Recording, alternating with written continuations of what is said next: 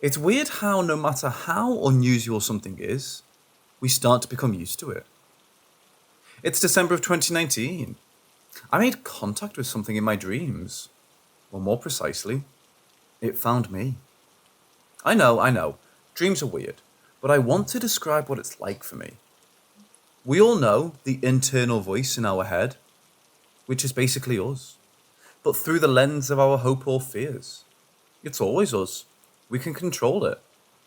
Now, imagine that in a dream, but it's a sentient something that has its own will, thought process, rules of engagement, morality, etc., and shows me things I could never in a million years imagine to dream. Most of our dreams are somewhat familiar. Fractures of fear, love, past events, but all in weird jumbled patterns in which the meaning we assign them is usually far off from the visual we have. Every once in a while, I connect with this thing, and it shows me things. I don't know if it's their dream, or if they're able to show me something, but the quality changes. I'm not seeing it with my mind's eye. It's like instead being shown directly to me, and in a quality that I can absolutely remember every detail right after. To put it plainly, these aren't my dreams. It's almost like the dream is a platform to try and communicate, and they seem to have the ability to craft a story that my mind starts to visualize, and then they correct it. The first few times I brushed it off to nightmares or stress or something, but it happened with enough frequency and repetition that I just accept that once in a while, I'll have some sort of shared vision with some sort of entity. Recently, I've had the idea that if I can master lucid dreaming, or try to be conscious when this happens, I can 1. Control the dream better, and 2. Actually communicate. After months of trying and failing and waking up with a "God damn it, I was so close," I finally had my first piece of progress. Last night, it was telling me a story of my past. A few years ago, when I moved back to my college town, I reconnected with an old friend who I had a falling out with. Let's call her Jane. It reminded me that Jane and I reconnected, and that Jane had a horrible car accident, and that I was trying to be there for. I can remember the strangeness of this so vividly, even the way they were describing car accidents in college towns. It was like someone who only had a vague notion of what these things were. The roads were impossibly large and didn't follow lines. The college was small, as in almost laughably funny huts. It then showed me somewhat graphic pictures that I was exchanging with someone while planning a threesome. We'll call him Eddie. I hooked up with him ages ago. Never did a threesome though. Wouldn't turn it down. And then a thought bloomed. It was a tiny, tiny seed amongst a field of grass. We didn't move back to our college town. I literally felt my self-conscious reject the notion that this was our experience. The thing was just as confused as I was. There was almost a dispute, and I could feel the seed connecting the dots. Wait, we haven't seen Jane in more than a decade. We never lived in that town again. And then I felt it. The tiniest fraction of a second where I was conscious in this dream, and just like that, it all fell apart. And I felt elation before the connection was broken. I'm not at risk taken normally, and a part of me wonders about the risks involved of being conscious during a dream, in which something is trying to connect with me. I've noticed it has a penchant for dark and macabre topics. The focus on this was Jane's accident as an example, yet another part of me is very fascinated by all of this.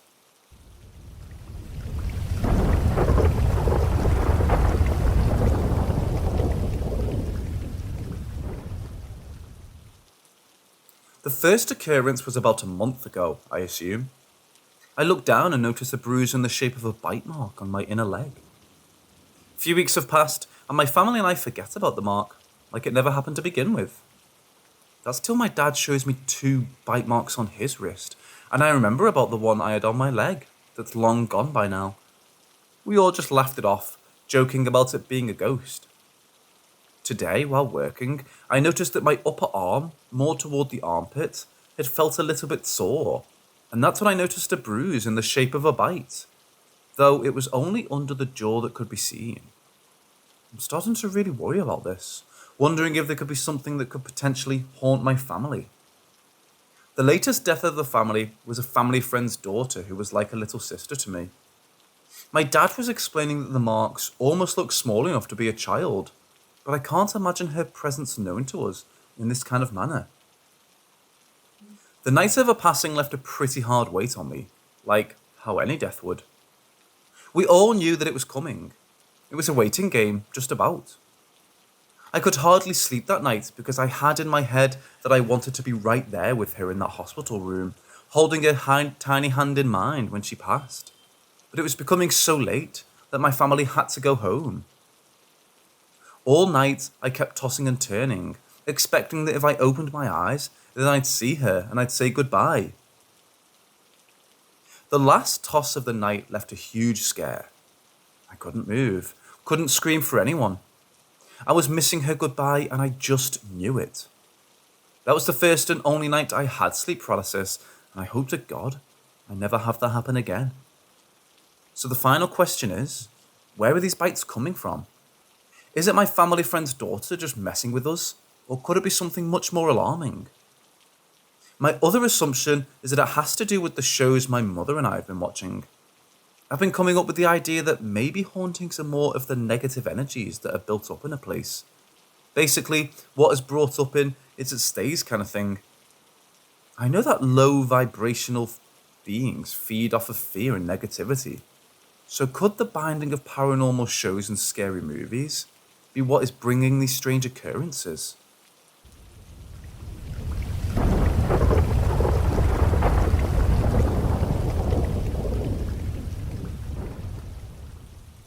I gotta get this off my chest. For context, it was probably after 2 a.m. I was on a WhatsApp call with my girlfriend. We were talking normally. Soon, her voice cut off from the call, and I started hearing a child. I assume a little boy. He was talking, more like babbling like babies do.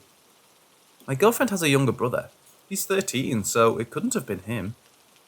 She didn't have any family in her room with her. This was quite odd because it sounded like whatever it was pretty close to the mic. I said, "Jess, who's that?" "Jess?" Then, as suddenly as it started, it ended, and an eerie silence took over the call. "Jess?" I asked again. Jess responded, "What?" I asked her, "Are you alone?" She said, "Yeah, why?" I just told her, "Nothing, just curious." I left it at that. A couple of months passed and the strange interference happened again. I'm sure it happened after 12 a.m. This time, the call with my girlfriend got interrupted and a really static conversation between two ladies came through. It was too staticky, I could just make out a couple of words. I said, "Excuse me?" like at least 5 times, and "Hello?" I got no response or reaction. When silence filled the call once more, I called out for my girlfriend and asked her, "Did you hear that?" She said, "No. What did you hear?" I told her what I heard and she just stayed silent. I calmed her down by saying, maybe someone tapped into our call or my phone intercepted another call. I'm not sure what it was. Trying to reason it made me more uneasy. Thinking about a thing tapping into our call was creepy. Imagining that it was a creep hacking my cell phone connection actually was worse. Some months later, it happened again. This time it was worse. It happened during the early hours of the morning. The call got interrupted, and I heard on the other end this chilling, high-pitched and fast laughter. It slowed down and lowered the pitch until it was the deepest laugh I've ever heard. It shook me to my core. The laughter stopped and it started crying hysterically, and after a few seconds of wailing, it stopped. I immediately told my girlfriend she got really scared this time. I told her to forget it and go to bed. I will never forget about these 3 incidents. It still freaks me out. I fear calling my girlfriend because of the interference.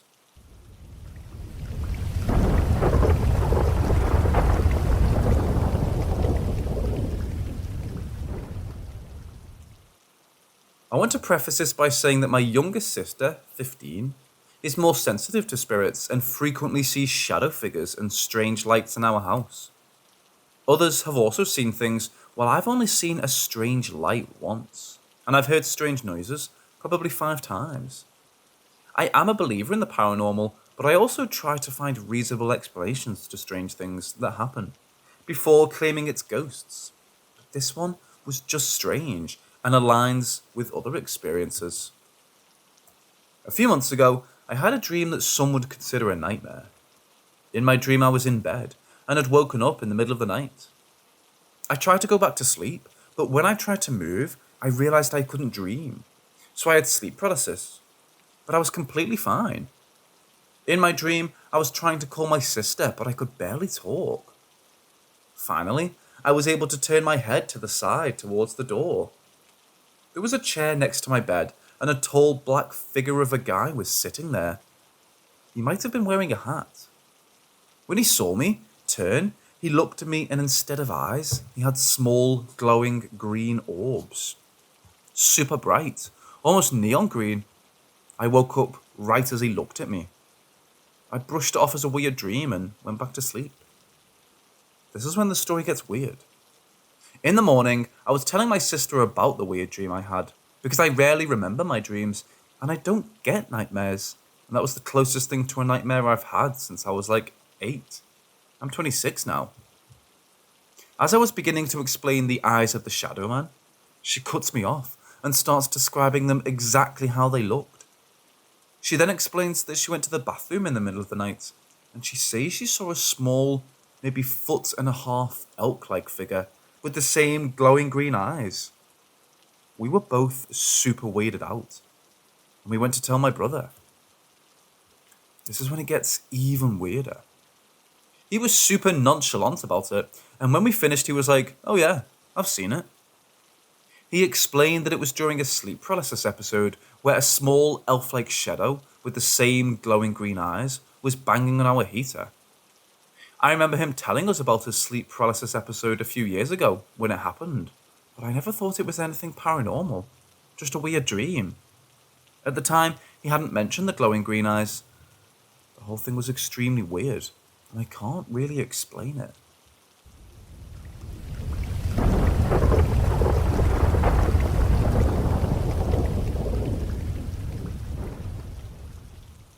I started working at a childcare centre about 6 months ago. I love my job and the people that I work with. So much so that when my co-workers first told me about Beverly, I didn't really think much of it. Beverly is a name that my co-workers got off a spirit box when working late after closing one night. Obviously, we have no idea who is haunting the centre, but Beverly has become the name we've adopted. My boss, the director of the centre, now refuses to stay late because of the things that happen while alone there. Some of the normal occurrences are the motion-controlled paper towel dispensers dispensing when no one is around. Laughter is heard in certain rooms, doors closing at random, and voices coming from the bathrooms when no one is in there. Every classroom has 2 bathrooms for boys and girls, normal for a childcare centre. One specific preschool room with a teacher that's been there for more than 12 years has shared stories of a child's voice calling from the bathroom requesting for help, only for her to open the door and no child be in the bathroom. One occurrence was when she was teaching circle time and every child was sitting on the carpet when a child's voice called from the bathrooms, "Miss M, I need help." She counted her kids, got up, no one was in the bathroom. The voices coming from the bathroom had died down when I had come to the centre, but she had even heard voices down the hallway in co-workers' voices, only for there to be no one there. The reason for this background is because the voice from the bathroom happened to me.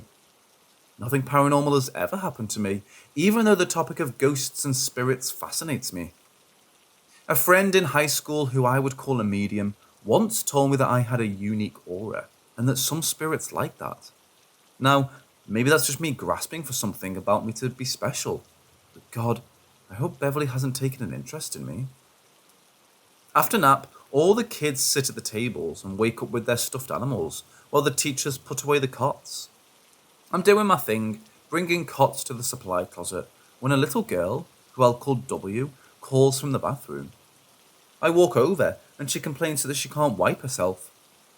I tell her to do it herself and close the door. She whines, but since it's summertime and close to the lower preschool classes aging up to the old classes, we weren't allowed to wipe them anymore. I sort of forget about her, thinking she's figured it out, and it's been about 3 to 4 minutes and she hasn't come out yet that I can see. I'm doing damage control, trying to keep certain kids from throwing things and the like. I return to putting cots away when I hear the same little girl, in W's voice, call from the bathroom, "Miss Sarah, I need help." I think, damn, this kid doesn't quit. She's trying to have me wipe her. I finish putting the cots away, intercept a child running around the room, and then when going for another set of cots, I realise that she had called and walked over to the bathroom, prepared to tell her once again to do it herself. I open the door and the lights are off, and no one is there. I look over the sinks, expecting to see her washing her hands, having figured it out. But no. The sinks are abandoned. That's when I look at the tables and find her sitting at the table, hands washed, holding her stuffed animal. I even walk over to be sure, touch her hands that are damp and ask, "Did you wash your hands?" She nods, obviously still pissed at me that I made her wipe herself. So, I don't know. What's the paranormal experience? My boss was curious to see if we could hear it on camera, since a few years back they were able to hear Phantom laughing from another room. It's sort of freaky to think that something can mimic the kids' voices, and my co-workers' voices have me not think anything of it. It's also creepy to think about what exactly haunts the halls of my workplace and what I've gotten myself into.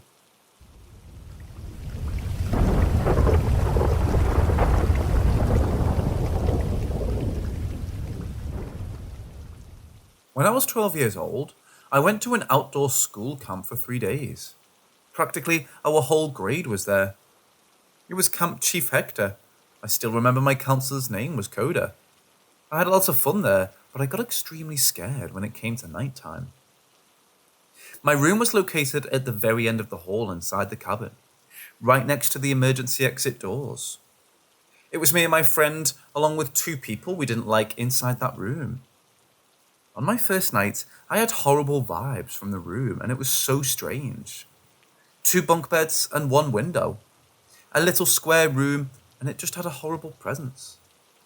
I made it through 1 night, and the rest of the day was fine. My second night was worse, and I began thinking something was outside our window, without any proof.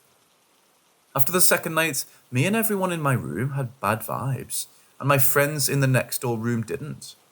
I had no idea why, until the third night. On the third night, I was woken up by a light in the hallway from the door of our room being open. The light was faint since it was way down the hall.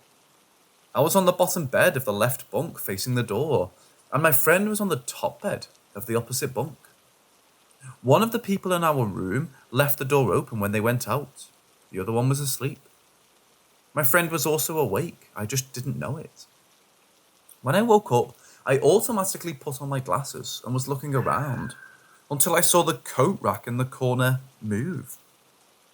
The coat rack had our coats on it, and next to it was a chest drawer. Someone was in the coat but on top of the chest. I will always remember this.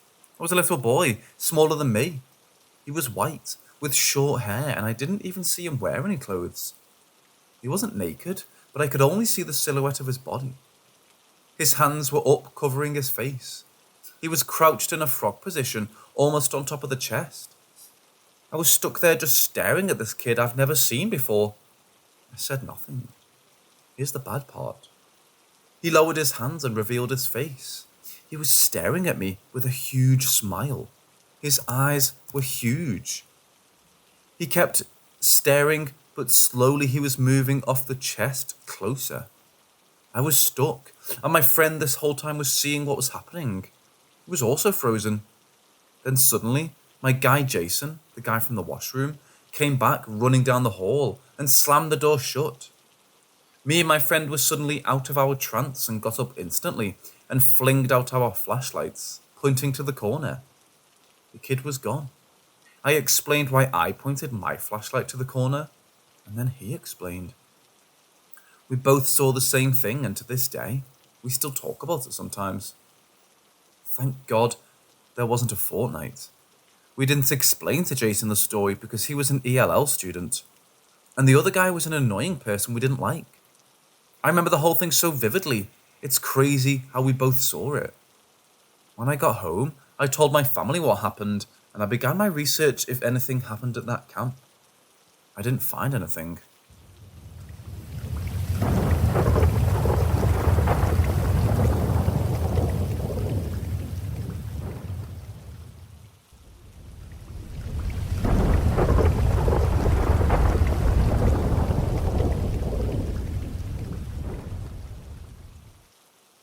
My sister and I were driving home around midnight after my mother's flight from Montreal to my province was cancelled. Both of us were extremely tired and angry because of the situation, so that may have played a part on the attachment, but I digress.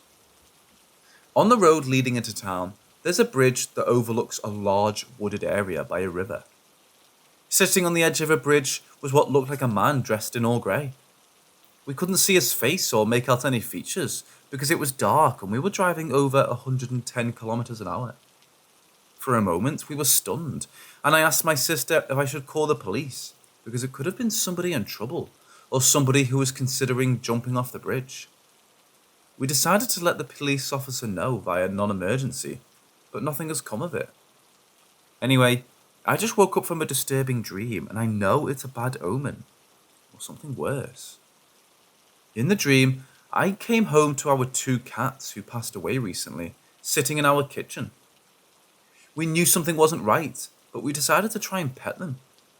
The female cat growled and hissed at me, trying to bite me as I got close. That's abnormal, because she was extremely affectionate and gentle. It's foggy as to how we came to this conclusion in the dream, but we wound up trying to do an exorcism after realizing they weren't our cats, but demons taking their forms.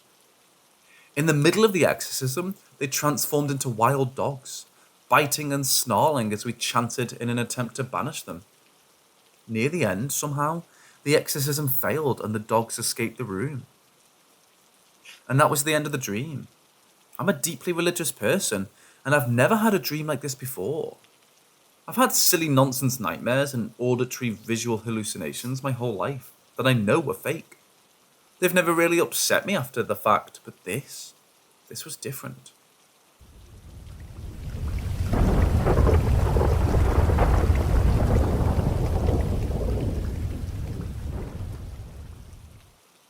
This happened around late 2020, or possibly early 2021. I can't say the exact date, but I do know it was during the winter, as snow was out. Sometime during a span of a week, my cat began to wake me up nightly to feed her during the very early hours, between 2 and 3 a.m. This became a nightly occurrence where I would awake to find my cat staring at me beside my bed. This would prompt me to get up and follow her down the hallway, down the back stairs and into the kitchen to feed her. On the night in question, she again was sitting at the side of my bed looking up at me. And again, like the previous nights, I followed her down the stairs and into the kitchen to feed her. I remember vividly petting her and kissing her atop her head, while she purred before pouring her the food. Then I turned and went back upstairs as I had done nights before. Once I reached the top of the steps, I paused for a moment, not sure why, but I listened and could hear the very audible sound of her food rolling around her cat bowl as she ate. I then walked through the hallway and re-entered my bedroom. For some reason, tonight I felt very tired and a little annoyed and irritated. I remember thinking to myself and saying in my head, "This is getting ridiculous," or something to that effect. And it was ridiculous. I was waking every night to feed her, which is something we'd never done before. Anyways, as I plopped onto my bed in a sitting position, I let out a large sigh in frustration, and immediately I heard something rustling. It was coming from a box I'd left in the corner of my bedroom because my cat enjoys sleeping in boxes. Well, I hear that rustling and see the box begin to shake. Seeing this, my body ran cold because I thought a mouse was in there and was going to pop out. Instead, out comes my cat, the very same cat I had just fed moments ago. She looked as though she'd been sleeping an extremely long time. You know how when you look at an animal that's just awoken, how they have that sleepy face look? Well, that's how she looked. And as she came out of the box, she yawned and did a long stretch before walking past me with her tail up, glancing at me, and then walking right back out the door. It was as if me coming into the room and letting out a loud sigh had roused her from her slumber. Now, I sat there stunned for a few moments. Honestly, my head could not comprehend what just occurred, because for my cat to be inside the box and asleep was impossible. I had just gone down the stairs to feed her, and once I went back up the stairs, I could hear her eating her food. The entire walk from the kitchen back to my bedroom is roughly a 30-second walk, maybe 40 seconds if I'm being sluggish. But that's nowhere near enough time for her to have gotten back into my bedroom, into that box, and fallen back asleep. I need to mention, however, that there are 2 staircases in my home. But even if she went up the second stairwell, it would make 0 difference because I heard her clearly eating while I was up the top step and in the hallway to my bedroom. Not to mention, for her to go up the front stairwell and beat me into my bedroom, she would have to be running full speed through the living room, past the dining room, and into the front hallway before dashing up the front stairwell. Had she done all that, I would have most certainly heard the sound of her running up the front stairs in a mad dash, which didn't happen. There are 2 important points I want to make. While I was in the kitchen, I physically touched my cat. And second, when she came out of her box in my bedroom, it was 100% her. I mean, it looked exactly as she does, because it was my cat. I have 3 thoughts on what happened. All, in my opinion, are horrible, but I want to hear others' thoughts. My thoughts go as follows. A. The cat I went down to feed was not my cat, but something else entirely, or my memory is altered. B. My cat somehow managed to be in 2 places at once, doing 2 separate things. And lastly, C. Sometime after I turned away from my cat in the kitchen, to the top of the stairwell, I'm missing time, i.e. something happened to me. A and C are the more concerning thoughts I have, but they may be most likely what happened. My cat never before woke me up during those hours. She's always had a set schedule, and like most pets, she knows the times I feed her, and it's never during those hours. After this happened, I went downstairs because I felt extremely uncomfortable in my room, and I began sleeping down there nearly an entire year. It's only now that I'm back in my bedroom. The day after it happened as well, my cat never woke me up again to feed her, and it hasn't happened since. It only happened during those 7 days, and never again.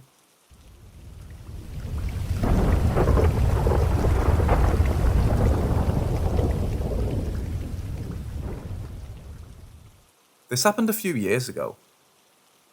When I was in my early days of my career and joined an internship in a small town, a few of us were housed by the company we worked for in a modified apartment.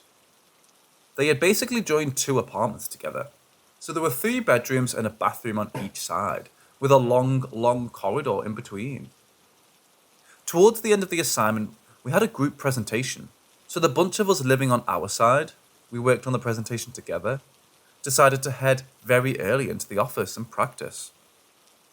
As per our plans made the previous evening, me and this girl called Simna woke up first around 4:30 a.m, so we could use the 2 bathrooms each and get ready. I didn't mind using the bathroom at the other end of the corridor, so I collected my toiletries and headed that way. Simna was doing the same on our side, and we didn't really talk as it was too early and others were sleeping. The 2 bedrooms on the other side were empty, and one was closed. I assumed they were sleeping. I set my stuff on the counter and realised I forgot my bath towel, so came out of the bathroom and saw Simna standing in the middle of the darkened corridor with her back to me. I halted immediately. Something seemed very off with the way she was standing. The hair on my arms was rising, and a warning bell went off in my head. I must have made some sound because this person turned their head around to look at me. I looked exactly like her, but she was smiling broadly at me, like really smirking. I quickly said, "Hey, what's going on?" to her, but at the same time backed up into the bathroom where there was light and hot water to use as a weapon. I didn't dare to come out and started praying. After around 20 minutes' time, I heard knocking on the bathroom door and my roommate's, not Simna's, voice asking me if I was done. I didn't say anything to her. I couldn't understand it myself. But as I walked down the corridor to my room, I saw Simna getting ready in her room. I went to her and was like, "What the hell, dude? You scared me." And she did not know what I was talking about. I didn't know this girl very well, but she wasn't a prankster.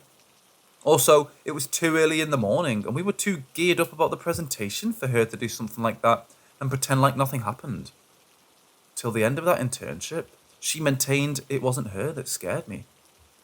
To this day, I cannot explain what or who I saw that day.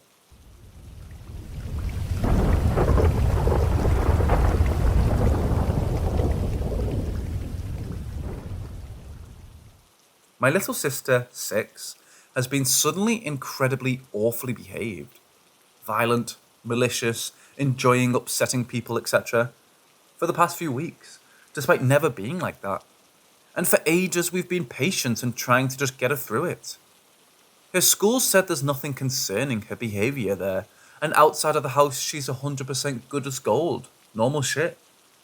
But as soon as she steps into the house, not good. Tonight, as my brother, 24, put her to bed, a weird German 1957 book literally just appeared in her wardrobe. Like, we've never owned anything like this. We aren't Christian or intrigued by Christianity, but this book depicting and worshipping Mary literally just appeared in the kid's room.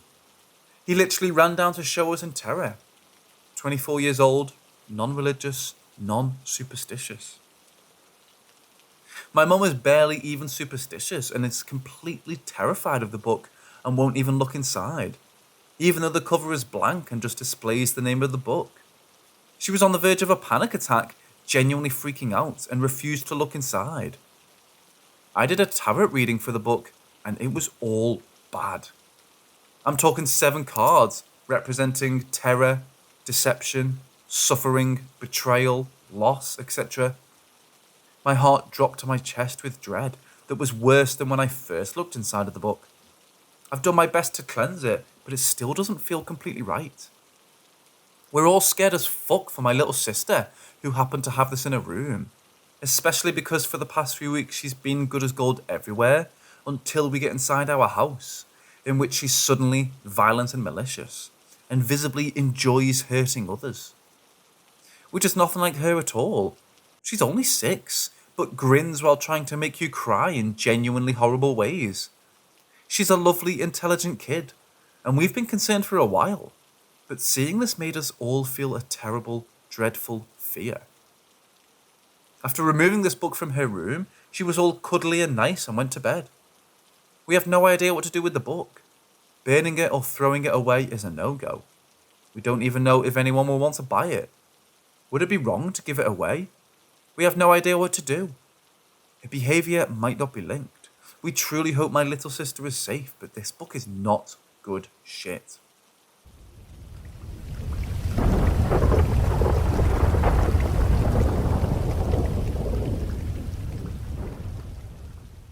You know how in every family there are stories passed down through the generations? Some are short and funny. Others are cautionary tales told from experience. And some are really just long told jokes that people don't take seriously. But in some cases, it does well to remember that all stories have a grain of truth in them. And sometimes, what you think couldn't possibly be real, unfortunately, is. This is how I learned the hard way that I should be more open-minded about my family's stories. Meet the cast. Me. If you don't know, you don't have the clearance to know. D. My dad. G. My grandfather. GS. My grandfather's sister. GGM. My great-grandmother. G's mother. GGF. My great-grandfather. G's father. S1 and S2. My older and younger sister. Let's get spooky. Unlike a lot of people I know, I had the luck of growing up knowing my GGM. All my friends have great-grandparents who either were already gone or had passed before they could remember. My GGM was healthy and loved to see her great-grandbabies, so we got to visit often as children.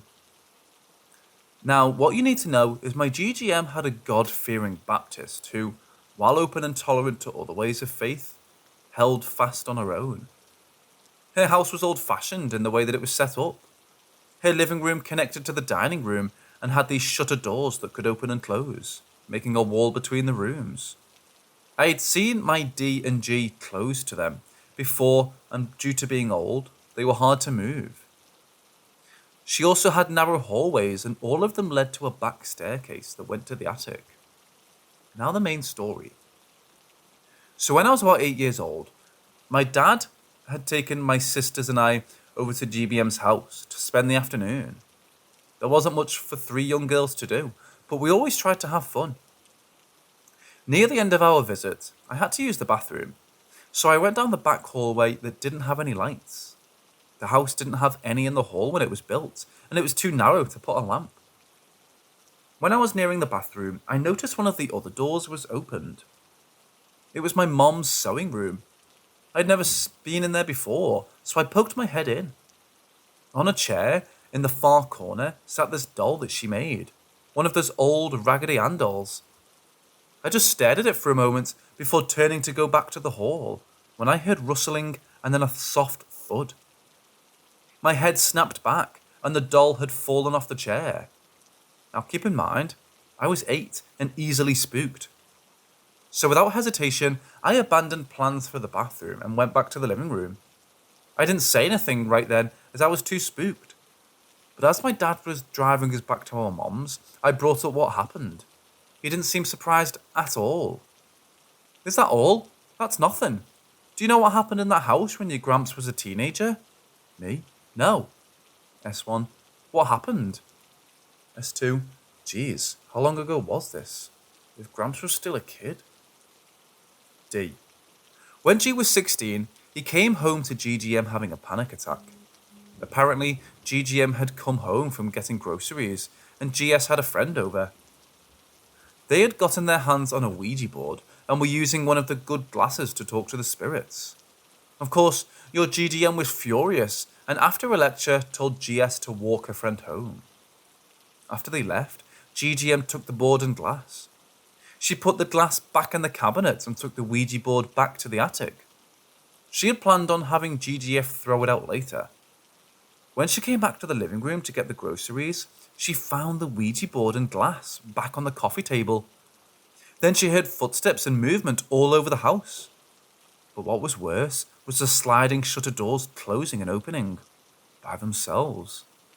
She just stood there until G walked in. She had the pastor at her church come in to cleanse the house, but sometimes things still happen. She's learned to live with it. S1, isn't she scared? Nope, says her faith in God protects her. And you know what? Nothing has ever hurt her. Now, as an 8-year-old, I found that story just a bit too unbelievable. I believed in ghosts and everything, but family had a way of blowing things out of proportion, especially through stories. So I shrugged off the odd experience and forgot all about it, until I was 13. I had been to my GGM's house a few times since I was 8, but nothing ever happened. I felt like I was being watched, but my sisters always told me that I was just paranoid, so I didn't think much of the feeling. When I was 13, we visited once again, and while sitting in the living room having some snacks, something unthinkable happened.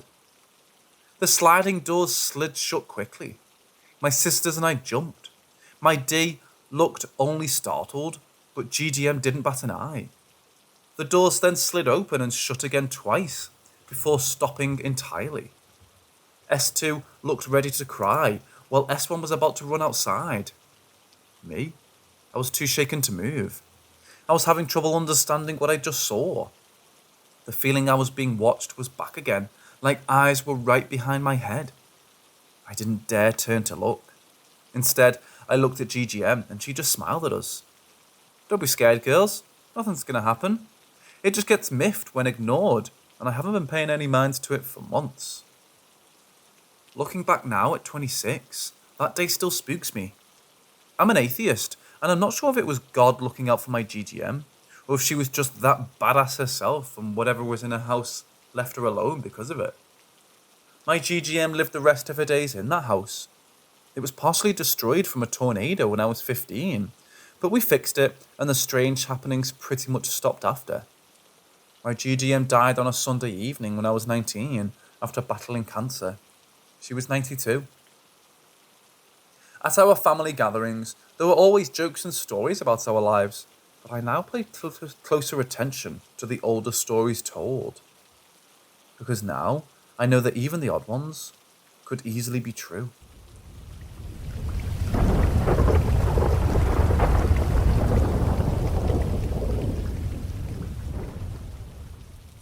Meet the cast.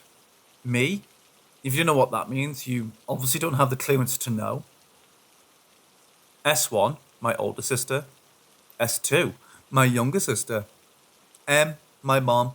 SD, my stepdad. When I was 14, I lived in a 2-story house with my mom, sisters, stepdad, 2 dogs, and occasionally my SD's kids. It was a pretty nice house with plenty of room for everyone. You walk in the door and there's a small wooden landing. Then there's a set of carpeted stairs going up and one set that goes down. Downstairs is a small bedroom. A large den M and SD converted into a bedroom. A small bathroom and our laundry room that leads into the garage. The laundry room also holds our home's heater. Upstairs are 3 bedrooms, a bathroom, the living room, the dining room, and the kitchen. Now the house isn't ancient, but it's a pretty old house. We had lived there for about 3 years, and were used to random noises like the house settling at night or once when a squirrel got into the wall. But then something happened that changed everything. One Saturday, my sisters and I were chilling in the living room in front of our TV. S1 and I had claimed the couch that sat against the small wall to the stairs, while S2 claimed the love seat. M and SD were in the kitchen cooking, and everything was pretty quiet. Then we heard it suddenly. Thump, thump, thump, thump, clack, clack, thump, thump, thump, thump.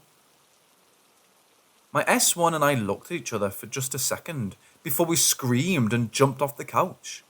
She ran into the kitchen, and I backed up from the stairs until my back hit the opposite wall. M and SD come into the living room with S1 trailing behind. M, what's with the screaming? S1, pointing to the stairs. Something just ran up the stairs. Me, nodding. I felt it too. It was right behind us. SD and M looked at each other before sighing. SD, it was just the heater kicking on downstairs. You know it makes noises when it turns on. Me, this didn't sound anything like the heater. I heard whatever it was on the carpet, then on the wood, and then the carpet again. They just kept playing it off as the heater, but my sisters and I knew differently. It wasn't until a couple of years later, after we moved out of the house, did my mom tell us the truth. The lady who rented us the house had lost her husband there.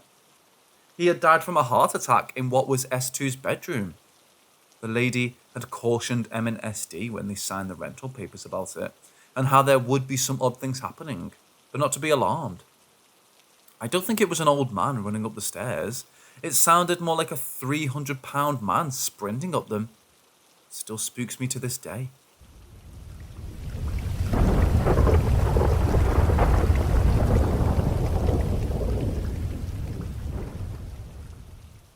This is mainly a summary of ghostly encounters the females of my family have gone through.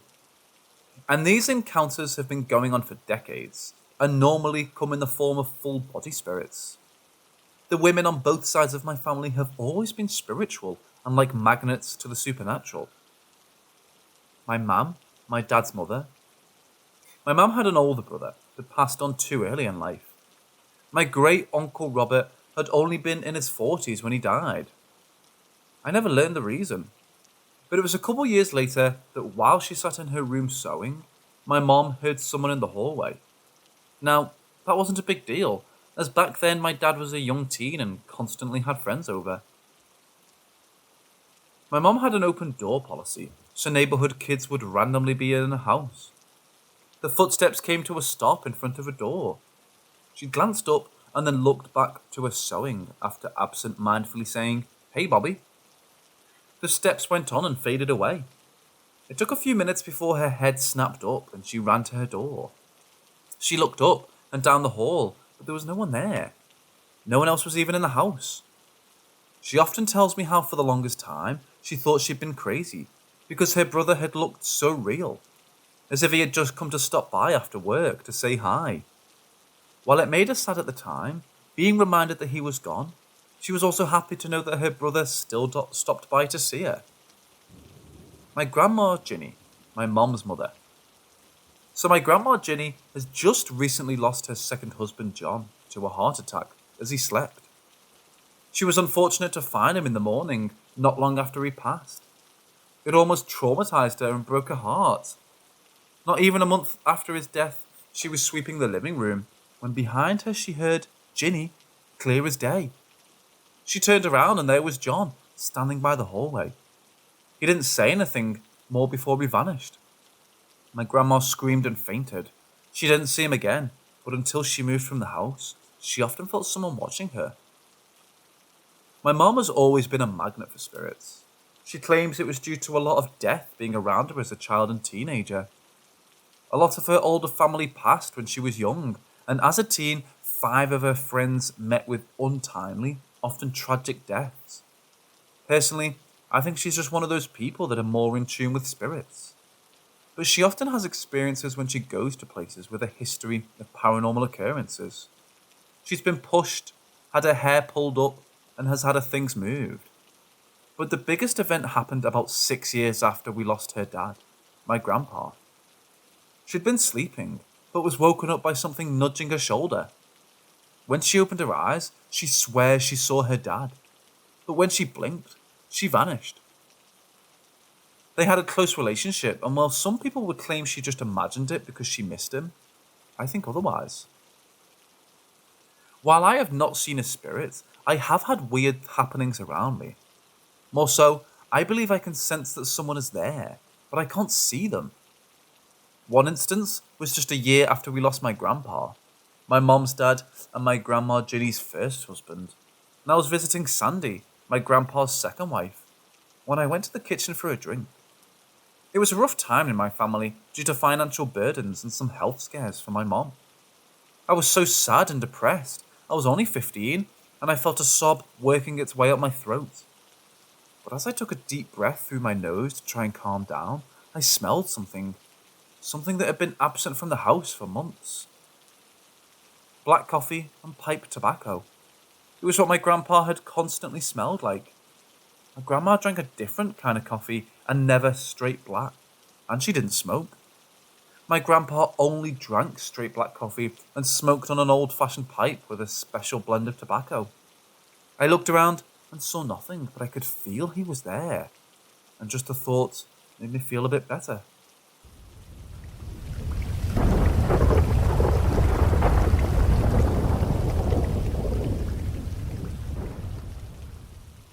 So recently I went on a 5-day vacation out in SoCal to visit my mom and younger sister. My mom is very sensitive to spirits and has come in contact with a fair few over her life. Her biggest belief is that her dad, my grandpa who passed away 12 years ago now, is always nearby to keep an eye on her. For a while, I thought maybe this was just how she copes with the loss of her dad, who she loved very much. But some things can't be ignored. And there have been other events that had me thinking she might have been right. This is one of those times. It was my 3rd night there, and we 3 and the dog were just winding down in the living room after dinner. My sister was in the middle of telling Mom about her day at work, when I looked towards the TV. Now, the TV sits at the wall at the base of the stairs. I had just flicked my eyes away for just a moment, and I saw movement up at the top of the stairs. I don't know exactly what I saw. It was basically a shadow that looked like a person.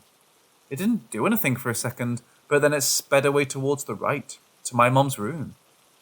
I just sat there, not blinking or breathing, in shock. Despite my curiosity about the supernatural, I've yet to actually see a ghost. Sure, I've heard things, I've seen things move, but never have I seen a ghost. Until now.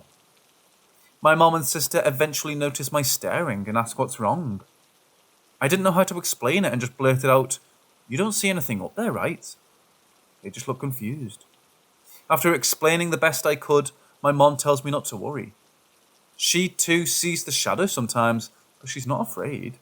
It's never harmed or scared her.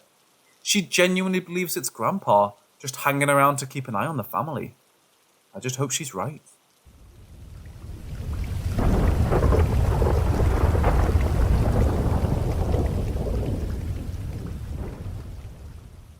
It happened to my sister, who at the time was 13. Now, it's important to the story that I mention I'm the only boy in my family. So the cast will be M, Mom, J, 13-year-old sister, D, 11-year-old sister, S, recently born baby sister, and I was 5 when this happened, and I'm the 5th child. Okay, so when I was 5, my family and I had just moved into a new house with my then stepfather. The layout of the house was as follows. The front door immediately brought you to a hallway. On the left side of the hallway was the living room, which, by the way, we had just got the wooden floors buffed and polished. To the right of the hallway was a door that led you to what used to be the garage, but the people who had owned the house before us had turned it into 2 separate rooms that had a bathroom. Straight down the hallway, you could easily see the dining room. Next to the dining room was mine and my other sister's room that we shared, and the kitchen was on the other side. Next to the kitchen was my stepfather's and mom's room, and further down from my room was my sister Dee's room. In the dining room, there was a sliding glass door with a screen door that led to the back patio. We always kept it locked because my mom was very paranoid. It should also be mentioned that at the time, we didn't really have a computer room, so we decided to just leave the laptop that my sister Jay owned on top of the dining room table. This particular night, my sisters Jay and D decided to watch movies on the big screen TV. Back then, in 2005, that was like a movie theatre screen. Sometime during the night, they ended up falling asleep. Now, my sister Jay woke up feeling weird because she felt like she woke up for no reason. So she looks at her flip phone to see that the time was roughly 1 o'clock in the morning. Seeing the time, she tries to go back to sleep, but for some reason, she just can't. Then, when it started to get closer to 2 in the morning, that's when it began. Jay started to hear tapping on the screen of the sliding door. My sister thought nothing of it, seeing as how we moved from the Bronx to Florida, and we had heard that Florida was known for its raccoons. Then she heard the glass door open and close. Then, the banging began. My sister said it sounded like someone had broken into the house and started messing with the cabinets, kind of like slamming them closed repeatedly. Then, a tapping noise occurred as if someone was typing on the keyboard of the laptop. It continued like that for the next 10 to 15 minutes, just constant banging on the cabinets and tapping of the keyboards.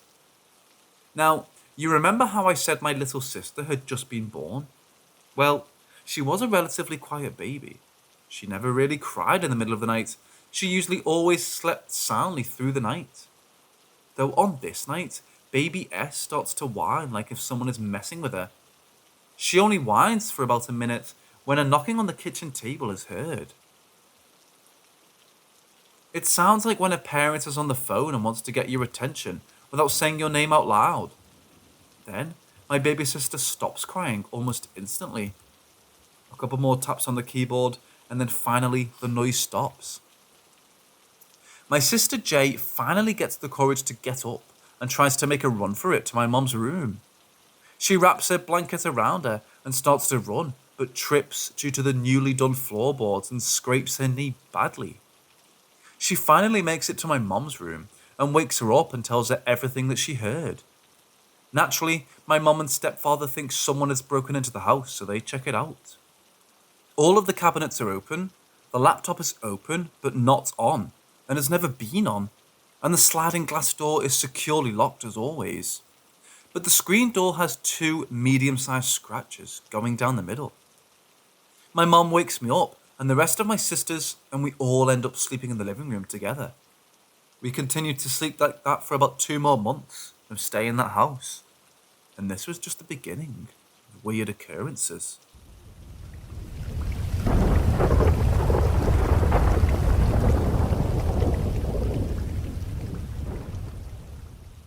I think it would only be fair to let y'all know a little bit more about me. I was the only boy out of 6 kids. We each have different fathers. Also, it's important to say I was born and raised, for the most part, in the Bronx. My family and I would move between New York and Florida constantly for various reasons, with the exception of staying in Georgia. For a good chunk of my life, my father wasn't in my life. From the ages of 5 to 11 years old, I didn't know where my father was. However, unlike most absent fathers, my pop actually was looking for me. Also, my mom wasn't the type to keep up from my pop. It was just with the constant moving and her constantly changing her phone numbers.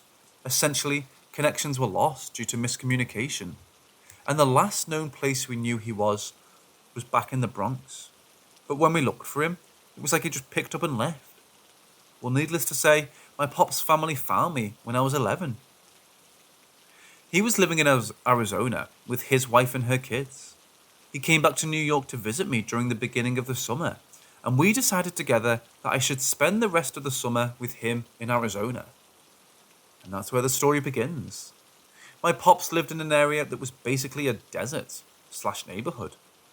For miles, there was sand and little forest-like areas that surrounded the neighborhood, and a river that was close by. My pop had 2 dogs that me and my older stepbrother would walk every day. Well, one day, around sunset, me and my stepbro, we'll call him Ty, decided to walk the dogs in the forest that was next to the river. And that's when Ty told me the urban legend of La Llorona. If you're Hispanic, or if you've seen the movie, then you know her tale. But if you don't do, well, she drowns her kids and is damned to find them in the afterlife. And if she finds you, she'll drown you too.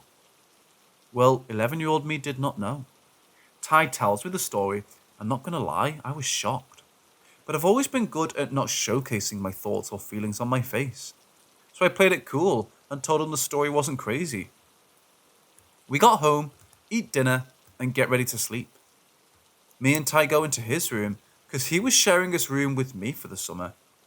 His room was pretty big for a 12-year-old, and he had 2 twin-sized beds for sleepovers. In his room, he had really big windows that looked out into the forest by the house. Ty knocks out instantly, and I'm laying on the bed on the floor directly under the big windows. I started drifting off into a light sleep. Later on, I kept hearing sniffling, but I thought it was Ty. I was wrong, because a few seconds later, I hear crying, and already, I'm like, oh nah, I'ma head out. But I feel like I'm stuck in my bed with fear. I kept hearing the crying and sniffling, and it didn't sound distant. At this point, I get up to try to wake up Ty. I lightly tapped his shoulder to get his attention, but he's a very deep sleeper, so it was a challenge to get him up. For some reason, as I'm tapping his shoulder, I look to the window to see a silhouette of a woman standing in between my pop's house and the edge of the forest, and she was staring at me. I said nah, and ran back to the end of the floor and put the covers over me. If I'ma die while asleep. The next morning, I asked Ty if he heard crying. He said no. And I left it at that, and didn't look out the window for the rest of the summer.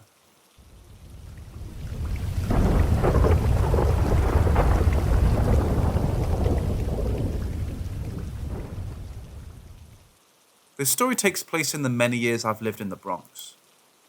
Around this time, I was about 9 or 10 years old. My little sister S was maybe about 4 or 5 years old, and I had a best friend. We'll call her Lee. It's important to the story that you guys know that my family has always been tight-knit. So the living situation during the time of this story goes as such.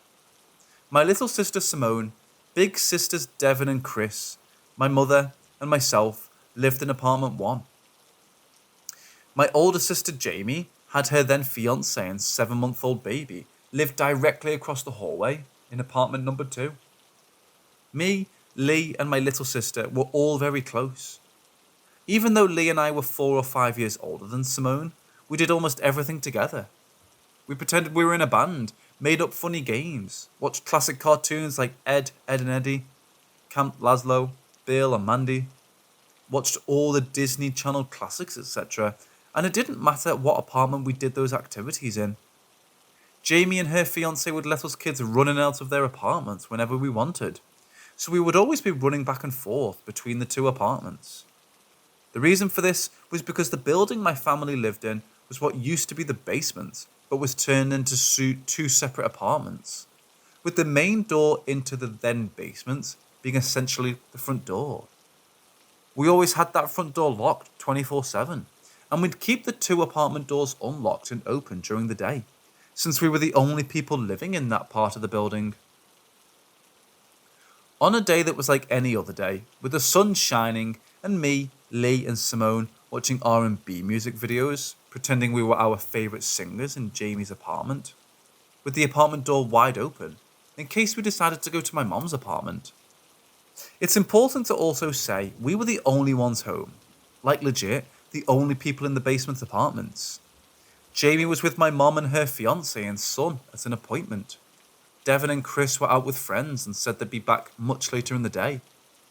It wasn't unusual for Lee and Simone to be at home by ourselves. It happened often, but what was unusual was what happened that day.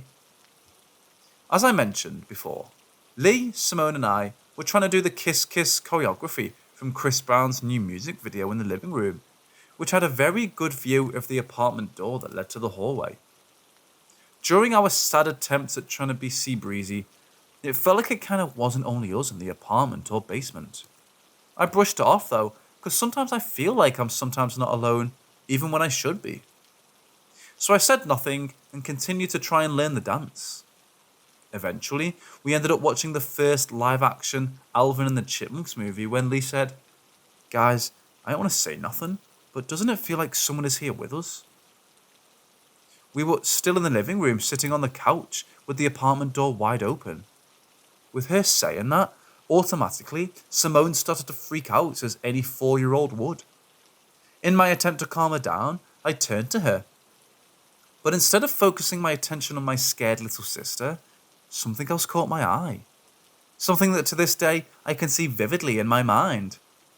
Standing between the crack of the doorway and where the hinges met the wall, a tall, dark figure that had a masculine frame stood. It seemed like a person made entirely out of wisps of gas and the darkest shadows in the world, all combined into one. The most striking thing about this gas figure was the one eye that was peeking through the crack of the door looking back at me. I looked back to my little sister as calmly as a 9-year-old who had just seen something look back at them through a door when there was supposed to be no one else home could, and said, "It's okay, Simone, just watch the movie. Jamie and Mommy should be back soon." I look over to Lee and mouth to her what I saw, since she couldn't see the door where she was sitting. She understandably turns pale.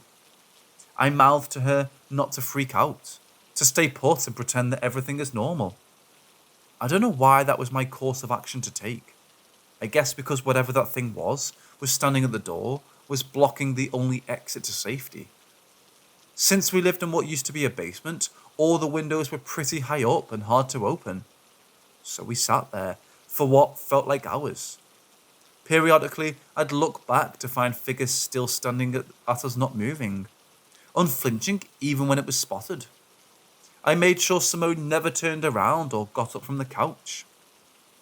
It seemed like an eternity, until I heard my mom's house keys jingle in the front door. I booked it for my mom to meet her in the hallway, noticing that the figure was nowhere to be seen. I tried to play it cool like I was just excited to see her, so she wouldn't be worried. And I made sure that Lee said nothing to my mom either.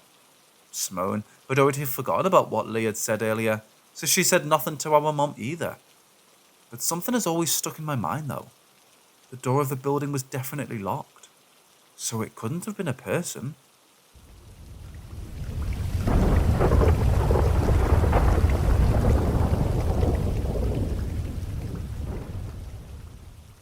I'm 13 years old. My grandma died when I was 3 or 4. My parents, older brothers and I lived in the same house, as my grandparents, and for some time my aunt, basically my mom's childhood home. Anyway, as I said, my grandma died. She died from a liver problem. What the problem was, I'm not sure. I do not remember my grandma, only that her hair was dyed red. We don't have pictures of her, at least not that I know of. My memory is pretty bad, but this one dream stuck with me. I was 5 and had a pretty bad nightmare. The nightmare went like this. I'm seeing myself, watching as a black hooded thing is giving my grandma a tea. My grandma drank the tea and just moments later dropped unconscious on the floor. A flash, and I'm watching my grandmother lying in a hospital bed, hearing the heart monitor, my grandma still unconscious. I watched as a doctor injected something in my grandma's arm. The thing is pitch black. I watched my grandma's body slowly turn pitch black. As I said, I don't remember her, so I just remember her faceless body slowly going black. Next thing I hear is the heart monitor signaling that my grandma's heart stopped. That's where the dream ends. I wake up. This dream left me so terrified of injections that even when I had to get that shot every 6-year-old does, as they told me, my parents had to hold me down. I was kicking, screaming so much. Last year in 7th grade, I had to get HIV and other medical shots, and needless to say, I had full-blown panic attacks. Each and every time. My classmates had to calm me down just so I would somewhat stay still while getting them. When I had to get blood drawn from me, I didn't have a panic attack, but was still terrified. Honestly, I really think that no one gets this. When I talked about being scared of being shot by someone, the only thing they would say is, "Why are you scared?" It's like a mosquito bite. You don't have to be scared. It doesn't hurt. I would get this even after I tell someone that it's not the needle, nor the pain that scares me. So I came here to see if anyone has a similar experience or fear.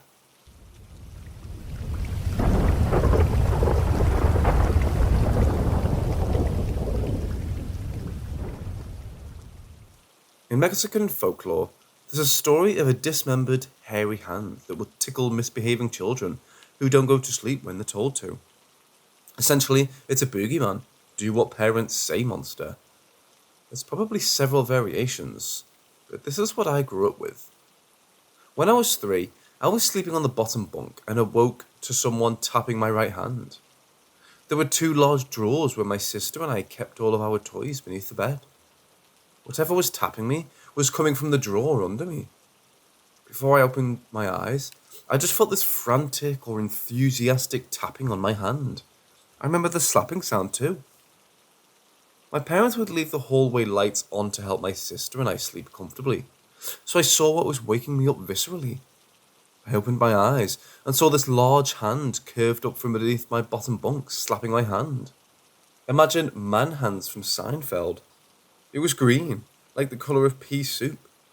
It had black hair on the back of its hand that travelled up to its fingers. The fingernails were also green, though short. Maybe it got a mani before visiting me. Its skin was really dry. I distinctly remember how coarse the skin felt. When I started moving my hand, it almost looked like it was signalling to me. It looked like it was signalling Y in ASL. I have no idea what that would even translate to in dismembered hand language, but I remember it moving its fingers and hand like it was trying to tell me something. I squealed, shut my eyes and shoved my hand under the pillow. I started screaming frantically for my parents and could hear my sister shifting above me. Both my parents ran in and I'm obviously inconsolable. My dad told me it was just him teasing me, and then my memory of the rest of the night stops there. The next morning at breakfast, I was eating pancakes with my family. I asked why Dad was playing a prank on me and tapping my hand from under the bed. My parents tensely look at each other and change the subject. I feel like I'll never have an answer to what I experienced. The rest of my arm was covered by my blanket, so my one theory is that it thought I was another severed hand. Is that even possible? For years as a kid, I thought I saw it a couple of times, and then it would run around with other hands, pure black, pure white. Those might have been nightmares. I started dreaming then about being tickled and suffocated by several hands and feet. Sounds almost comical, but fuck, it was terrifying. What's wild to me is that my cousin, who was the same age as me, also experienced a severed green hand chasing her up the basement steps until she shut the door on it. I also have a friend who, without knowing anything about my experience, told me his cousin saw a green, dismembered hand trying to coax her into her bedroom closet late at night. She was about 3 or 4 at the time. Was there something in the air in the 90s?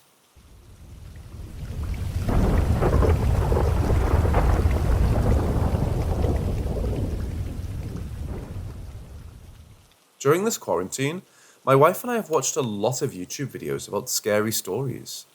Then, she said a day or so ago that I should tell my ghost ex-girlfriend story here. Let me start by saying I do not truly believe in the paranormal, but she has mixed feelings about it, and the story of the ghost ex is one that could make some believe in such. I'll give some backstory, then get to the juicy bits. So in high school, I had a bad case of the ugly duckling syndrome. I was short and fat most of my life, but shot up and started to play some sports and was a very tall and muscular teen. I often get confused as an adult. So everyone around me was aware of this, except myself. One particular young girl was quite chatty with me, but I was young and dumb and oblivious to her flirting. It stayed that way all the way up to graduation. Once we did graduate, we stayed in touch via Facebook, and she invited me to her birthday party. I invited my best friend at the time to come with me. I admitted to him that I was attracted to the young girl, but had no idea how to say so to her. So he decided to wingman it for me and give me some assistance. As the party goes on, he tosses hints and such, and towards the end, when everyone was beginning to leave, he saw a shot and faked getting a phone call to excuse himself and give her and I a chance to talk in private. Long story short, I gathered the courage to ask her out, and she didn't skip a beat and said yes. The only downside was that she was leaving town with her family, and we'd be back in a few days.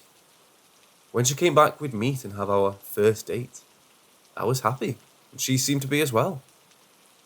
Sad part is that a few days pass, and I hear nothing from her on the day she was supposed to return. Then the next day, I get a group message that had something along the lines of, her name, be strong, you can make it through this, and other inspirational things. Turns out on her way back from her family vacation, the axle of the car snapped, and there was a bad crash. In the end, the mother was the only one to survive, while her children, and I believe the father, passed. It was quite a depressing halt to my potential first serious relationship.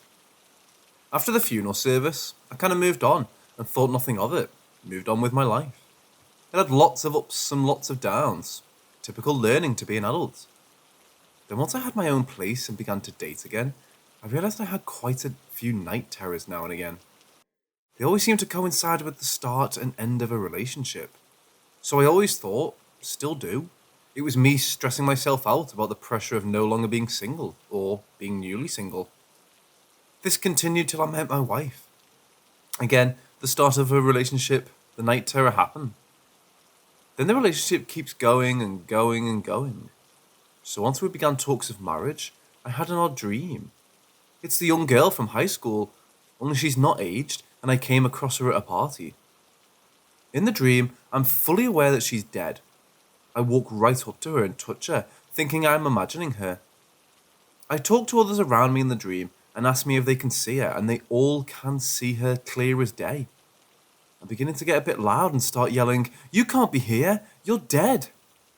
She calmly tells me she's not and touches my face, and boom, I wake up, frozen. Can't move, can't speak, and I swear I just heard my door open and close. After about 30 seconds, I go full Kill Bill and start from my big toe and get the rest of my body back on track. Get up, grab a bat I have stashed by my bed and a knife and a dresser, and go see what the hell was going on outside. I see no one, and nothing is missing, and the door is locked. So I go to my one-stop shop on who has been in and out of my place. My cross-dressing neighbour across the street, who is, as always, in his car gossiping on the phone in the middle of the night. He saw nothing, So I went back home and told my future wife I had a bad dream and would tell her more the next day. Next day comes, and my future wife is a bit blown away. She's never had a night terror and thinks it's super odd, and believes the dream is odd as well. I explain I have a couple, and the conversation goes back to our normal daily chit-chat. Then, things got a bit odd in my apartment. A few days later, my lights in my hallway began to flicker. I think nothing of it, and know we're moving soon, so I take note of it and say I'll let the landlord know soon. And the kitchen lights begin to do the same. I do the same, take a note of it, and figure I'll tell the landlord once my work week is over. Then my cats begin to behave oddly. All cats do the look into space thing, but mine began to do so at one point at the entrance to our room, pouring at nothing in the spot. Most of me think it's just cats being cats. My future wife is not a skeptic. Then begins the whole inside joke of the ghost ex-girlfriend. I see it as simply a joke. She does as well, but does not take it as lightly as me. I occasionally leave for work and say, "Bye babe, you and my ex have fun." We laugh and leave it at that. Then one day I leave and work a late shift when I come home well after midnight. When I return, she tells me about something odd. She said she was sitting in the living room reading a book, and the cats did the old look into the blank space, that space being towards our bedroom door. Then the dot goes, "Sorry, I'm not sure about that." An echo dot randomly saying that is nothing to me, but it's never happened to her. And that, as well as the cats doing the old ghost stare, got her a bit wound up. I still go, "Oh well, we'll be moving to a bigger place soon, and she'll be fine once she gets there." Fast forward to our new apartment. More room, cats can explore, and we both are in love with it. All is well, and we get it to set to our liking. Then I get to decorate my room, aka guest room, man cave, nerd heaven. A month or so and the damn cats are back at it again. However, the spot has changed. The blank stare spot is not directly above my computer desk where I spend most of my free time. I love PC games. In typical non-believer fashion, I think that they think the one little dot where paint splashed must look like a bug to the cats, and they're giving it the good old stare down. My now wife realizes it, and the joke is the ghost ex knows I'm there the most and likes to stare at me. By this time, my wife has asked her friends and co-workers about night terrors and realized it was not as rare as she thought, so she's less shocked by it. Now, this is where things get super weird for her. I have a vacation planned. On the day I fly out, I must be at the airport at 5:30 a.m. So she drops me off and we say our goodbyes, and she heads back home to sleep more. When she gets in bed, she starts to doze off and then hears the door open and then close.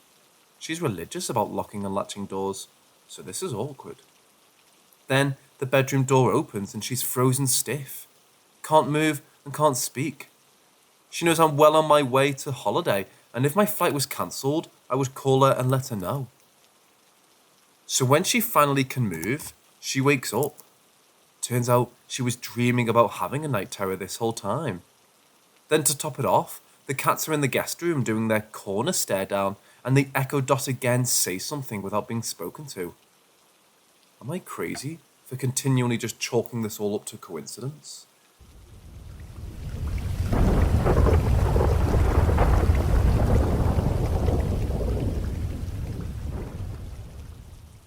So my wife said I should share a quick story here, but didn't get round to it thanks to World of Warcraft. It's a drug, kids. Don't start it unless you can commit. My wife and I sat with some friends, and they asked me if I had any supposed supernatural accurateness happen to me in my lifetime. To which I replied, not really, but I've had some scary things happen that I thought were at first, then luckily, they turned out to just be weird happenings. The first being when I was about 9 or 10 years old, and I was living in Upper Locker with my mom. Shit had gotten really bad with my mom's mental health, and she had lost her job and her house, and to the hood we went. It was not too bad, besides gunshots and drugs and bars on the windows. Perfect place for kids. I was also a nerdy fat kid, so that made school really fun. So time goes on living in the ghetto, and my mom gets a new doctor who begins to prescribe her new medication to help her condition. They kind of worked, but had an odd side effect of making her talk in her sleep a lot. I'm already on edge due to the unsafe living environment, and I always have a hard time sleeping. And now Mom has nonsensical conversations in her sleep now and again. One night, there's a horrible thunderstorm going on, so I get up to close the curtains so all the lightning will stop messing with me. This made the room completely dark. I got back in bed and began to doze off and then look towards the door. What I saw was insanely creepy. I saw the silhouette of a woman hunched over in my doorway, so I did what any kid would do. Slid the covers over my head and proceeded to internalize a serious panic attack. The next day, I asked my brother if he saw anything last night, and of course, he was out like a log and saw nothing. However, I didn't tell my mom because I know she's having a hard time, and her kid seeing folks in the dark might send her into a breakdown. She was very delicate back then. So being the skeptic I am, I just tell myself I saw nothing, and it was all in my head. Weeks go by, and I see nothing. So I relax and tell myself that I was right, and it was nothing. Then again, a bad storm hits. Just like last time, I got up and closed the curtains and looked at the doorway before I got back into bed. I see nothing and all is well. Then I pop in bed and drift off. Then I wake up to the same silhouette at the foot of the bed, hunched over, mumbling words. This time I'm like, fuck this, and throw the N64 controller at it. I hear a loud thud, and no, it's not a ghost, it's a person. My eyes adjust to the dark, and I see my mum pissed that a controller just clocked her in the eye. Turns out that in her group sessions, someone suggested religion as a therapy to her mental issues. So during storms when she couldn't sleep, she thought it was a good idea to walk to her kids' room and pray over them. The words I heard from her after my fastball pitch were anything but godly after that.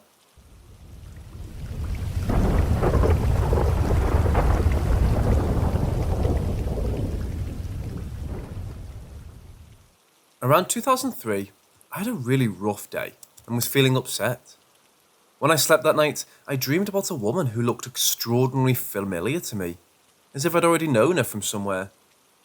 And she kept appearing to me in dreams even to this day. She appears in several dreams per year. Here's where it gets paranormal though.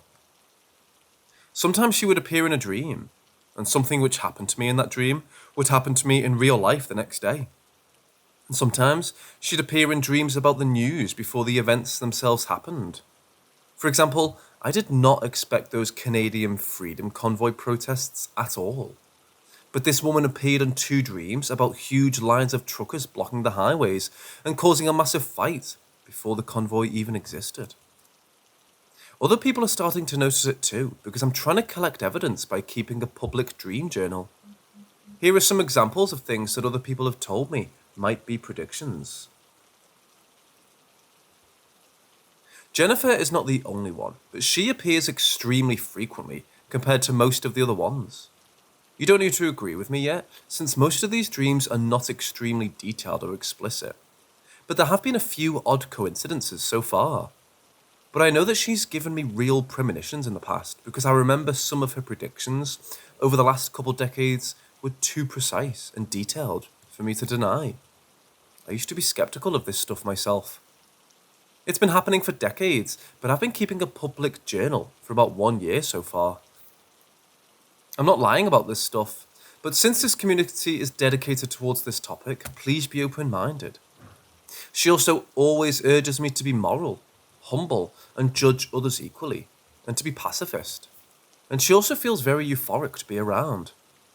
Several other people have noticed these coincidences now, but I hope to provide more evidence later.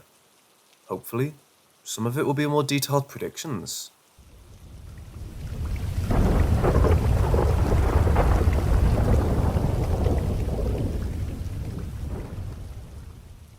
When I was younger, my family and I moved around a lot, and no matter where we went, we always had some kind of experience with the paranormal.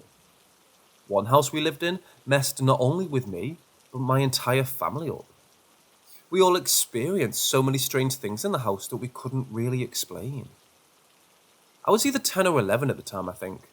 We had just moved into this new house on one of our oldest streets in our town. It was built in 1877, and it just gives off a strange feeling. It It was a huge 2-story house that used to be an apartment building at one point in time, and I think my mom said she ended up finding out it was a funeral parlour. Not too sure though. When we first moved in, I remember having this nightmare of being in the kitchen at the new house and being covered in cockroaches while my parents acted as if nothing was wrong. The dream, for my age, really messed me up. I'm going to explain the layout a bit, so bear with me. It will be helpful in understanding the stories. For being an older house, everything on the first floor really flowed. You could stand in the kitchen and see straight to the living room. The downstairs had a private office with its own bathroom and what could be a working kitchenette. A bedroom, main floor bath, kitchen, living and dining. There was also a very long hallway that ran beside the living and dining room that started at the front door and ended at the main floor bath. We never really used the main floor bath. I always felt super creeped out by it. It always made me feel secluded and like if something ever happened, no one would know. The bedroom on the first floor we had as a playroom for my younger brothers and me. It was also the access point for the main staircase that led from the playroom to the upstairs laundry to the basement. The hallway also had the door to the basement, which is where my brother lived. The second floor was made up of 4 bedrooms, laundry and bathroom. The staircase leads to the front door. It also had the attic door at the top on a small landing. My parents' and 2 younger brothers' rooms were at the front of the house, and mine and my sister's were at the back. The hallway was a huge area that led to my sister's room and laundry. My bedroom was connected to my sister's. Her room was actually a giant sun porch, with a glass-paned door that connected our rooms. We both had our own entrance from the hall though. Now, my room had 2 doors that were right next to each other that led to the hallway. I hated it. I always had one blocked off. All of the encounters or experiences happened between mine and my sister's room. Now, most of the experience happened upstairs and the basement. Not all of these stories are my own, but also my family's. I'm going to focus on the second floor experiences because there are way more. So a few of my experiences started off pretty cliche. I used to always have this creepy feeling if I was alone upstairs, like someone was watching or something bad was going to happen. The first weird, unexplained thing that happened, we all witnessed. I mentioned earlier that the attic door was at the top of the stairs. Well, my mom hated it. We went up there when we first moved in to see it, and we found the belongings of a woman who apparently used to live there. Now, the attic wasn't livable at all. It was filthy, smelled, had bats, and the wallpaper and paint was peeling. But there was a whole lifetime of photos of some ladies, even a birth certificate. There was even a small room up there that had a rocking chair in it. The landlord had no idea whose belongings they were either, and he didn't care to clean it out. My mum didn't like it at all because she got this really unsettling feeling when she would go up there. She made it a rule we weren't allowed up there, and I didn't take much convincing. Now, the attic door had only a little hook lock on it, and my mum would keep it locked. But every morning, it'd be unlocked. We were blamed for doing it, of course. We weren't necessarily well-behaved kids, but we swore we never unlocked it. It never failed to be unlocked. My mum even ended up barricading it after a while. Now, 2 things happened to me that I will never forget. Happened, I believe, after we started renovating. The first thing was when I was upstairs one day, playing with my dolls. I heard someone rattling my door handle on the door that wasn't blocked by my dresser.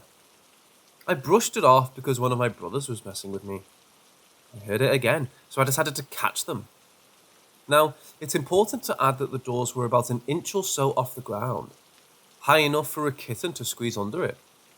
So I waited to see a shadow, but nothing. I even opened the door, and no one. I would have heard or seen someone leave. I went back to playing, but I was definitely freaked out. So all my attention was on the doors. That's when the other door handle started to shake, and it echoed against my dresser. I booked it out and ran downstairs. I was terrified, and I spent the rest of my afternoon downstairs. I'd like to mention that I don't remember seeing the handle itself move, only hearing it. The second thing that happened was after we started to peel off the paint in the hallway. We found some really creepy old wallpaper under it. Keep in mind, after tearing off this paint and wallpaper, we all started experiencing a ton of things. Anyway, the bathroom upstairs was one of those really long ones. The sink and toilet were at the very end, and you had to step up to them. Now, it's a little blurry on how she was standing, but at the very end of it, my best friend and I both caught a little girl in a white dress, standing at the end of the bathroom. We both saw it, and it's the only time I've ever seen a spirit. I never thought it was true, and always thought that my mind was just messing with me, until my sister told me something this past Thanksgiving. Now, my sister had a lot of experiences. She probably suffered the most. Her experiences started way earlier than ours did. My sister used to hear knocking on her hallway door. My older brother admitted to doing it at least once, but denies doing it after that. She said she would hear it all the time and it was consistent with the knocking. Then, soon after her door got permanently stuck so she couldn't use it and had to use the one that connected our rooms. My sister isn't someone who lies, so I do believe everything she's told me. The second thing that happened was one night she was laying in bed trying to sleep, with her back to the outside of the bed. That's when she heard clearly 2 little girls laughing behind her. That's why I believe what I saw in the bathroom was real. She said she was frozen in fear and couldn't move. There were way more that happened to her, but I can't quite remember them, so I don't want to go off my memory. I will add that nothing ever happened to us in any of the other rooms upstairs. My mom did hate the master bedroom and slept downstairs for the majority of us living there.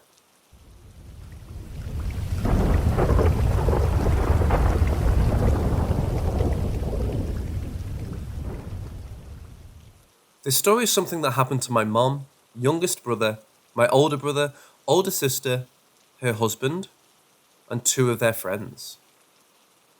My brother's bedroom was in the basement of the house. I'm not too sure if they had other experiences in the basement leading up to this, but regardless, it's definitely something that made me personally hate going into the basement. My mom and youngest brother were in the living room trying to go to bed, and then the rest of them were in my oldest brother's bedroom.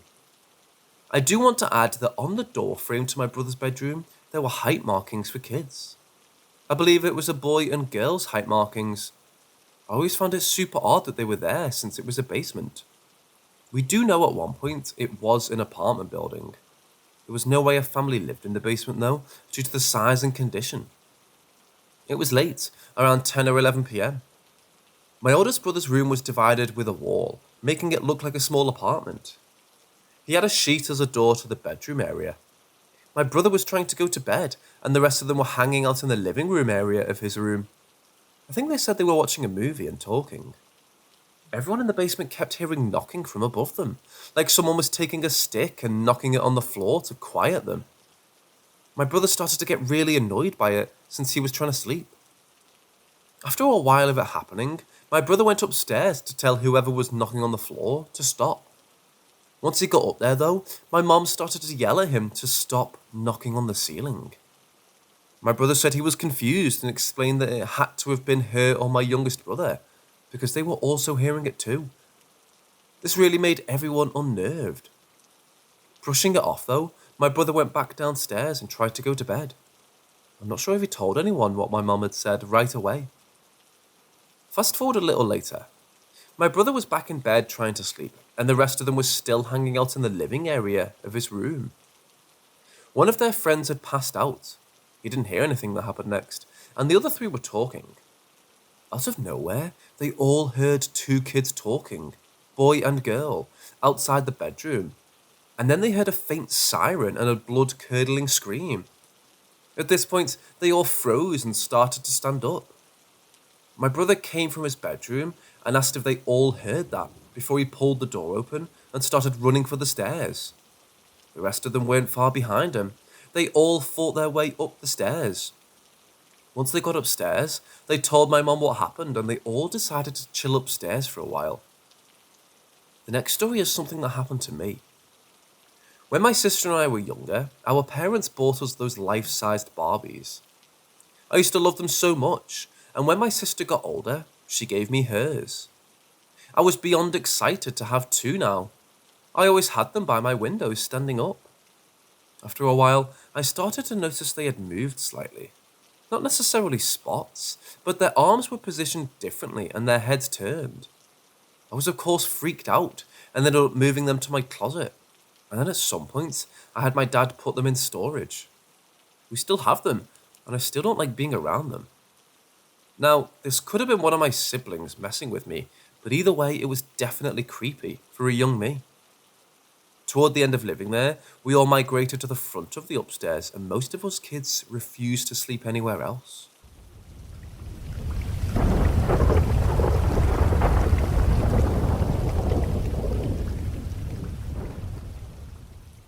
So I'm now a 23-year-old guy, but at the time of the story, I was around 17.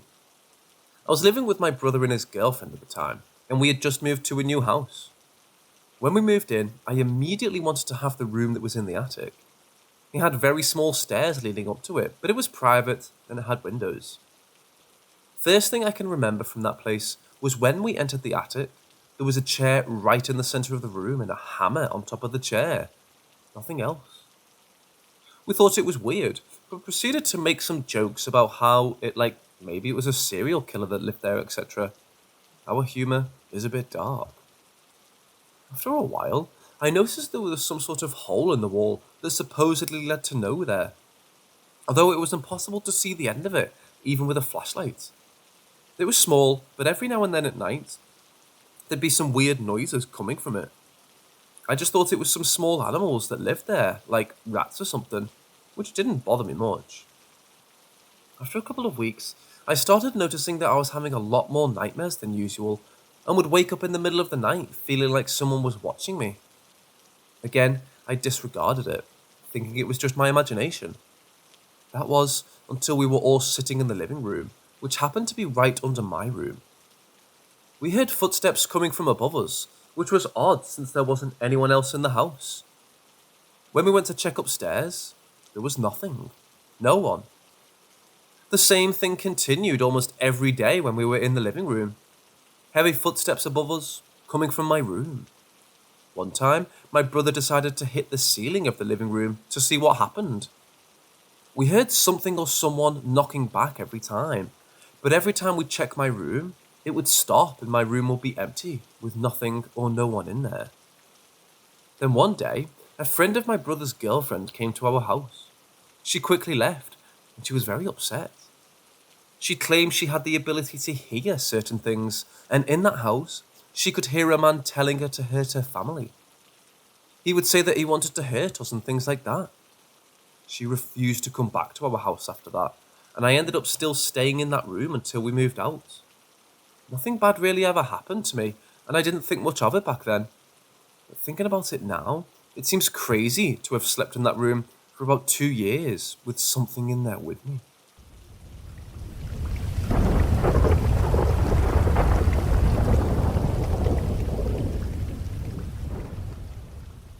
We just moved to Arizona from Texas, and for the last few weeks, my wife has been saying our room, and particularly our walk-in closet, gives her the creeps at night. Like hair standing up on the back of her neck, and the need to run out of there when turning off lights. Then she says at night, it feels like someone is playing with her hair. I thought maybe it was me in my sleep, but she says I was facing the opposite direction. Who knows? One night, I went to go play in my basketball league at 8:30 p.m, and I started getting frantic texts that I needed to come home. She said as she was laying in bed, she heard a voice say, "Hey." She thought it might have been one of our kids, age 6 or 4, and she used her phone light to scan the room and it was empty. As soon as she laid back down, she felt and heard someone slap the bed next to her.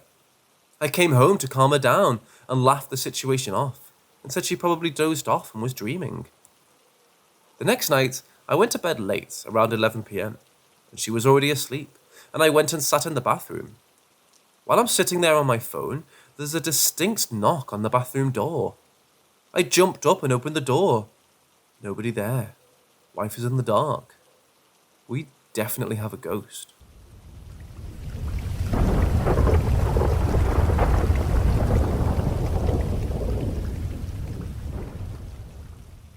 So this happened back in 2013 near Dallas, Texas.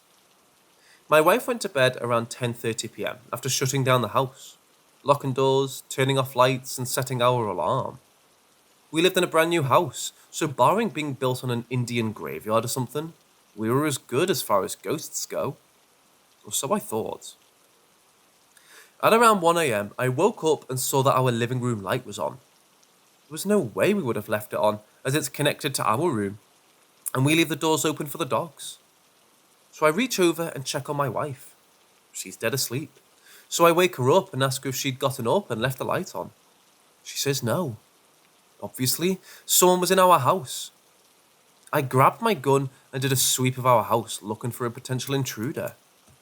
Nobody is in the house that didn't belong, and the alarm was still on. So obviously, it was a mistake, and somehow we forgot to turn the light off. I go back to bed, still feeling uneasy, with a little adrenaline rush.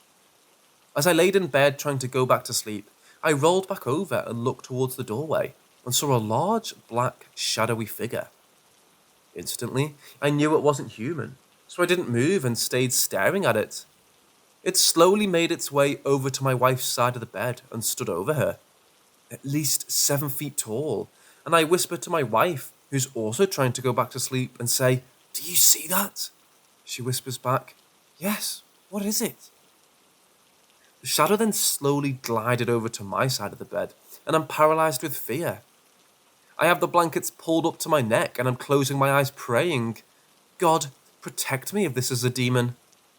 Then slowly, I feel a pressure being placed on my body, as if my comforter transformed into a weighted blanket, and felt like a soft hug, not anything malignant, still terrifying.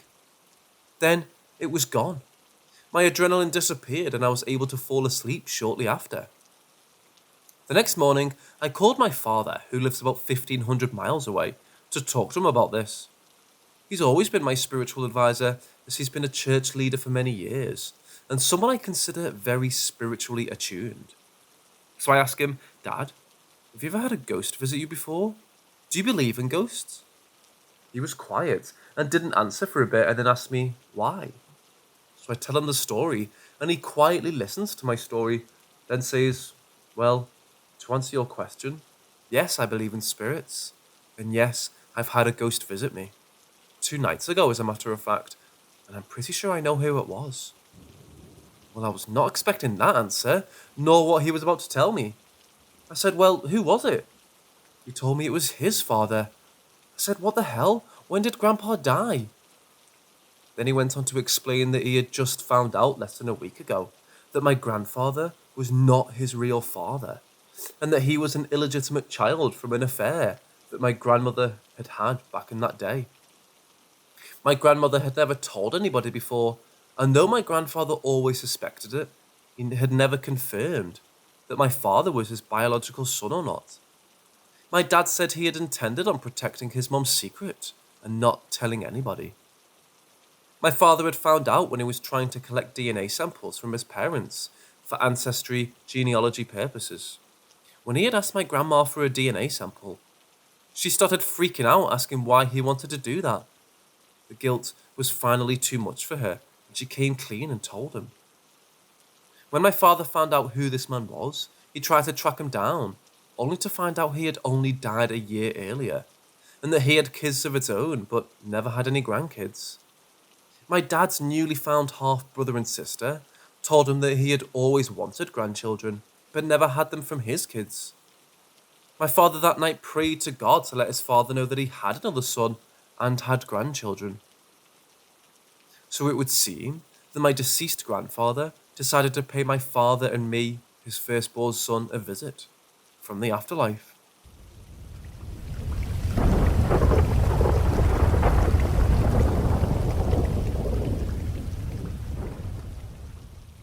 My mother had always warned me against using Ouija boards.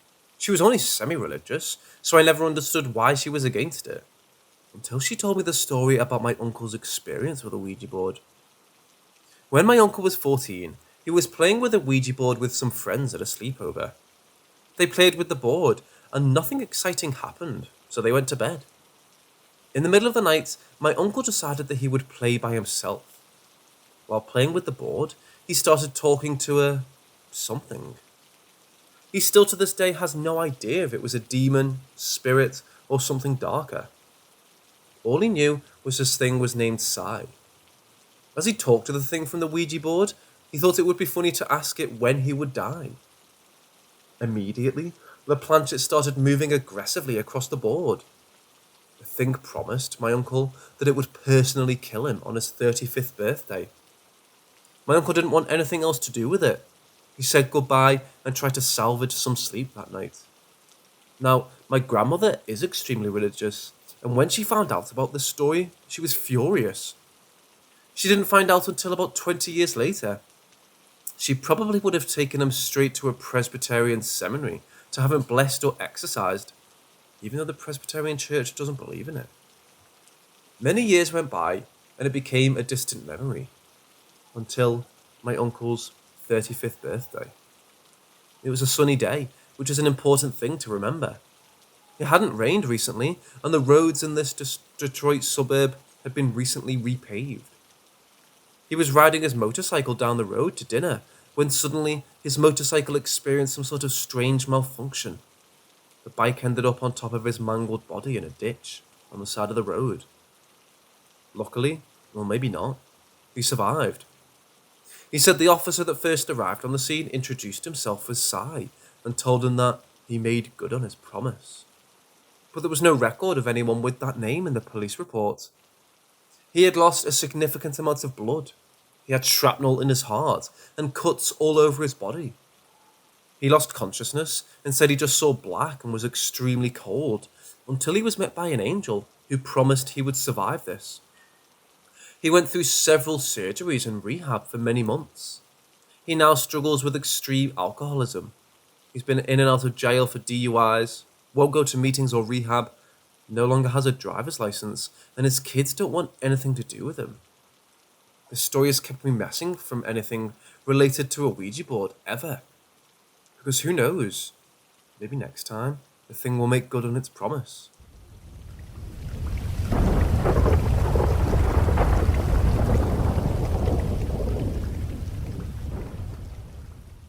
Backstory. Me and my best friends / roommates are in the army. We had gotten off work pretty late and decided to do a late night Waffle House run around 11:30 PM or midnight. He's very religious, not in the sense that he goes to church, but in the sense that he's a real believer. He's had a lot of haunted and weird coincidental events in his life. He's like a magnet for weird spiritual events like this. I'm an atheist, at least, or so I had thought. I guess I'm agnostic now. I did not believe it. I had no experiences of my own, and unless I'm in proximity to him, I don't experience anything. On the drive over, my buddy is having a crisis of faith, and is telling me how he doesn't seem to have faith in the way he used to, and he's not sure if it's all real. I tell him that maybe he's just in a funk, and the army is getting to him. We dismiss the convo and get some breakfast. It's only us, the Waffle House crew and an old couple in the diner. We sat down and ordered. That's when things got weird. We are not approachable looking. Apparently, I always look angry, and my buddy is muscular and scary. Nobody ever goes out of their way to talk to me and my friend. But for some weird reason, this couple was doing their damnedest to initiate conversation with us. So finally we submit and start bullshitting with them. We start asking them questions in a casual manner, but mainly because we don't trust them. I get up to the jukebox and put on Rolling Stones, Sympathy for the Devil. Important. Mainly for the music, but also so I could get a better look at them. The guy is about 50 at the oldest. She's about the same. He was a young lieutenant in Vietnam. I asked him if he liked the Stones, and he goes, yeah, they're my favourite band. And then we talk about his time in Nam. But also mainly to see what does and doesn't check out, because dudes like to fake that they were in the military. And then he asks me, who sings the song that's currently on, and what's the song's name? 2 red flags show up pretty soon. I'm not buying the young lieutenant in Vietnam story because nothing he said made sense and his age didn't check out. The army jargon didn't check out, I guess is what I'm saying. So I instantly think he's lying to us in order to connect with us on, hey, I was in the army too. Second red flag, if this guy was in Vietnam, if this guy's favourite band is the Rolling Stones, he should definitely know and recognise Sympathy for the Devil. It's quintessential Vietnam-era music and a Rolling Stones classic. So instantly, my buddy and I peg this couple as bullshit and begin assuming that they have an angle. Why would an older couple be out at midnight in Fayetteville, North Carolina? Not a good area. At Waffle House. Why are they trying to initiate conversation with us? And why are they lying? My buddy and I get up to leave, and they ask us to stay. We keep moving, and as we leave, the old guy grabs my arm and says, "I used to think God was a joke too." I sort of chuckled because I thought he was joking, but then I realised he's not looking at me. He's looking at my friend. Until I realised the truth. Then he lets me go, and we get out of there. It was only on the way home that my roommate put all of the points together, and he was like, "Bro, I think those guys were angels. You remember how I was telling you I was having a crisis of faith? What are the chances we meet those two weirdos doing their best impression of humans and desperately trying to engage us in conversation?" And then, that shit he said to me before we left.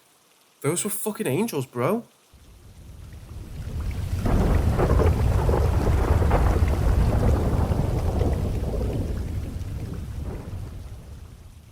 Last night, or this morning rather, I experienced something I can't really explain. I've always approached most things paranormal with some healthy skepticism. However, as my presence suggests, I've entertained the thought that inexplicable things likely happen to us on an everyday basis, if we're paying attention. It started out as a run-of-the-mill restless night's sleep. College, relationships, and a copious amount of masturbation and video games have truly left my sleeping schedule a wreck, to say the least. That said, waking up occasionally throughout the night is not exactly out of the ordinary for me. But last night, it was like a never-ending nightmare. Not in the sense that it was unbearable, but every time I woke up and inevitably drifted back to sleep, I'd return to the same dream.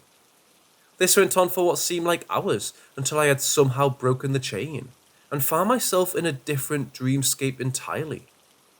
I don't remember much of the nightmare that preceded this moment, but this part of my dream remains crystal clear to me. I woke up in the countryside, rolling hills and grassy plains. Not too outlandish, given I live in a farm town in Ohio. But the setting was entirely unrecognisable. The rolling terrain stretched impossibly far, and the unnatural, hazy white light that coated the landscape made me feel uneasy. It was kind of like being inside of the moon in Majora's Mask. For my fellow nerds out there. At any rate, aside from the trees that dotted the landscape, the only other feature I saw was a woman standing before me. I didn't recognise her. The only quality that I can specifically remember is that she was wearing a white gown of sorts. I'm hesitant to call it a dress. It almost seemed like sleeping attire, but not anything I recognised. It's hard to say, but I wouldn't be surprised if her clothes were from a different time period. Once I had analysed my setting, I moved without thinking and approached the woman. "Shouldn't you be asleep?" I spoke, not really understanding why. She seemed to regard me for a moment before replying, not looking back to me. I can't when she's here. Sleeping her lets her in. I can recall the pang of dread that hit me when she said this. I had absolutely no reason to assume anything was necessarily wrong. After all, the otherworldly quality of the world I was set in was giving me the slow realization that I was in a dream. But there was something off, something heavy in the air as soon as those words left her lips. I couldn't stop myself. Is she here?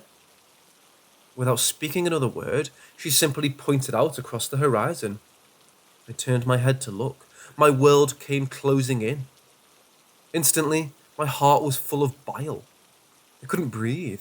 That awful, nauseating feeling of fear and panic. My vision went blurry. My ears were ringing. The impossible sensation of crushing weight pressing in on my head left me reeling. I didn't hear her. I didn't see her. I'm not even sure if I felt her, but whatever presence was there was evil. Or it had evil intent at least. And then, it was over. I forced myself awake, literally gasping for breath. My head rang from fatigue and something else. The dream felt so real. The pain certainly remained. My body felt sluggish, yet my mind was racing. I stumbled out of my room and made a beeline for the living room couch. It took me some time and an absurd amount of bright, comforting Christmas movies, but I finally calmed myself enough to ease myself into a deep, dreamless sleep. Of course, I had to tell my family as soon as I saw them. I needed to say it out loud to convince myself that I wasn't alone. But this may have been a mistake. My mom, a very witty and bubbly woman, sat in silence throughout the whole story, silently nodding or resting her hand on my shoulder in my moments of distress. But otherwise, she made no comments on my experience. Afterwards, to my horror, she described to me the woman in my dream. At our previous house, when my sister and I were toddlers, my mom had a dream of a blonde woman in a white gown who locked herself in our room. My mom recalls pounding on the door, begging and screaming for this intruder to leave her babies alone. My dad had the same dream that night. They bolted out of bed, busted our door open to find my sister and I sleeping soundly, just as they had left us. I can't decide if this was truly the same woman or not. I can't decide if she was truly evil or not. Perhaps the woman I was warned was something this lady in white had tried to protect me from as an infant. Maybe she came to me to warn me as an adult. I'm not sure. All I know is I had to get this out here.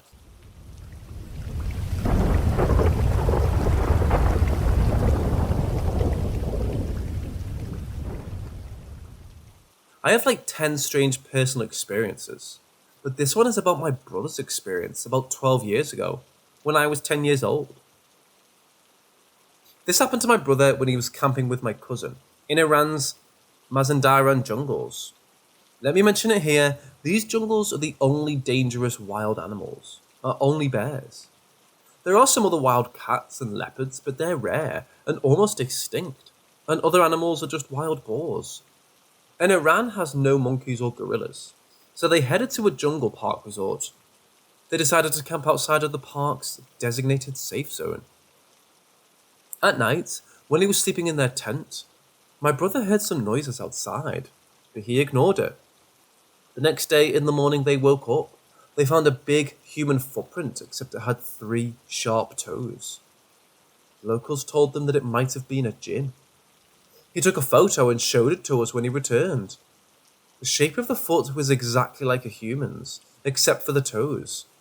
The toes were almost human, but a little sharper. Unfortunately, my brother never knew the importance of social media then, and the government always ignores if anything like this happens. So after a few months, he deleted the photo, and I was only a kid.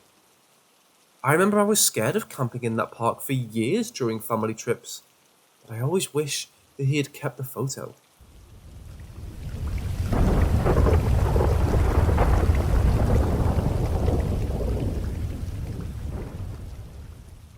Before me and my family moved to a newly built house, we used to live in a 25-year-old house, maybe older.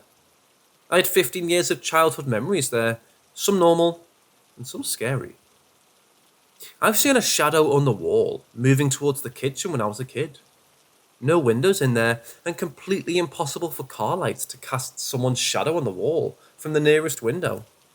The window was in another room. Then my keychain, which was a plastic skull thing, which had a button, and if you had to press it, it would play a laughing sound, was turned on for no apparent reason. The keychain was on the fridge. I thought my brothers were messing with me, but it was 2 a.m. and no one was there. And my mom usually saw people moving out of the door, and she said she saw my father or brother going out. But when she asked them, they said they weren't home at that time. And as a kid, I was afraid of going into the yard at night. I always felt as if something was chasing me there. We renovated the house later. The number of strange things were reduced, but never ended. My mom used to have bad dreams about the people she knew, and all of them turned true after a couple days, or on that very same day. I used to hear a glass closet door being shut, so I heard the sounds when there was no glass door, and the sounds came exactly from the bedroom where it used to be. I always had nightmares of being in a dark place with everything in slow motion. I rarely saw the dream when I got older, but I saw it once days before going to the new house. And once, a piece of bread and salt was found out of nowhere on our rooftop. There was no way for someone to throw that up because it was a 3-story house. And in my country's culture, it's believed that bread and salt is a tool of witchcraft. So fast forward, the other 2 freaky things happened to me was that one night I heard screams from outside. It could be my imagination. But the second one wasn't my imagination. I was on the second floor alone watching TV around 3 p.m. I was around 15 years old at the time, when I heard a demonic laughter coming out of the bedroom. I immediately ran downstairs and waited until my parents returned. I never told them because I was too scared to talk about it with anyone, and I thought if I don't tell anyone, it wouldn't happen again.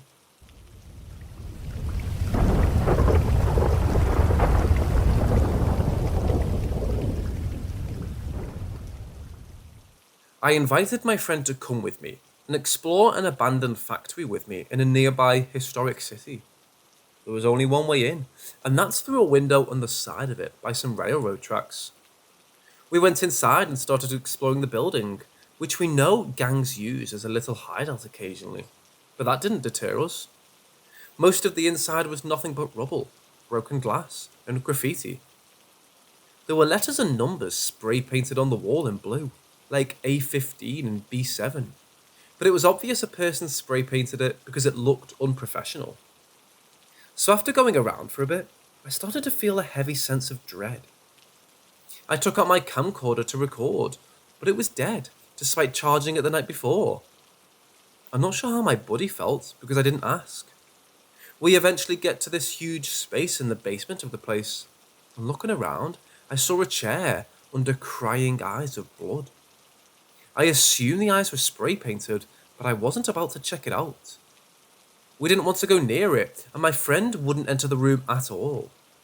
We left the room and went out to the courtyard, which had a broken window on a platform. We walked up the ramp to the platform and went on it, and went inside the window. Now this was a separate building full of offices. We went down to the basement of this one, and we realised we were back in the same damn room.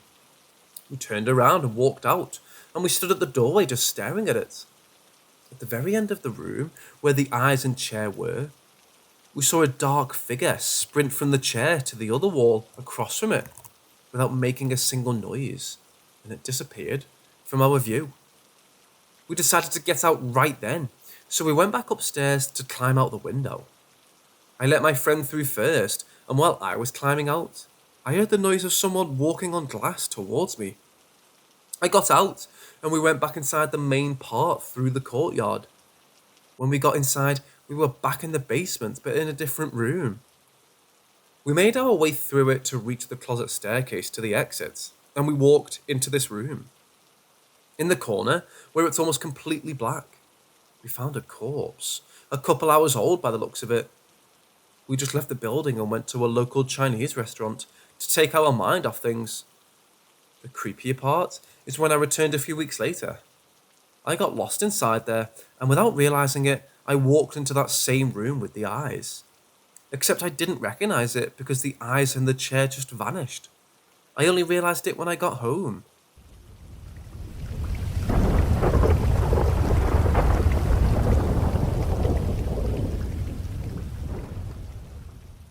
A very strange thing happened to me when I was a teenager that I was thinking about recently. I live in New Mexico, and when I was 16 years old, my family took a trip to visit a Civil War battlefield. We spent the day there watching the reenactors and looking at the cannons and listening to the historical society members talking about the battle.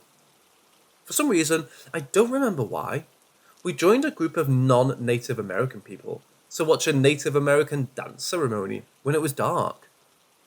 I remember the drums, and I remember a boy in a headdress jumping over a fire over and over again. He did it more times than I could count, running in a circle and jumping over the fire.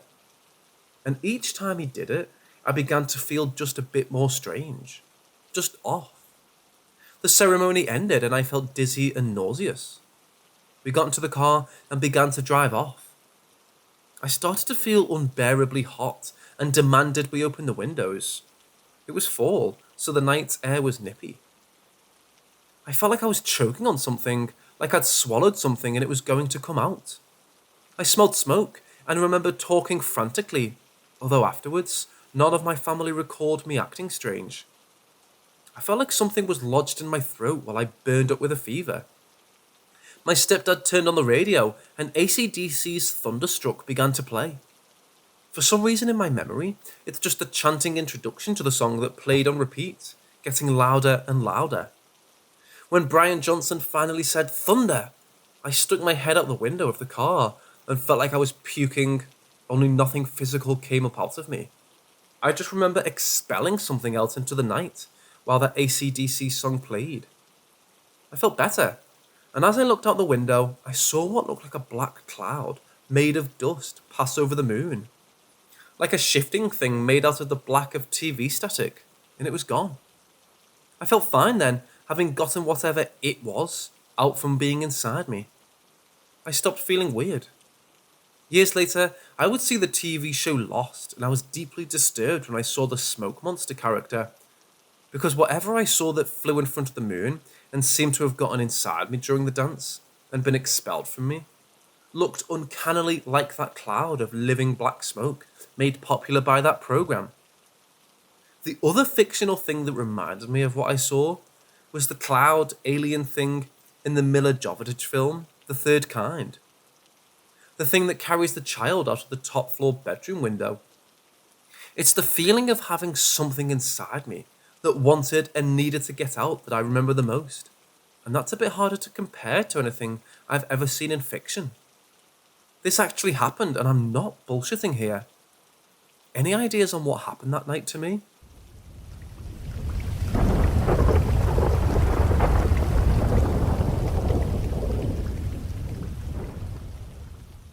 I was maybe 7 or 8 years old.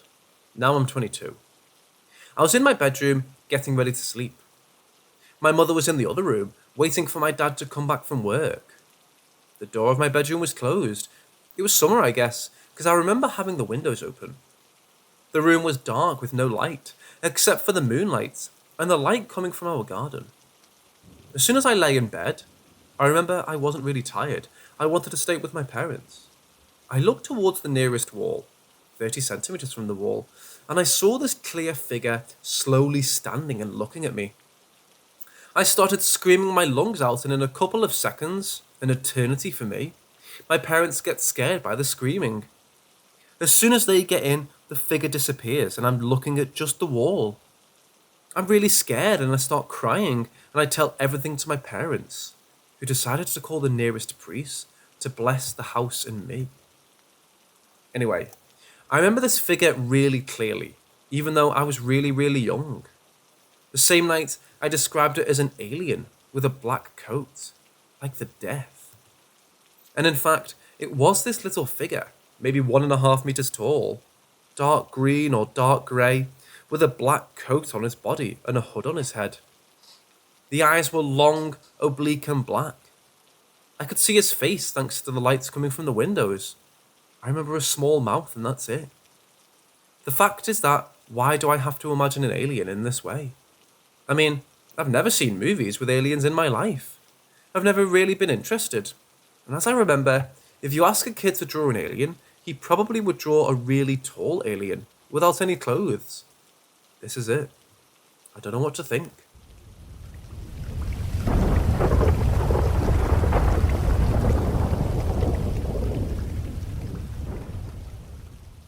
When I was at university in Australia, I took a couple of years off my studies and moved from Melbourne to Sydney to work in a not-for-profit. This particular not-for-profit had for years been given the use of a really old, run-down office in an almost derelict building. Thing was, it was in the middle of Sydney, so the location was great. We had little money to run the organisation, so we were thankful for the space. One stifling hot and humid summer evening, I was working back really late. It must have been about 2 a.m. in the morning, and I was in a room at the back of the office. There was a long hallway connected to where I was working with the front of the office. Given how old the office was, there was no AC. I had all the windows open to catch any breeze and to try to stay cool. I remember working and sweating. Then it happened. I was typing away at a computer when I was suddenly encircled by a freezing cold. The temperature felt like it fell by 30 degrees Celsius in a second. I hugged myself against it. There was frost on my breath when I exhaled. It was 100% like the Sixth Sense. Then I shot up straight in my chair as I had an overwhelming sensation that someone was behind me. I knew someone was there, looking at me. Even typing this, I have the same chill pulsing through my body, like I did that night. My first thought was that someone had broken in and I was about to be attacked. Spinning quickly around in my chair, I looked behind me, but no one was there. I called out to hear if anyone would reply. Nothing. I called my colleagues' names, thinking that perhaps one of them had come into the office to work.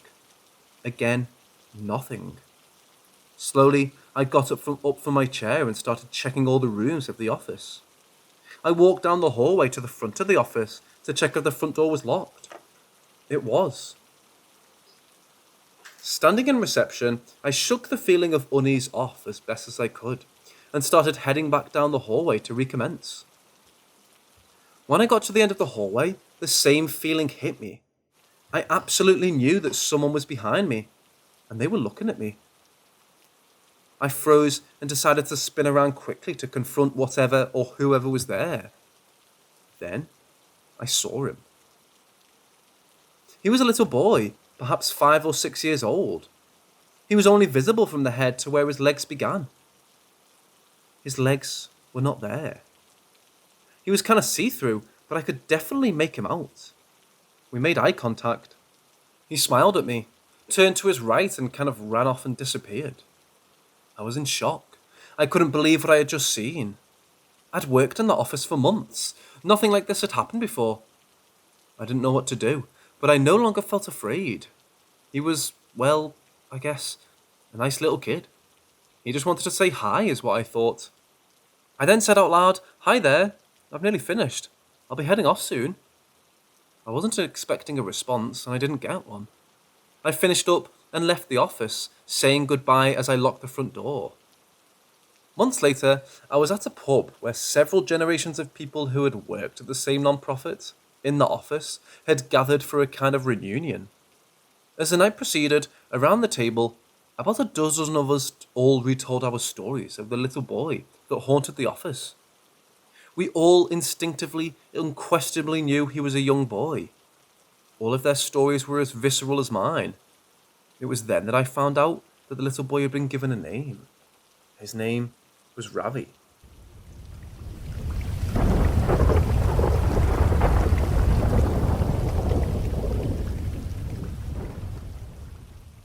I've been wanting to share this experience for years.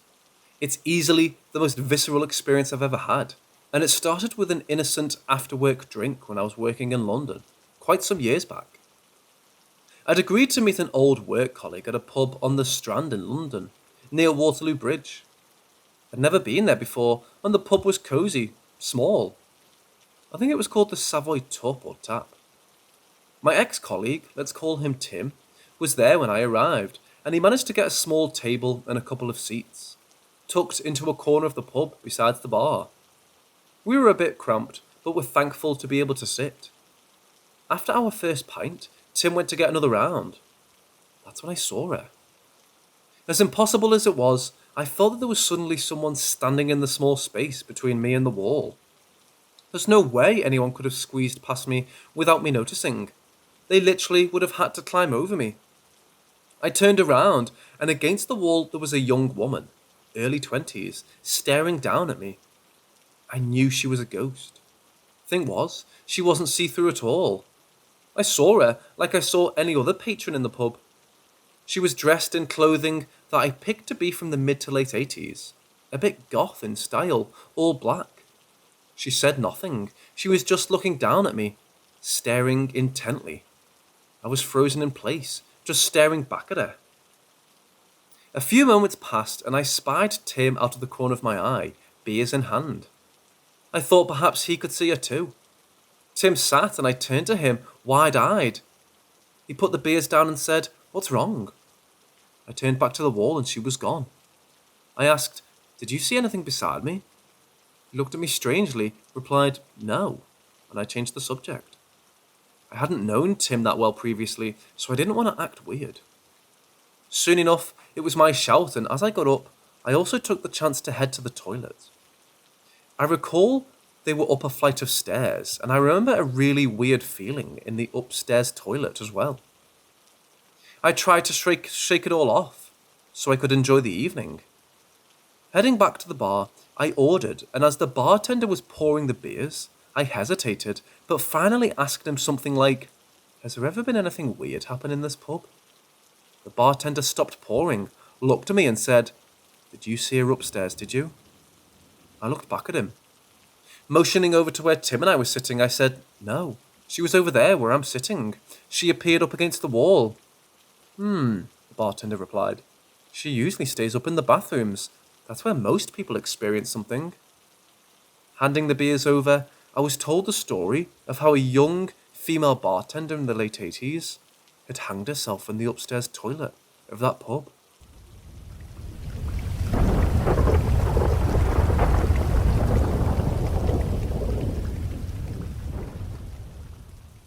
So before I jump into conclusions, I'd like to ask if someone who knows a little bit about electricity can say why this happens.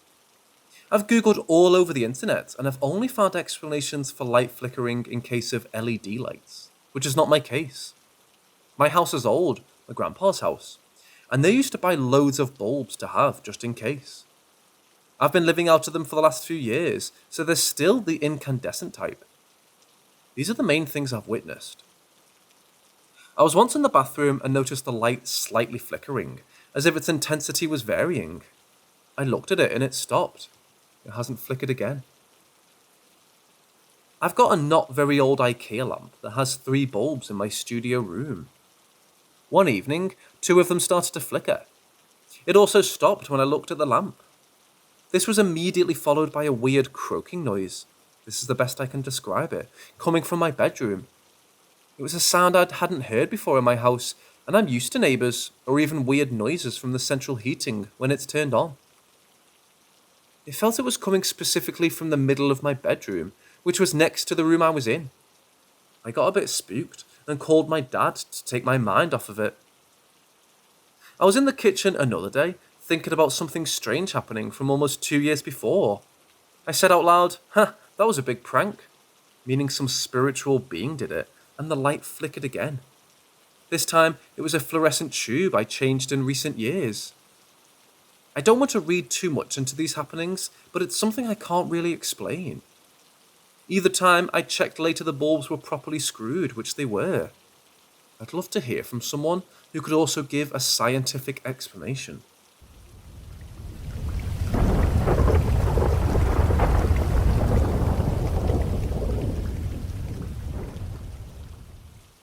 He was at his house and misplaced his cell. He hasn't had a landline there for about 3 or 4 years, and he doesn't live there regularly anymore and would be a waste of money. He looked for it for a while and didn't find it. So since he couldn't call himself to know where it was, he went to his girlfriend's place and asked her to go with him and call the phone. Eventually they found it and returned to his girlfriend's place. This is when things got weird. His girlfriend receives a call from a relative for something unrelated, and she begins to explain to this person what had just happened. My dad misplacing his phone and she having to go to his place to call it and find it, as my dad had got rid of the landline years before. When she hangs up, apparently a blue screen appears straight away on her phone that reads 92025 XXX invite. This is the old landline number of my dad's house. She didn't have my dad's phone number on her contact list. Even if she had it, how on earth could the phone have gathered it to suggest that number from the voice conversation she had? In any case, it'd show the way the name with the number would have been saved. But still they checked it and she didn't have that number anywhere in her phone. I don't know what kind of screen it was. I asked my dad whether they took a screenshot, but they didn't, as she quickly got out of that screen because she didn't think anything meaningful of it. But my dad got a glimpse of it and he freaked out. Apparently, it wasn't an incoming call screen or anything he had seen before, just a blue screen showing the number and the word invite. They called the old phone number just in case that was a missing call and a pure coincidence.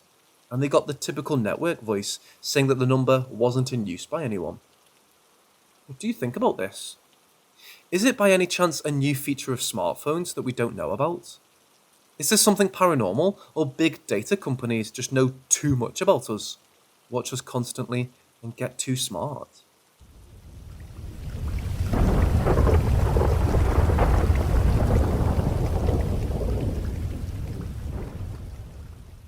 So I really love exploring abandoned buildings, especially factories and warehouses. So one day last summer, I asked two of my friends if they wanted to go explore this abandoned factory that I had heard about from a friend. The pictures he showed me really intrigued me and piqued my interest. Surprisingly, they agreed to go with me. They had never gone to any abandoned place and were very hesitant when I asked. So anyways, we get there and park behind the building, and there's a door that's slightly open. They're hesitant to go in, so I walk in first. Immediately, I got a little creeped out. I get this feeling that I've never felt before while I'm in an abandoned building. I feel like I'm not supposed to be there. I know I'm not, because trespassing, I know. But it wasn't like that. Even though I'm really creeped out, I keep walking. There's a set of stairs that we walk up to get to the second floor. On the second floor, I feel fine. The feeling goes away. After we completely explored the second floor, we decided to go back down to the first floor. Now, the first floor is absolutely massive. There's machinery, elevator shafts, and loading docks for trucks. We decide to walk down one of the massive hallways when I get a feeling that I should not go down there. So not wanting to look like a pussy, I just suggest that we should do that last. As soon as we turn around to go away from it, we hear what sounded like a woman singing. We stop walking and listen again. There it is again. It sounded like someone was singing a note and holding it. I know it was not the wind, because it was a very hot day with perfect weather and no wind. As soon as we heard it the second time, panic overflowed all three of us, and we ran out of there as fast as we could. We got back in the car and drove away as fast as possible. I'm pretty skeptical, and I want to believe that it was just a local resident messing with three curious teenagers, but I really don't know. For anyone wondering, this happened in Brownsville, Pennsylvania, at the old brewery. Unfortunately, I do not have pictures inside of the building anymore because I lost them when I got a new phone. The building is pretty cool, and I suggest looking into its history.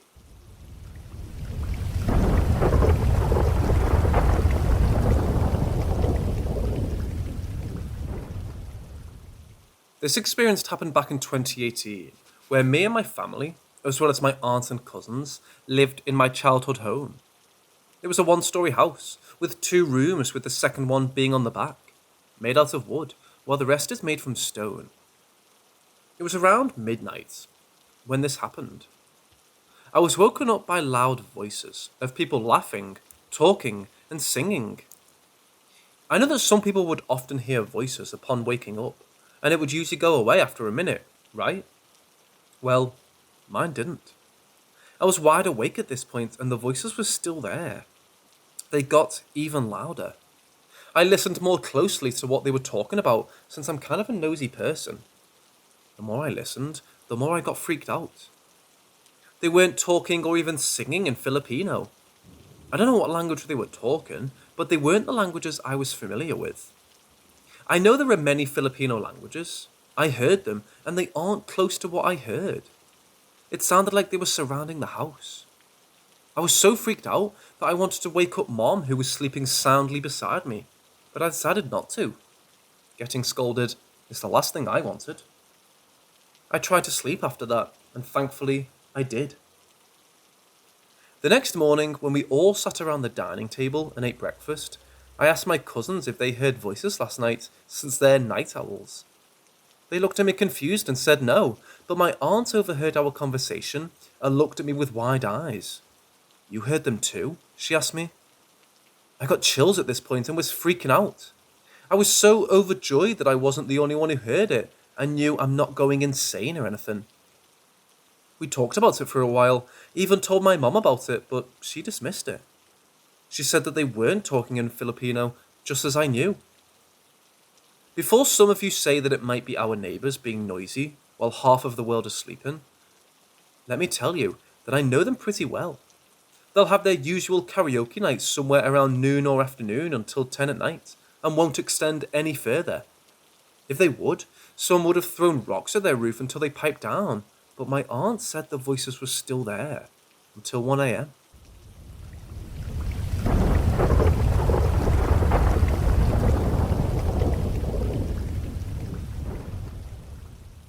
The first alarm, Saturday night. It was verging on 1 a.m. the first night I heard it. My insomnia was preventing me from falling asleep, so what else is there to do but make pointless Amazon purchases and browse Reddit? I was in bed mindlessly scrolling through Reddit when I heard bleep bleep bleep bleep bleep coming from somewhere in my lounge room. When I checked the time, it was 12:52 a.m. I'm a quadriplegic, spinal cord injury when I was 17, so there was no way for me to get out of bed to investigate the origin of this relentless beeping. My hope was that it would stop on its own, as my security camera system has glitched out before and made a similar noise. But good fortune didn't shine in my favour, and the beeping continued for the next hour, leaving me with no choice but to investigate the next day. The alarm would stop on its own after a few hours. I unplugged my security camera on Sunday night before bed to see if that was where the alarm was coming from, and waited to see if that would fix whatever problem was there. Our first encounter, age 14, 2004. I met Greg, fake name, in 2004 after me and my family, my mum, my sister and myself, had moved from Australia to New Zealand for a fresh start a few months prior. My mum is originally from New Zealand, and we moved to the same town she grew up in, which was where I first met Greg. He had dark brown hair and was the most magnetic light blue eyes I'd ever seen. I was instantly taken aback by how utterly gorgeous he was, and more importantly at the time, he had eyes for me too. I distinctly remember one day during lunch when he took me aside and asked if he could walk with me. I'd gotten bullied at my previous school, one of the reasons for the fresh start, so receiving attention from boys was something new to me, but I relished in it. While walking through the courtyard away from the mass of fellow students at the canteen, we talked about nothing in particular. Just the typical boy likes girl idle chit-chat, and that awkward, I like you, but I'm too shy to say it out loud vibe. But the rest, as they say, is history. We exchanged numbers and began to hang out more during and after school. What we had, although tumultuous at times, was somewhat epic. In my hormone-riddled mind, at least. The second alarm, Sunday night. I was up late going through my Netflix list when I heard it again. The same alarm at the same time, 12:52 a.m. Damn. So I put in my earplugs like I'd done the night before. I keep earplugs on my nightstand because my cat has a nasty habit of meowing at the bedroom door during the night when he wants to be a little shit, and made a note to investigate the source of the beeping the next day. I was at a loss as to what could be doing this, so I unplugged my digital recorder. That's sure to be it, right? My first. Greg always wore black, usually had on a Slipknot or Static X hoodie, and more often than not, adorned a studded necklace and bracelet. Our matching style, I was into a lot of what he was at the time, and my preferred style involved a lot of black, made us stick out like a sore thumb in the small town. But portraying myself as a stereotypical Batgirl by my outside appearance gave me an unexplainable feeling of badassery in my naive way of thinking back then. We would often just walk around town without having a destination in mind, just enjoying each other's company. There was this swimming area along the river that, although popular with the local kids, was not often used during the day. The current of the river was really strong on this part of the river, but there was this section off to the side where the current stopped and the water was slower. There were trees for shade, far away from town that gave us privacy, and the peaceful sound of running water to fill a perfect afternoon with good company. That's when I was first introduced to a somewhat strange kink. We were laying down under a big oak tree that was near the river's edge when he put his ear on my stomach. Caught off guard, I said, okay, and he explained. Listening to the churning sounds of my stomach turned him on or gave him comfort. Even now, 18 years later, I don't fully understand what it was that he got from this. But alas, I had never known any different, so I never saw it as weird. The main reason behind me growing up very open-minded is because of him. My other first was a bit of a train wreck. We wagged school with a friend, Tom, of his, and we went to his friend's house. Flirting turned to touching, which in turn led us to not so casually sneaking into one of the bedrooms in the house and barricading the door shut with boxes to get down to business. I'd never done this before, but I was ready and I wanted it to be with him. So we started, and it was good until Tom's mum arrived home unexpectedly. We were oblivious of this fact until Tom started banging hard on the door, yelling, "Oh crap, my mum's home! What are you doing? Dude, get out of there!" We stopped what we were doing and sheepishly exited the bedroom, to be met with the disappointed and panicked face of Tom, followed shortly by his mother, who was surprised to see her son, who should be at school, and two derelict teens with sex hair and panicked faces. This was one of those situations that's funny as a flip to look back at now, but at the time was mortifying. The last alarm, Monday night.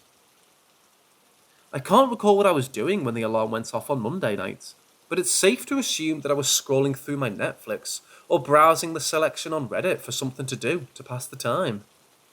The same alarm at the same time, 12:52 a.m. By this point I was stressing about what was making this alarm go off. If it wasn't the security system or the recorder, what else could it be? I have digital clocks, but I've never set an alarm on them. I don't even know how to.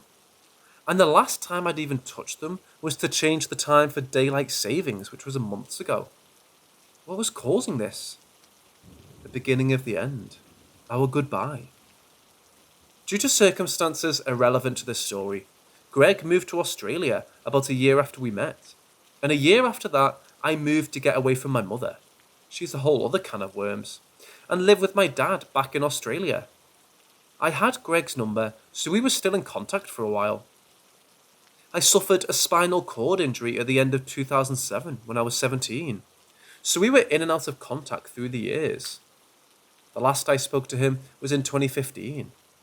I tried to find him a few times online, but life kept getting in the way. And the reason for his lack of contact came to light recently. Tuesday, the discovery. My questions were answered on Tuesday morning when I discovered the source of this persistent alarm. It was my digital clock. I have no idea how this happened, as nobody has touched or moved it in months. Then that afternoon, I received a message from Greg's cousin. Greg had died that night. He'd been sick for a few years, which I had no clue about because of our lack of communication. I'm not going into too much detail about this for privacy reasons, but I'm sure that your first guess will be the correct one. He passed away peacefully in his sleep the night before. Time of death, 12:52 a.m., age 33. I don't know how to explain this and how it happened or what actually happened. I'm a massive skeptic and don't believe in anything like ghosts or monsters or God, so this whole thing is... I have no words. It was his funeral yesterday and I got to attend via live stream. It was nice hearing stories about him in his life.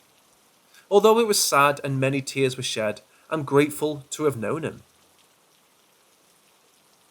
I wouldn't have grown to be the person I am today if it wasn't for him, and the time we shared together. He was a published author, a successful musician, and loved by all who knew him. Although this is the end of a chapter in my life, my story hasn't ended. He taught me to love the little things in life and never give up on my dreams. To quote the dead, what a long, strange journey it's been.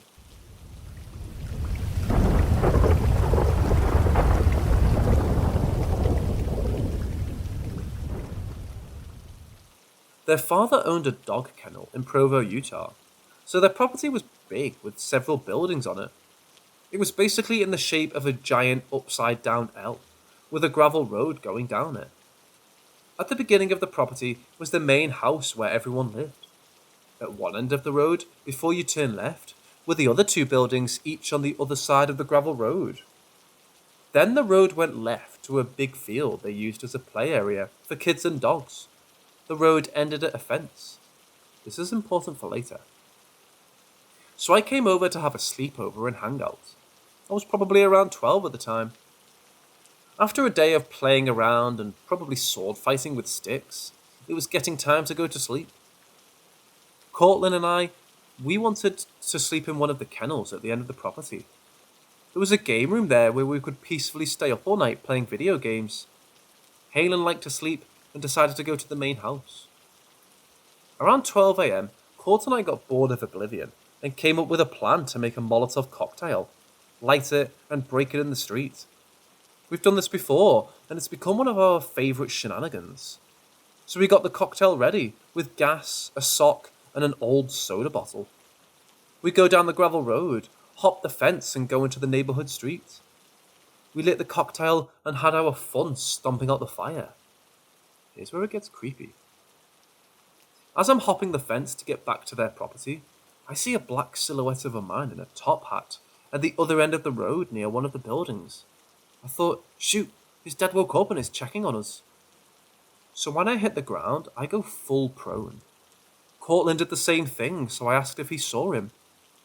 Court said yes, and confirmed it was a black figure with the top hat. We both snuck back to the building we were in, wondering why his dad was wearing a top hat. We both felt uneasy and started believing it wasn't his dad. As we got back to the building we were staying in, we looked across the road at the other building. It had a loft and a balcony. On the balcony, there was the silhouette of the man with the top hat. Now this is a kennel, and that kennel had no way to enter without every dog going off like a giant barking alarm system.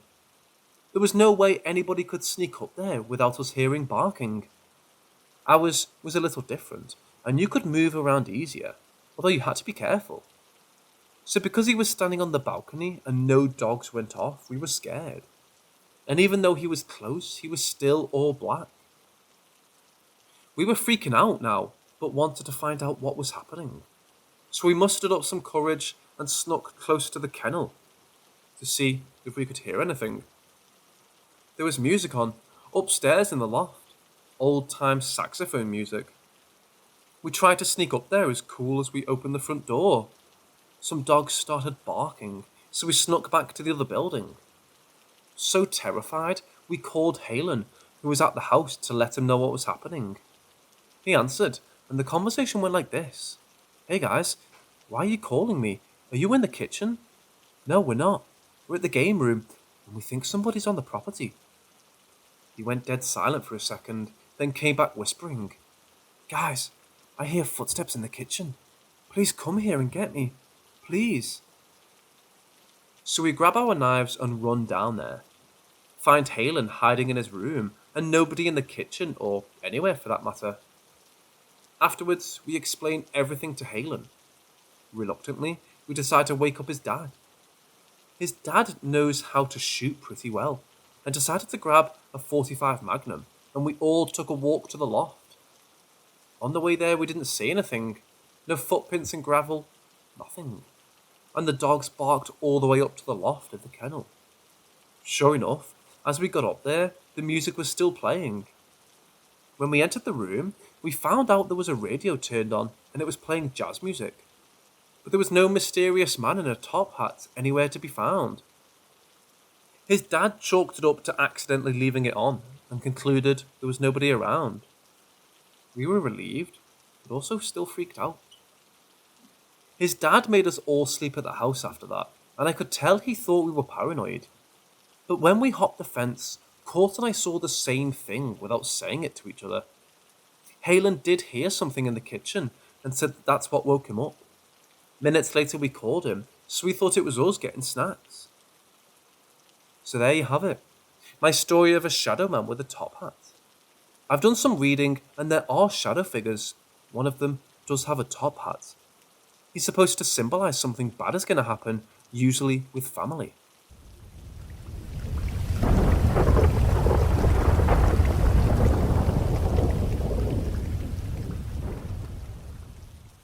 I've always believed in the paranormal. I grew up watching Ghost Hunters and Canada's Most Haunted with my mother and siblings. Throughout my 28 years lived thus far, I've had a few experiences that I would call paranormal in nature. Mostly shadow figures and unexplainable sounds or objects moving. Most of the time, I'm able to convince myself it's just my imagination. Environmental components contributed or a potential mental break. But there was this one experience that was too much for me to pass off as nothing. I was probably around 25 at the time, and I was working as a veterinary technician in an old animal hospital. I'd been working there for a few years at that point, and had picked up some of the building's history from co-workers, doctors, and even community members that brought their pets there. A cement brick out front of the building had the date 1904 stamped into it. I know that for the first 30 or so years, the building was just a home. No one ever said anything interesting ever happened to that family, but they sold the house to another family in the 1930s. The new family had turned the front of the home into a butchery and had kept the back and upstairs for living quarters. It was a home and butchery until 1952, when another family bought it. They added an extension on the back, threw up a few more walls and turned the downstairs into a veterinary hospital, but kept the upstairs functioning as a living space. 3 bedrooms with an eat-in kitchen and full bathroom. Very cute little apartment. At the time that I worked there, the upstairs was still a functioning apartment, but no humans were living there. The current practice owner had turned that space into the most wonderful cat boarding facility. It was so bright, and the kennels were so large and multi-leveled for the cats. There was a full kitchen for meal preps, and a bathroom with washing machines for blankets. No going up and down stairs, everything on the same level. It was honestly my favourite part of the job. I always volunteered for the Sunday boarding shift because I was there alone for hours in the morning and evening. The various boarding cats kept me company. I'd been doing Sunday boarding for a few years at that point, and I had seen shadow people and heard things during both the day and the night, but nothing that ever put me on edge being there alone. That was until we had this experience. There was only one cat there that day, and he was my favourite. I would let him out of his kennel, and he would just follow me around as I cleaned and restocked stuff. That day, I wanted to air out the space, but the biggest window to use had no screens. So I opened the window, and Toby, the cat, and I went into one of the kitty free time rooms, and I shut the door behind us. I slid down the wall and sat on the ground next to the door. Toby came over for some love before scratching a post and then sprawling out on the floor a bit away from me. I opened the book I brought with me and settled into a good read. Now, I must remind you, I was usually there alone. The hospital manager would come in on occasion to do payroll or make the schedule, but she always called me to open the door because she would forget her keys. And we had a bell on the front door so we could hear people coming in from everywhere in the hospital. That day, I was for sure alone. A few minutes into the silence of reading, I heard one of the floorboards in the hallway creak. Toby had heard it too, because he lifted his head and looked at the door. I remember saying something along the lines of, "It's okay, Tobes, just an old house." When the doorknob turned, I froze, staring at the knob. Nothing was happening, but someone had turned the knob and was still holding it. I looked for a shadow under the door and didn't see one. Still frozen, I felt something brush against my right arm and I let out a gasping yelp. I looked down and it was Toby, still trying to climb into my lap. Even though I had just scared him, the knob was let go. We sat in silence for I don't even know how long. Eventually, I remember forcing my body to relax. Toby was still in my lap, staring at the door, ears back and body tense. So I made myself relax to try to calm Toby down. A few moments later, Toby had climbed off my lap and was laying next to me on my right, opposite the door, still looking over at it occasionally. I decided to start reading aloud to keep any other noises at bay. But after 10-ish minutes of me talking, the knob turned again and the door was pushed open.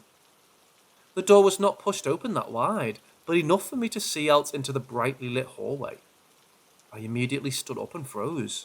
Toby had scattered to the far corner of the room and was letting out a low growl. There was no one in the hallway. No one was there, yet the doorknob was still turned. My mind was racing in that moment, trying to think of the appropriate reaction. What to do? How to stop it? All of a sudden I blurted out, "You're not allowed in here. Get out," in a loud and surprisingly stern voice. The knob was let go, and in that moment I stepped forward and pushed the door closed and held it there. I kept repeating in my head, "Get out! Get out! Get out!" Holding the knob still and the door closed, I called out to Toby to check in. I turned and looked around the room. I found him standing on my feet, hair on end. He was turned and staring to the back of the room at the corner he was just standing in. There was a half door on the back wall in the corner. It was for extra storage, full of litter boxes and various other cat-related stuff. It had been closed, but was now slowly swinging open. The door opened into the corner, so I couldn't see in. Every fibre of my being was screaming, "Run, you idiot!" But I couldn't. Toby was staying there, and I wasn't going to leave him there alone with whatever this was. My feet, apparently being the bravest part of me, moved forward. And then I was running full tilt and collided with the half door, slamming it closed. "You're not allowed, and are not welcome here. Get out now," I bellowed. And then I just kept repeating aloud, "Get out!" Not in a loud voice, but a very controlled and certain one. I turned to look at the main door to make sure there was no more attempts at entry. I found Toby at my feet again, also watching the main door. I sunk to the floor, back against the half door, and Toby climbed into my lap. It took us over an hour to leave that room, and even then it was very reluctantly. Toby stuck right next to me as I cracked the door open and we peeked into the hallway. To our left was the open window. I took a breath, walked out into the hall right to the window, shut it and locked it. Toby stayed in the doorway looking down the hall in the other direction, towards the kitchen. Directly across the hall from the free time room was the kennel room where Toby was staying. The door was wide open and Toby darted across the hall into the kennel room. He ran not up to his cage, but up to his carrier. He was asking to not be left there, and it hurt my heart. I wasn't going to do that, but how was I going to explain to my boss that A, the hospital is haunted, and B, Toby is scared, so I'm taking him home? I walked up to Toby and gave him a head pat. "I'm not leaving you here, bud," I remember promising him. I began packing up his stuff, grabbed a few toys in his blankets, and I was pouring the food in his bowl back into the bag when Toby let out a hiss and a ferocious growl. I spun around to see Tony right behind me, all puffed up and glaring across the hall to the room we were just in. The door was now wide open and the lights were off, which plunged the room into blackness. I turned back around to close the food bag and throw the food bowl into the other packed bag, when I heard loud, fast footsteps come towards our room. Toby let out a fearsome cry and charged forward like a cougar, and then quickly retreated to me. I yelled, "Stop! Get out! Go away! Leave us! Get out now!" Toby all the while growling and saying his piece next to me. We did that for minutes. Minutes. Demanding the thing to leave. Away! Out! Leave! Then the door across the hall slammed shut and started shaking. I grabbed Toby's food bag, grabbed Toby, and ran down the stairs and right out the door. Toby had freaked out when I grabbed him and was holding onto me with his nails, but I hadn't noticed until we had got into my car, and I was sitting in the back seat, detaching him from me. In the back of my car, Toby and I sat there stunned, catching our breath while I bled. I had to go back in to lock up. Thankfully, nothing happened. I set the alarm, locked the door, and left. I didn't go back upstairs at all. I left the rest of Toby's stuff where it was, his cage uncleaned, lights on, laundry machine running. I waited until I was home to call my manager. She wasn't happy. Some would have put her in the furious category, but she couldn't do anything at that time about it. The next day, I brought Toby back, carried him in, purring in my arms. Thankfully, Toby's owners were back from their trip that day and came to pick him up. I told them that everything that happened, the complete truth. Mostly because the manager was being a right witch and pretty much forced me to, on threat of firing. But surprising to me, and I'm sure to my manager too, his owners were very understanding and even thankful to me for not leaving him there. They saw how much Toby trusted and liked me, and they trusted I did what I needed to for him. They're great people. Unsurprisingly, Toby did not like staying there from then on. They tried it again once more, and Toby was so stressed, so I took him home. Even to this day, Toby comes to stay with me whenever his owners leave town. He's a few years older now, but still such a character. The hospital manager finally got to fire me a few years later for not following a company policy, which I believe to be dirty and just rude. So I happily left there and got a job in a new, shiny hospital, working in the emergency care unit. I still see shadows here when working nights, but they've all been of cats or dogs. No human shapes.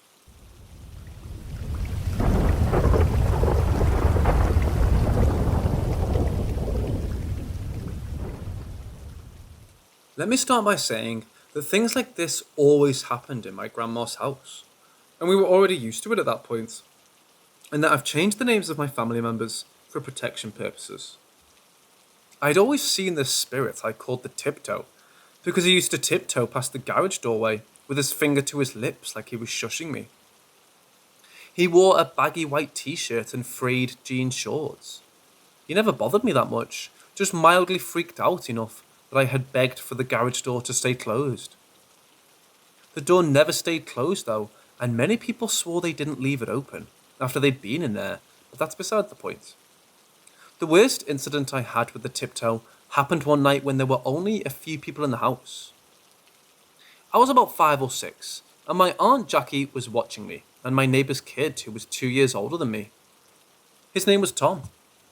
My aunt had some of her friends over and was sitting in her room talking about things like weird coincidences that were happening in the house. After we had begged her, she told me and Tom we could go get Trix yogurt, so we went to the kitchen to get it. Now the way this kitchen was set up was that there were 2 ends to it. Neither had doors on them, and to get out of the kitchen you had to walk through the living room. And at the end of the room facing into the kitchen was a garage door that always ended up open, unfortunately. So Tom and I were in the kitchen and I was holding the yogurt and he was looking for the right spoon. When from out of the corner of my eye, I saw Tiptoe, but the thing caused me to notice him is that this time he wasn't tiptoeing past. I looked at the doorway and noticed that a Tiptoe was standing in the garage doorway, glaring at me and pointing. I felt chills run down my spine and of course, Tom is still picking out spoons. I tug at his sleeve and he asked me what's wrong without looking up from the spoons. I tug on his sleeve again and this time I say his name. He tells me to hold on and keeps looking at the spoons. At that point, I've got my eyes on Tiptoe while tugging on his sleeve harder while practically yelling his name. Finally, he looks up and asks me what's wrong. I point to where Tiptoe stood, still glaring and pointing at me. He tells me to forget the spoons and run. We ran to my aunt's room as fast as we could and shut the door. I made a spoon out of the yogurt lid and Tom chugged it like a drink. Things continued to happen in that house until we moved, and I don't remember seeing Tiptoe after that. But to this day, I don't know if Tom saw what I saw or trusted me based on how scared I must have looked, and I hadn't got the chance to ask him. I also found out that the reason why things like that had happened in the house is because my aunt played with a Ouija board in the house.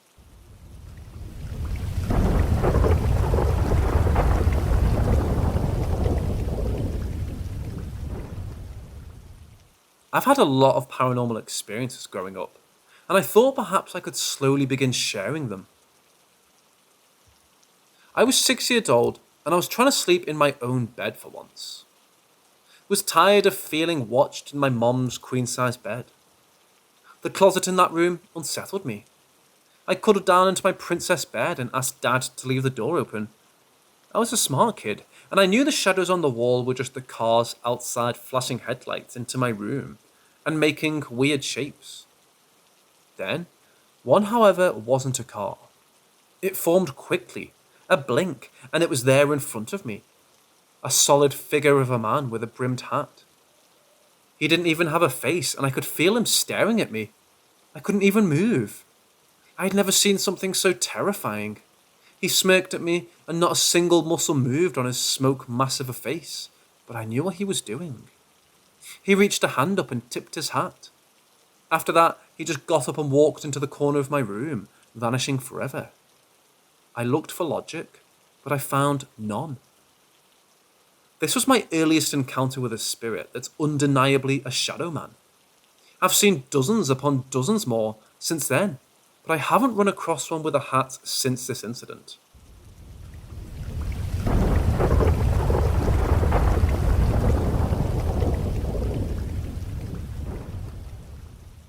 This happened about a year ago when I was 16 at my friend's house.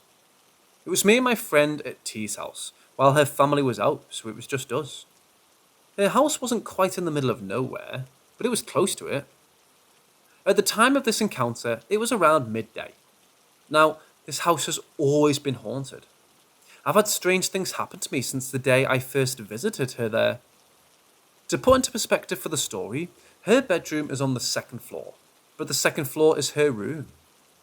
There's a little space at the top of the stairs for the balcony door on the right, and her bedroom door on the left. I would touch both at the same time if I spread my arms. There's nothing else up there. We were downstairs in her living room watching TV, eating snacks and such as usual. Now, I hadn't said anything to her because I didn't want to look crazy, but I felt unwelcome, if that makes sense. I felt like the longer we were down there, the heavier the feeling got. So I suggested we go back up to her room. I took our cups and went into the kitchen to wash them. Out of the corner of my eye, I see a dark, hunched-over figure run past me and into the laundry room. I thought it was T, so I turned around and audibly called out her name. She came in from the living room and asked what was up. I looked at her confused and asked if she had been in here. She seemed confused as well and said she hadn't been in here. She had been fixing the recliners. I told her what I had seen and her face just dropped. It was like one of those horror movie moments when you realise it was never your friend at all. We were spooked at this point and got out of Dodge, running upstairs to her room. We thought it would be over, but it was far from that. Now, T has a cat who hates people. You can't pet her, go near her, anything. She's never even in the same room as us when I'm over. Upon settling on T's bed and talking about what we saw downstairs, the cat began scratching on the door. So we let her in, and she bolts in with her hair raised and scrambles under the bed. Neither of us have ever seen that cat so afraid. This is when I stopped talking and I realised it sounded like somebody was walking around downstairs. I could hear footsteps and whispering. Then the cat wants to be let out. I didn't want to open the door because, to be honest with you, I was terrified at this point. But T didn't want the cat to pee on her floor, so she let her out. The cat got about halfway down the stairs when we heard her start to hiss and spit. The cat runs up the stairs, back into the bedroom and under the bed once again. This time, I lock the bedroom door. A few minutes later, T nudges me and says, "Do you see that?" I look over, and there's a moving shadow under her door, like somebody pacing back and forth. We were trying to distract ourselves until her parents got back from all the subtle noises, but it wasn't really working. Suddenly, we hear a big boom from downstairs. We both flinch and we're like, what the fuck was that? Then it happens again, but louder. It sounded like a door slam, or like something just ramming into the wall. It was so loud that we thought somebody had broken in. We can hear heavy boot steps and whispering downstairs. We're certain somebody has just broken into T's house. So scared, in fact, that we got out her bat and barricaded her door. You might be wondering why we hadn't called the police if we thought there was a break-in, but honestly, We weren't entirely certain. T's cell phone rings and it's her mom saying she's out front and to open the door because her hands are full. Neither of us wanted to go downstairs, but if her mom was there, surely nothing had happened. We crept down the stairs, waiting to see a destroyed house or things in chaos. But nothing. The doors and windows were locked and shut. Nobody was in the house. We let her mom in, and that was that. We searched the house, but there was genuinely nothing there. This is the clearest paranormal encounter I've ever had to this day.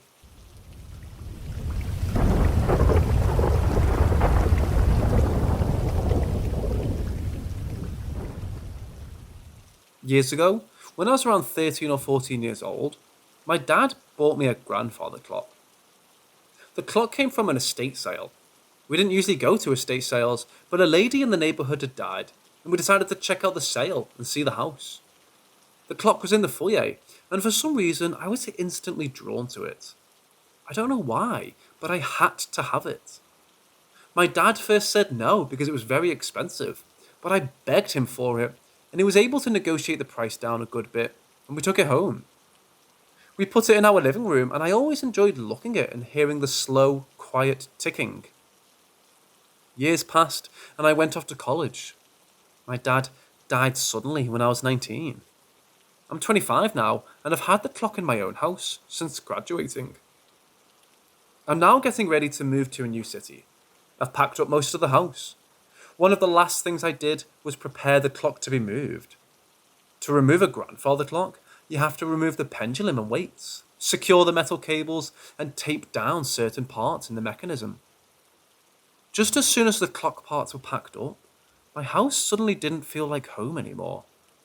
It doesn't seem to have the same happy energy I always felt in it.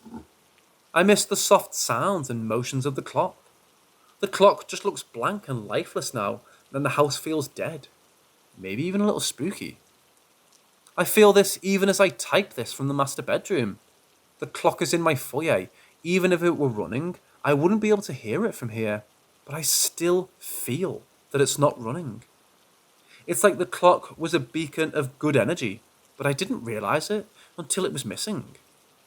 I can tell you one of the first things I'll do in my new house is reassemble the clock and start it back up.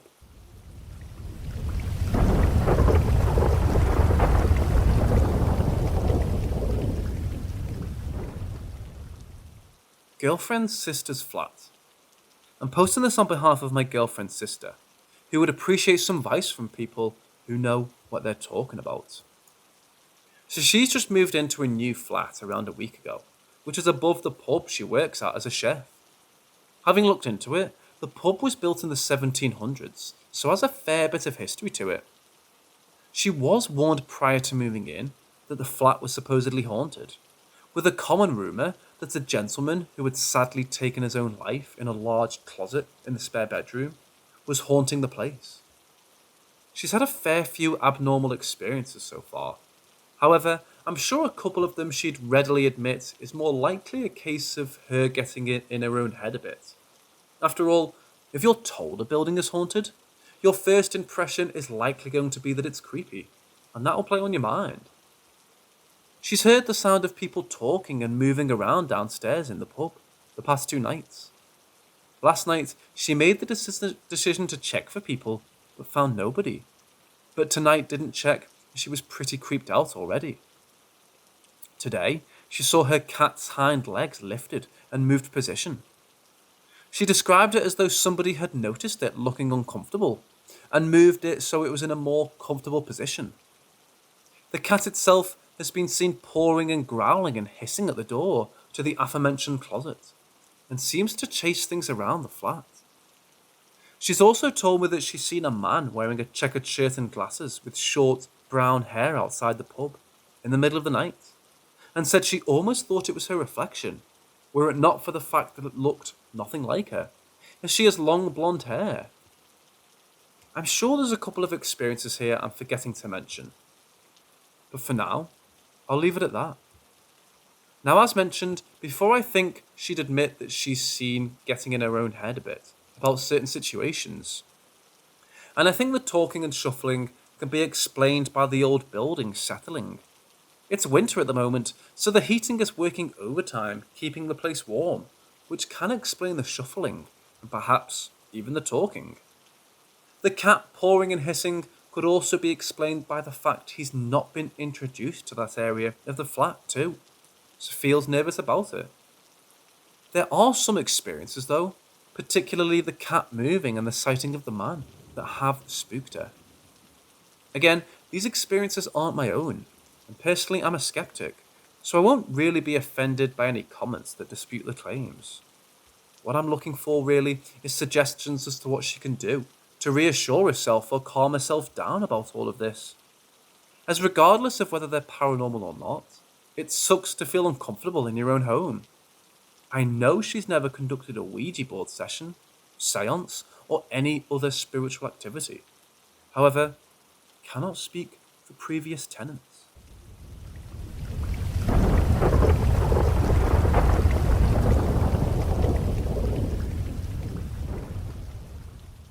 We moved here almost 4 years ago. My husband and I are both big-time skeptics, so we try to attribute everything happening to natural causes. Shortly after moving in, I started to see things out of the corner of my eye.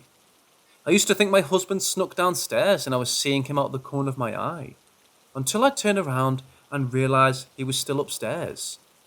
This was maybe a weekly occurrence, always just at the corner of my vision, like a man walking just out of view. My husband thought I was losing it, until one night in his office, he had his office door open and swore he saw someone running down the hallway towards his office door, until he looked up and no one was there. When my son was about 1, he would wake up crying and pointing to the same corner of the room. We kept asking him what was wrong, and he finally said bird girl. He was about 1.5 years old at the time, and did this for months. Always in the same corner, always bird girl. Things have a way of breaking in this house. Electronics, appliances, nothing lasts like it should. I don't know if it's related, but it's sure as hell frustrating to have things just stop working. Lights also have a habit of flickering on and off, or just shutting off completely. Things like to turn on their own, especially in the playroom. The playroom is connected to the kitchen, as it's technically a dining room. One day, I was cooking and a toy randomly said, "Let's play." No one touched it. It had been sitting there for hours untouched. Creeped me out. Another toy is a house, and we sometimes hear the little door creaking open and shut. Probably the weirdest one. I was walking down the stairs one night and had this feeling like someone was behind me, watching you. I got this horrible pit in my stomach and heard someone say, "They're going to push you." I thought I was losing my mind. 1 week later, I fell down the stairs. I remember walking toward the stairs, and then I woke up the next morning. I had a concussion from hitting the gate at the bottom of the stairs with the back of my head. I still don't remember what happened at all, but I would have had to have fallen straight back to hit the back of my head on the gate the way I did. One night, I had dreamed someone was in the room holding me down, and the next day I woke up with bruises on my neck. No, it absolutely was not my husband. My husband was sleeping upstairs one night and felt like something sat on his chest. Ended up spending a week in the hospital with a spontaneously collapsed lung. Doctor had no idea how it could have happened, just while sleeping. We've saged the house twice. Moving isn't an option for us right now. Saging seems to have helped at least a bit. I've tried to find the history on this land from before our home was built here, with no luck. We're the first owners. I don't even believe in ghosts, but there's been too much to deny something is weird here.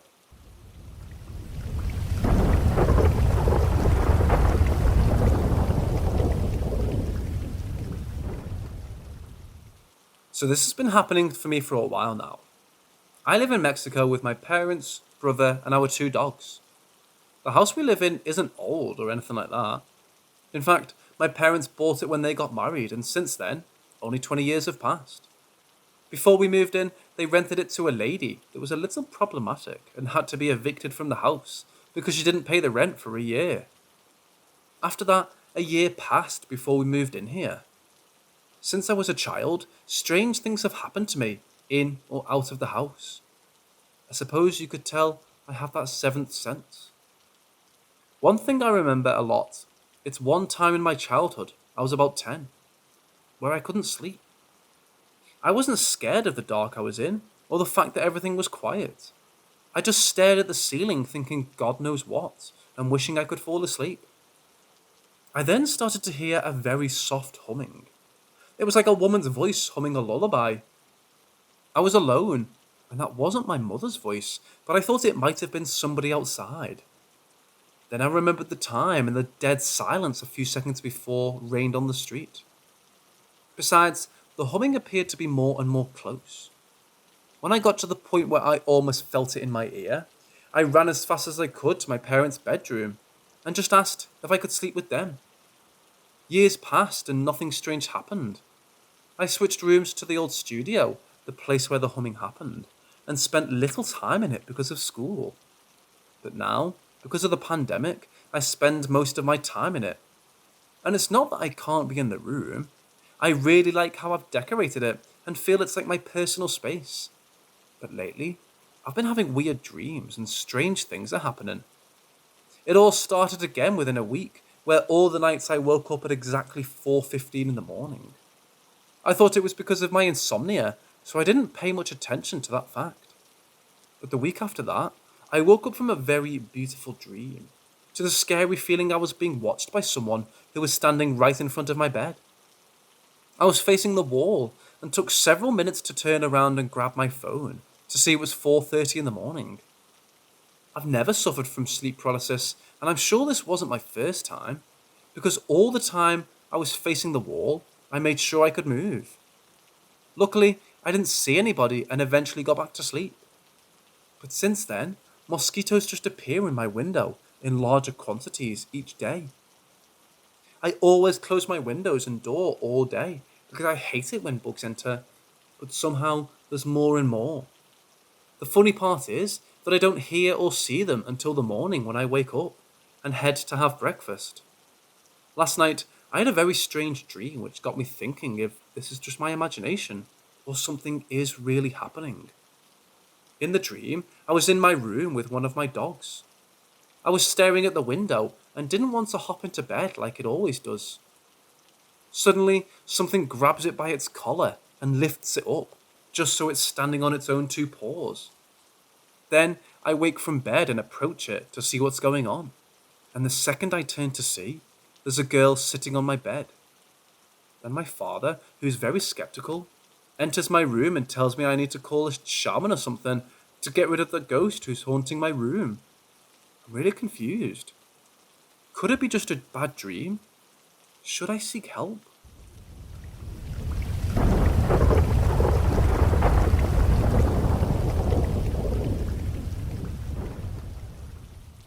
I know so many people will want to say paranoia, psychosis, etc. And yes, I have experienced all of those. What I'm asking about is not that. This is for the people that know the difference between being sleep deprived for 5 days and hallucinating crazy things and actually seeing crazy things and knowing they are real. I know people say they talk with aliens and ghosts and other wild things on DMT, acid, shrooms, etc. My personal experience is from cocaine and crack. I did it for years. I was the closest thing to a functional crack addict someone could get, but we all know there's no such thing. To make a long story short, something attached itself to me for about 8 months. Years after my addiction began, mind you. I was terrified. Its presence was sinister. I could feel how much bad it wanted to inflict on me. Things would move on their own, computer chairs spin for no reason, things disappearing and reappearing, dogs and cats whimpering when I brought them to my room because I was too scared to be alone. Sleep with the lights on under the covers. My cat could literally be hissing and swatting at nothing, back hunched and hair curled up and all. When it was really bad, the room would fill with what I only describe as like an electromagnetically charged atmosphere. Random static charges would start zapping randomly on my body. And the air just felt, I don't know, like it was charged with electricity. I took a lot of videos and pictures, which was the only thing that kept me convinced I wasn't going crazy. That and my pet's fright. The pictures always turned out something. It's wild, because sometimes what my phone would show would not be at all what the saved picture or video was showing. The really, really good videos and pictures just wouldn't even be there when I go to look for them. After months of no harm coming from this thing, just straight terror, I realised if it was going to hurt me, it would have by then. It started becoming normalised in my life. I'd ask it to stop moving things, to leave me alone. I could literally go to bed with something like a cup or book floating on my nightstand. At this point, I started researching how to get rid of it and realised I had to face it. At about the 4-month mark, I confronted it, demanded it to leave me in the name of God, all the good stuff, yada yada. Well, sure enough, once I did that, the happenings started to become less frequent, each and every day, until it was eventually gone. Like it dissipated. It took 5 months to dissipate. I've been clean for years and live a very good life nowadays. This all occurred back in 2014.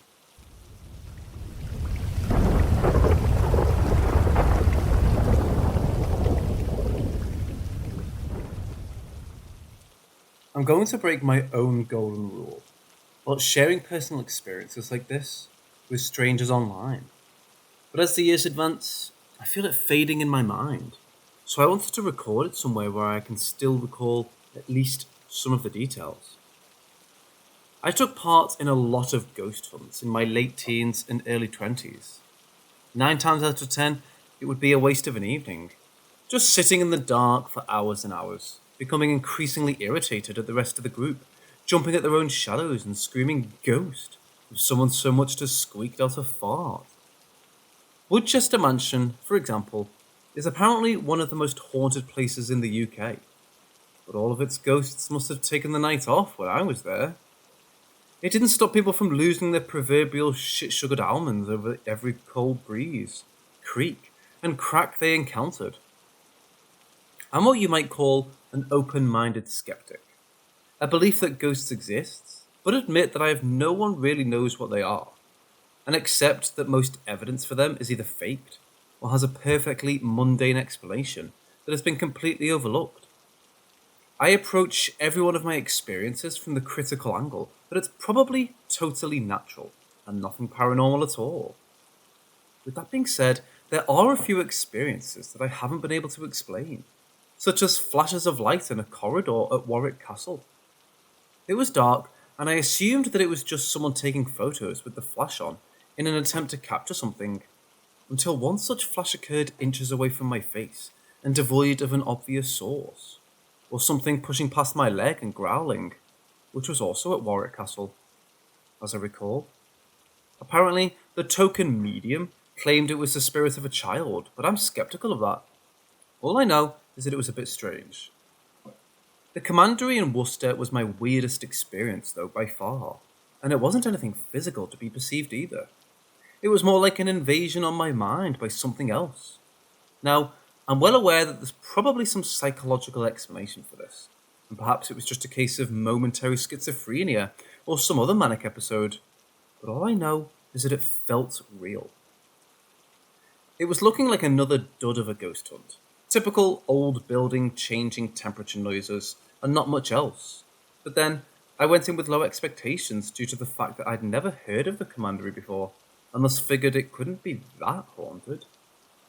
I went in with zero knowledge, although I admit that that's only conscious knowledge, as who knows what we absorb from our surroundings subconsciously, and low expectations. I was with my ex-girlfriend too, who I was trying to impress and remove the ex bit, so I was somewhat distracted. And then it happened. While we were sitting in a dark room, a memory, of a woman being dragged backwards along the floorboards. I saw it from her perspective, her legs and shoes being pulled over the wood. In that moment, the way I perceived myself was as that woman, with dark hair and green eyes, and I felt total and utter sorrow and despair. Once the experience had passed, I was blubbering like a little girl, as in properly sobbing with a runny nose and everything. The strangest thing was that for a moment afterwards, I kept crying, even though all semblance of sadness had gone, like I was just going through the motions.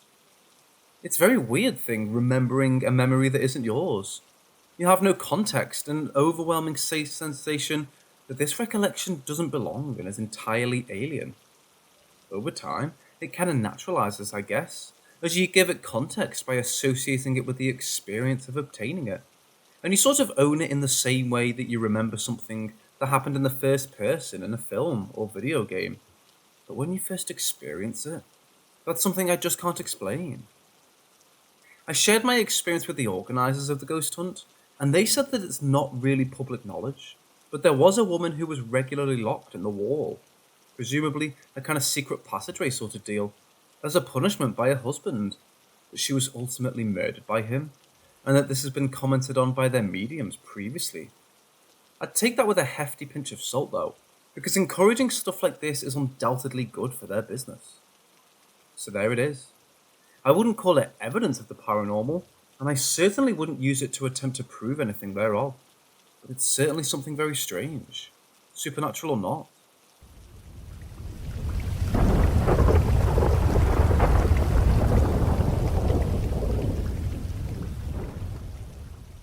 When I started my nursing career, I started as a CNA, Certified Nursing Assistant. I was working at a nursing home. I have a bunch of stories. Residents telling me to tell the little boy in a hat to leave their room. Call lights randomly going off, shadows, etc. However, this story really sticks out. Side note, when my gran was sick with cancer, she stayed at this nursing home for a couple weeks. So I went into one of my residents' room to help her get ready for the day. She asked me, "Ashley, who died last night?" I was like, "No one, honey. Why would you think that?" She replies, "I saw a lady in a beautiful white dress and two men in a tuxedo pushing a gurney down the hallway." I figured she had a bad dream. So anyways, later in the day when I'm doing my charting, I'm talking to one of the older nurses that has worked there forever. I tell her the conversation I had. She looks at me with this smirk on her face and she goes, "You haven't heard?" I was like, "No," all puzzled.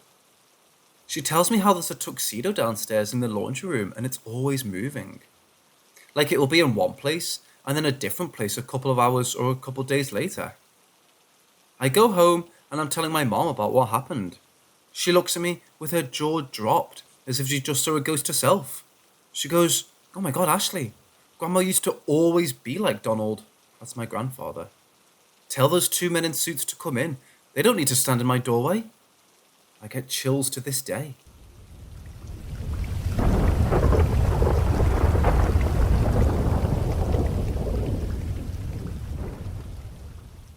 I moved to an apartment with my family 4 years ago, and ever since, I've been hearing things falling on the other side of the place.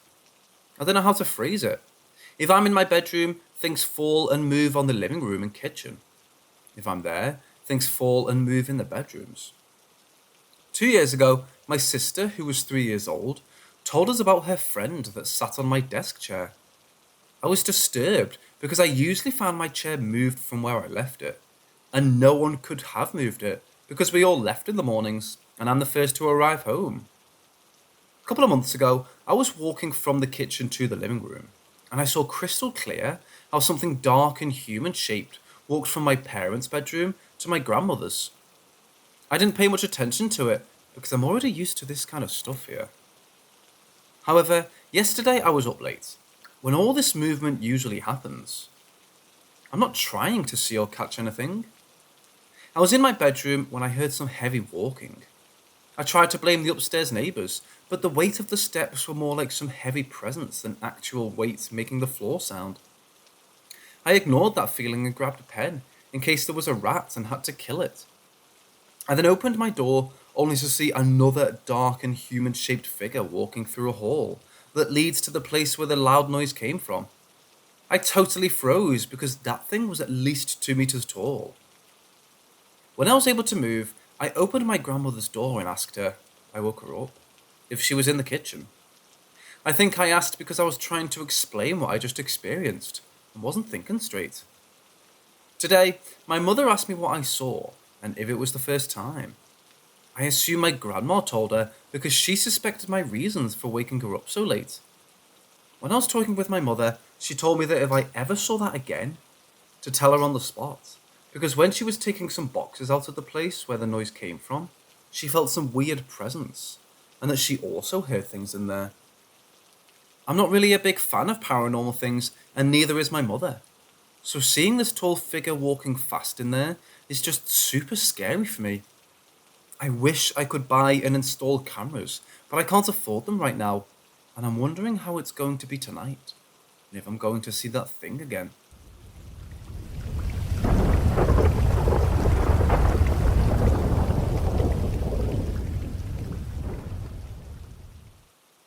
I haven't told anyone this, and I haven't thought about it for years, but now I've been having horrible nightmares of being tortured, and pretty much just horrible things happening in my dreams, and it's been affecting my sanity, honestly.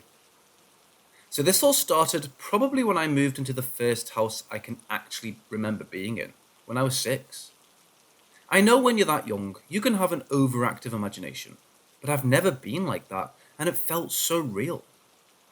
So it started out small, like I'd have constant nightmares of demonic things that I can't describe much, but I remember it. Like I see it, but I can't describe it. It started escalating with feeling like I wasn't alone, and just constant paranoia that's probably not normal for a 6-year-old. The first actual experience I had that I saw was honestly the most horrifying thing I've ever seen. I was sitting and waiting for my mom and our roommates to get done with getting dressed, so we could go out to eat. While I was sitting in the living room, I felt compelled to look towards the dining room like I had to. When I did, I saw this grey head poking out of the ground with an unnaturally wide smile, with basically shark teeth in its mouth, and it had long black hair and white eyes. Behind that thing was a tall shadow of a man with no head. They felt like separate entities, like the head felt like it meant me harm, and the shadow just felt sad. I know I'm probably sensitive to that stuff because I still pick up those types of energies. When I saw it, I snapped my head back forward and stayed as still as I could. I was terrified to move, and it felt like I was there for hours, even though it was like 20 minutes. Ever since I saw that thing, it got worse in the house. It started to sort of decay. Bugs started to live there, and it was so bad that exterminators couldn't get it to stop. One of my roommates, who I cared about deeply, just ended up randomly dying one night. Like there was nothing wrong with her or anything, and it hurt me so much. I don't suffer as much from it anymore since this happened 12 years ago, but I miss her so much. Things became so tense, like you could cut it with a knife, it was so bad. I had kittens, and they randomly died, even though they were in good health. After that, I started to wake up with scratches, and something would touch me occasionally that was very cold. I ended up moving out when I was 11 with my mom, because of reasons I will not say. And when I would walk by the house, it just had this aura of death.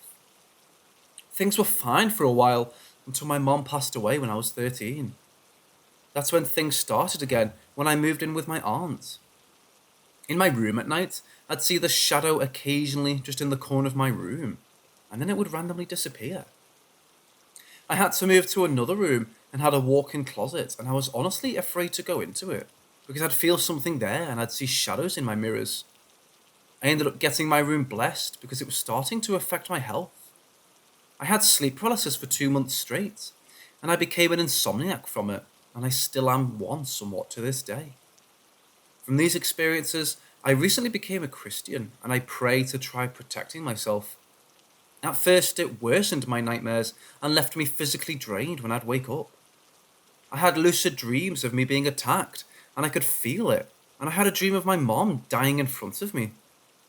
I've since strengthened my faith in God, and it has helped, but I still get nightmares every other night. But they aren't as bad, and it doesn't drain me anymore. I feel like this is the same thing that I saw when I was younger, and I think it attached to me.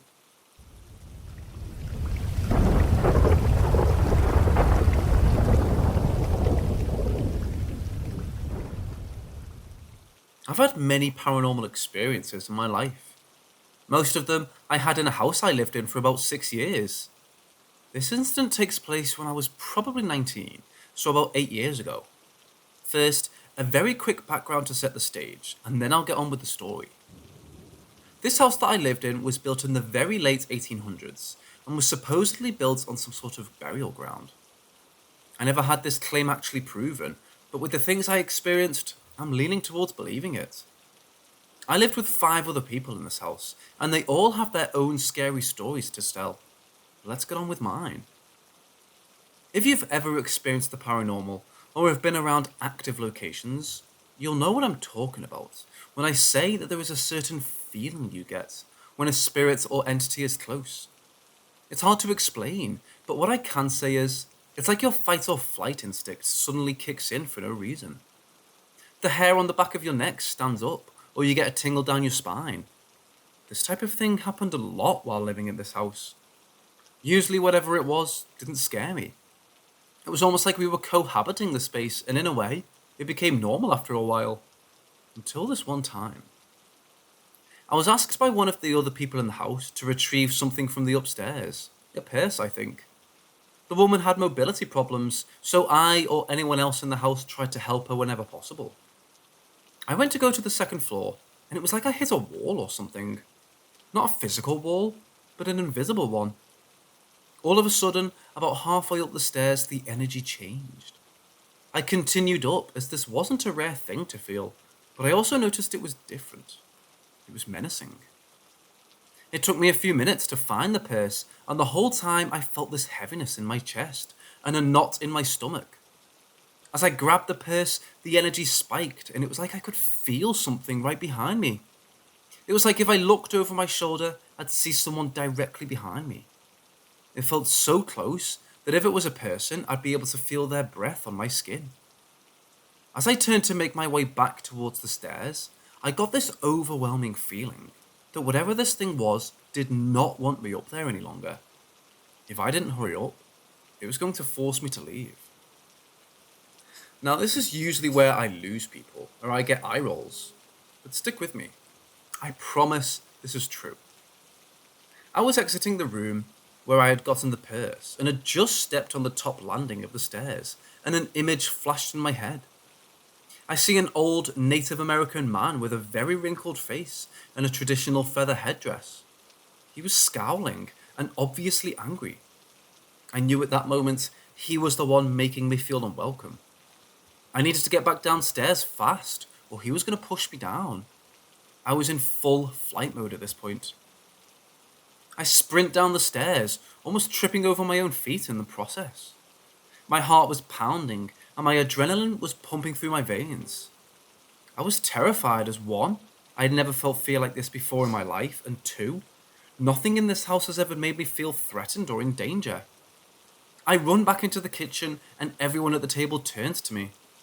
My expression was to convey that something bad happened, because everyone frowned, and one person asked me what was wrong. I told them what had just happened, and they all believed me. It was just an accepted thing that this house had spirits, so it wasn't like I was talking crazy. At least not in our friend group, that is. The woman that I had gotten the purse for, who was also like the mother figure in the house, seemed to know what I was talking about. She told me later she wasn't surprised I experienced something like that, as she's had similar encounters. The next day, she gave me instructions on how to salt the perimeter of the house, and told me a small prayer to say as I was doing it. Does this actually work? I don't know. Regardless, it gave me some peace of mind, and I also never had another run-in with any malicious spirits. All in all, I'll always be thankful for the time I spent in that house. Even with and sometimes because of the occasional scary experience, the friends that I made and the memories I have were worth it.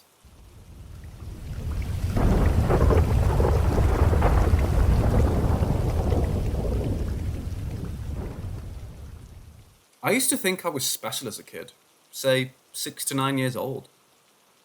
I believed I could see ghosts, though never anything more than a glimpse or only for a few seconds. But I guess whatever I saw or imagined was enough to make me think I was special. And since whatever little I saw didn't hurt me, it surely meant I was extra special.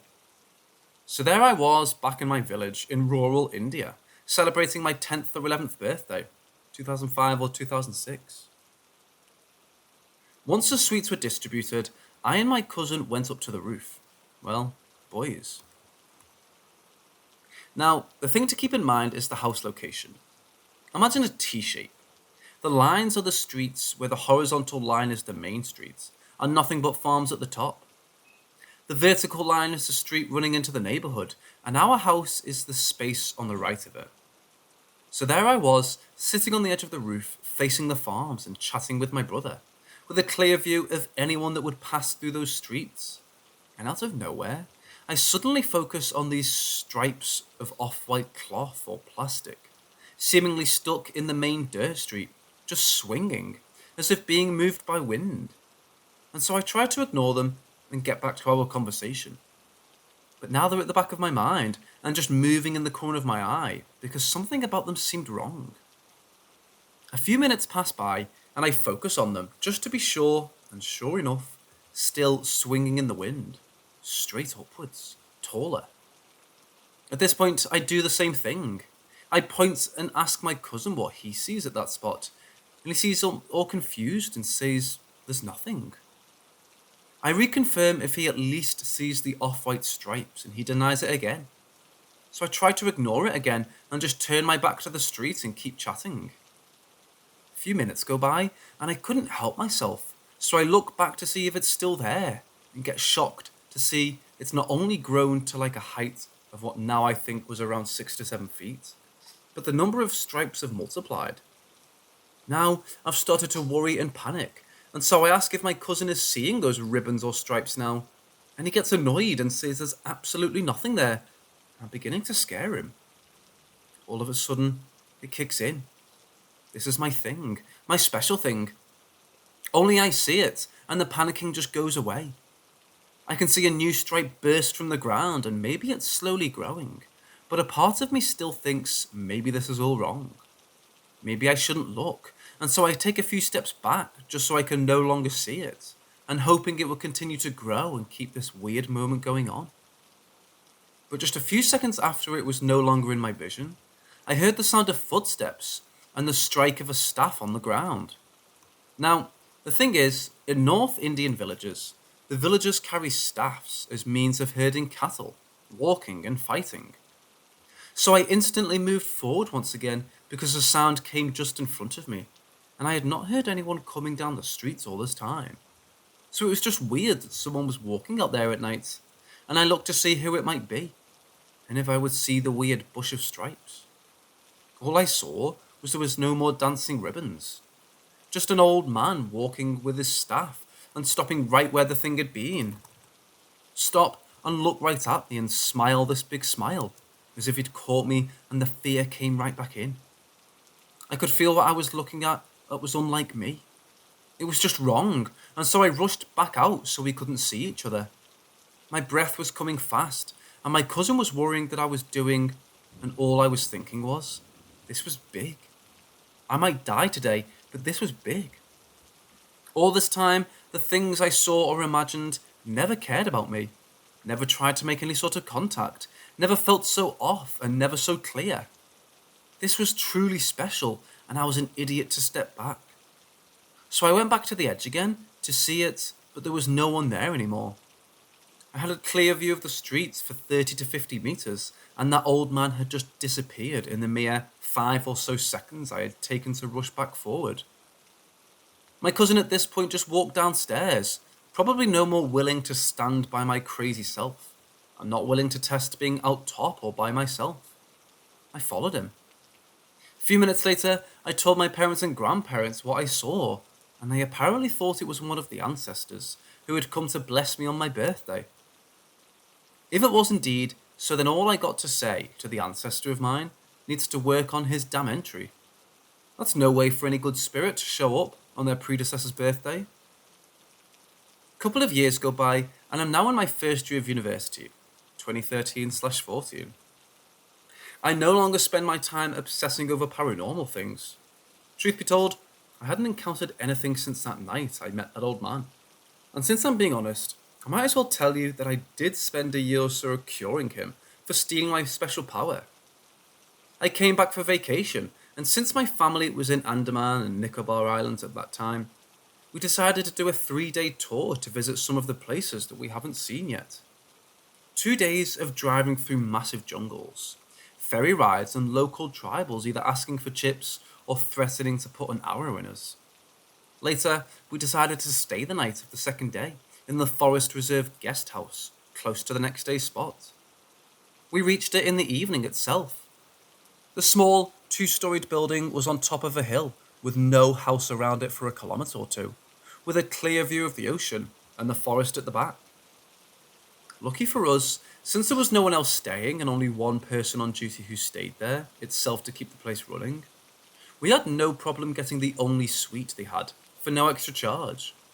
By suite, I mean just 2 spacious rooms and a bathroom, but then the alternative was the normal rooms, just a room with a double bed and a small attached bathroom, which meant splitting up and staying in different rooms in this place that seemed so full of life at day, and now at night looked for what it truly was, an isolated building in the middle of nowhere. But you see, I was a hormonal fresher. I need my privacy after spending a day and a half of continuous family time. So I make a request that I wish to stay in a normal room, since I didn't wish to sleep in the same room as my sister. She kicks in a sleep, nor did I want to hold the bathroom for 30 minutes, while my whole family is right outside. And the caretaker was kind enough to put me in one of the rooms he had previously readied for us. Again, no extra charge. This guy could single-handedly ruin a business. The only thing is the suite was on the main floor, and the rooms were basically on the basement floor. Well, that wasn't going to stop me from busting a nut that night. A little info on the layout. The top floor has just 2 rooms, one a suite, and another an office with stairs in the middle back side. They open downstairs to this room with a dining table and 2 corridors running to your right and left once you get down, with rooms on each side. The caretaker shows me this room, and just right at the dining space. The moment you enter, you see a double bed, a TV at the front of it, an AC above the window to the left of the bed, and a washroom door to the right of the TV wall. Small room, but designed carefully to meet the requirements of a horny guy. But it felt off. I didn't know whether it was if the room had not been in use for so long that made me think something was wrong, or if it was at the dust or the clear fact that it felt a lot like the special thing at work. There was no one on the floor, just me. I ask the caretaker where he sleeps and he says, "I'm just next to you. You have any problems, I'll be there." And then he goes back to attend to his duties while I get in and lock the door and get ready for the night. I do the deed and spend the rest of the night just watching TV. And by the time I'm done, it's past 1 a.m. and I decide it's about time I slept off for tomorrow. It will be a long day. Now the thing about how I sleep is that I prefer it as dark as possible. I need all lights within the room switched off. The washroom door was shut and the heavy curtains long drawn closed before I even began to, And so I pulled my sheets and went to sleep on the side of the bed near to the main door. I'm not sure how long I was asleep, maybe 20 to 40 minutes, but all of a sudden I felt something big fall on the other side of the bed. Something heavy enough to shake it all and wake me right up. I frantically swung to see what it was. Did the frickin' fan fall off? Was it the ceiling coming down?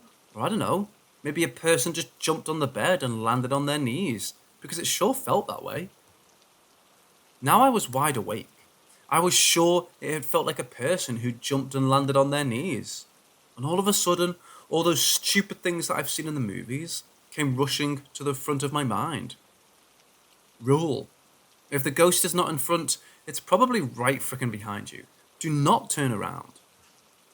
So I'm stuck just staring at the window curtains right ahead thinking, I'm done for, and trying to see if I can make anything else in this almost pitch dark room, other than the curtains which are highlighted by the little amount of maybe moonlight outside. All the while, a sound in my mind doubts what I just experienced. Maybe it was a similar feeling to how one might feel they're drowning or falling in their sleep. Maybe I experienced something similar, and maybe I imagined the sound of the bed moving or something. Or it made the sound because I moved, and not that I moved it, because it moved and made the sound. You know, simple logic stuff. As I stared at those heavy curtains, a wave just moved through them, slowly. Might have been the AC. Is it in the swing mode? Could be strong enough to move those curtains. They felt heavy. Strong AC. So I once again do the same thing. I don't look anywhere else in the room, especially right behind me. I just pull my sheets up and just try to fall back asleep. Or I try to, but it no longer feels right as it did. Heck, it feels the way it felt when I entered it. Just off. As if something was wrong, and now something was staring, just waiting to see my next move. My mind has already gone through the encounter with the old man, and I thought this is just another major event. Maybe these are the only things I can feel now. Maybe if I just waited out, I'd walk out of this just as easily as with the old man thing.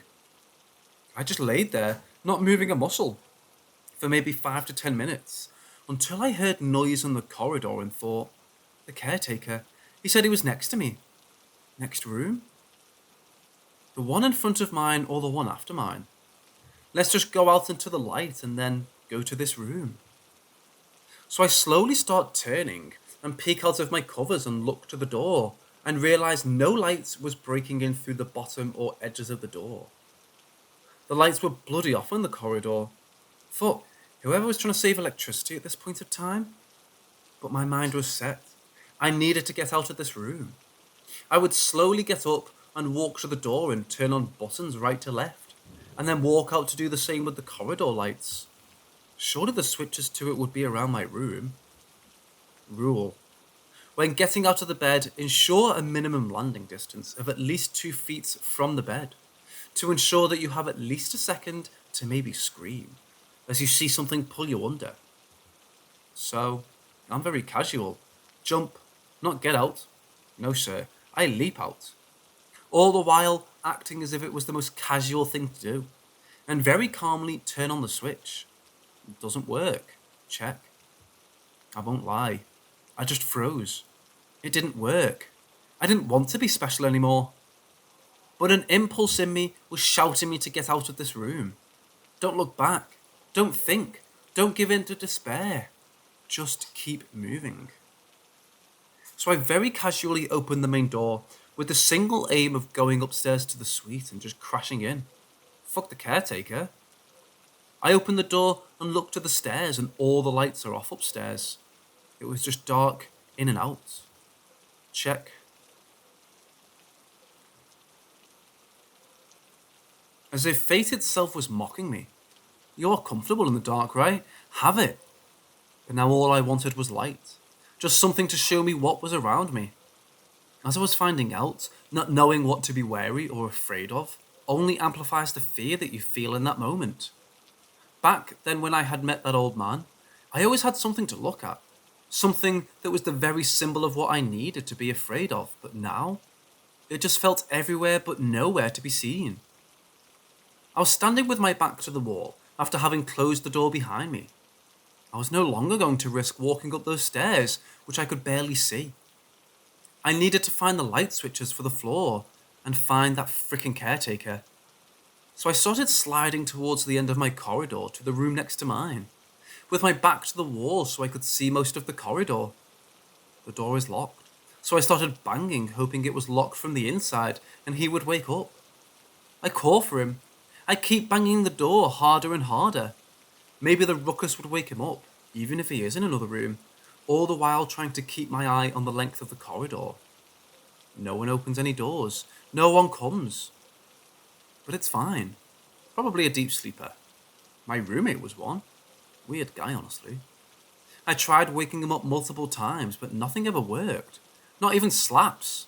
And then I found a trick. Call his phone, and the bastard would wake up with a jump. Imagine waking up 2 semesters with the sole purpose of giving a missed call to your roommate, who's lying on the other side of the room, before his army of alarms go off. And you have to get up to turn them off, because God knows they don't work on him. College life is weird. Anyway, back to the story. So I keep moving forward to the next room. Same ending. Now I'm almost at the edge of the corridor, thinking maybe there were stairs this way too. All I found was just 2 openings on either side from which you can walk into the forest. The last thing I was going to do in this situation was walk into a bloody forest. Now I had to go all the way back, banging on each door on the other side till the time I reached the room right opposite of mine. All the while looking for a switchboard that was not one in this freaking corridor. Logic said it was probably in the dining area, and I should have probably checked that first, rather than walk around in freaking dark. So I do exactly that, all the while keeping maximum distance from my own room door. No switchboard. How is there no switchboard? I have to do something. I can walk towards the other corridor. Maybe the caretaker would be there. Maybe the board is towards that side. Maybe I've had enough. Yes, I have had enough. You see, you can only be afraid for so long. I spent the last maybe 10 minutes slowly walking in a silent dark corridor, with my butthole clenched so tight that the face vacuum tight seemed silly in front of it. I was done being afraid, damn it. It's been 10 frickin' minutes of absolutely nothing. I was definitely not risking the stairs, but fuck it. If I lose to something that I can't even fucking see, why am I so afraid? This is nothing new. I already had one experience, and heck, I looked it in the fucking eyes.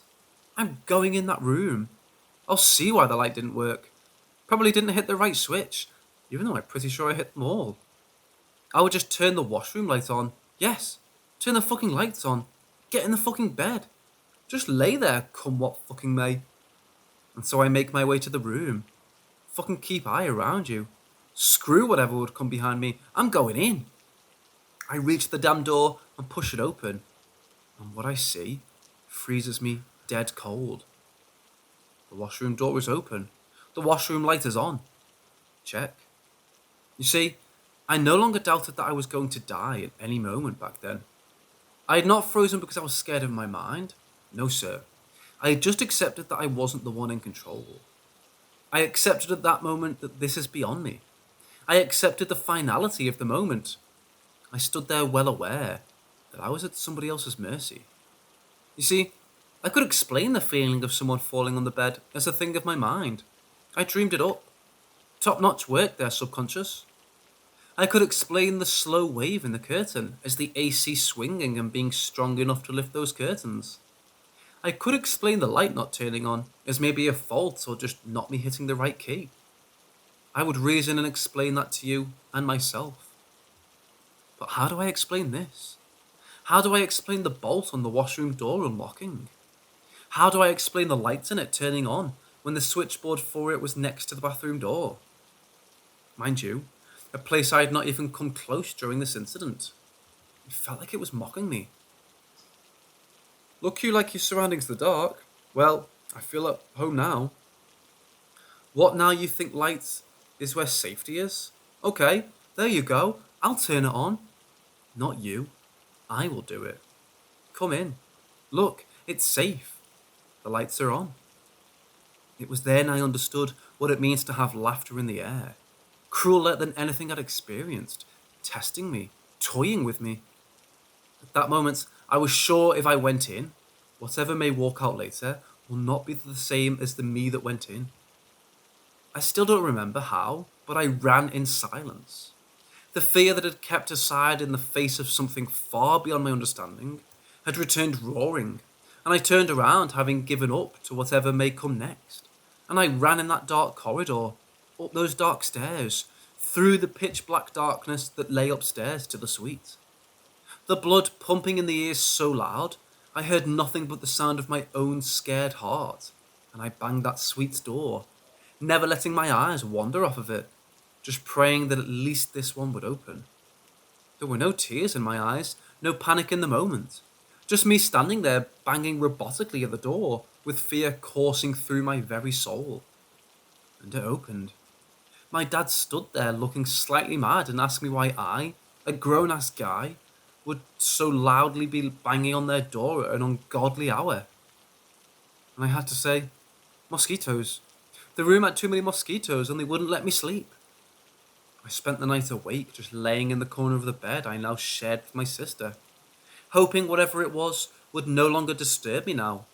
And as I lay there completely alert and as the morning came, we started to pack for the rest of the trip. The breakfast was served in the dining hall downstairs by the caretaker. The switchboard had been right at the start of my corridor. The caretaker handed me the cell phone I had left next to my bed last night. It never came to me to check for me, when it was the very device I had used for recreational purposes in the very early hours in that room. He served the food and walked into the room right opposite of mine. The one he had apparently stayed in. The one I had banged last in my corridor. He never asked me why I left the room door open with the AC running and the washroom lights on. I never asked him why he never opened his door. Breakfast done and bags packed, we left, and I never told anyone this story for 2 years. Always afraid if it would bring something bad. I finally cracked and first told my dad. He didn't know how to react or help. I still don't, so I don't hold him down for this reaction. Later on, I would tell the story one more time to my friends in college, and no more. No more until now.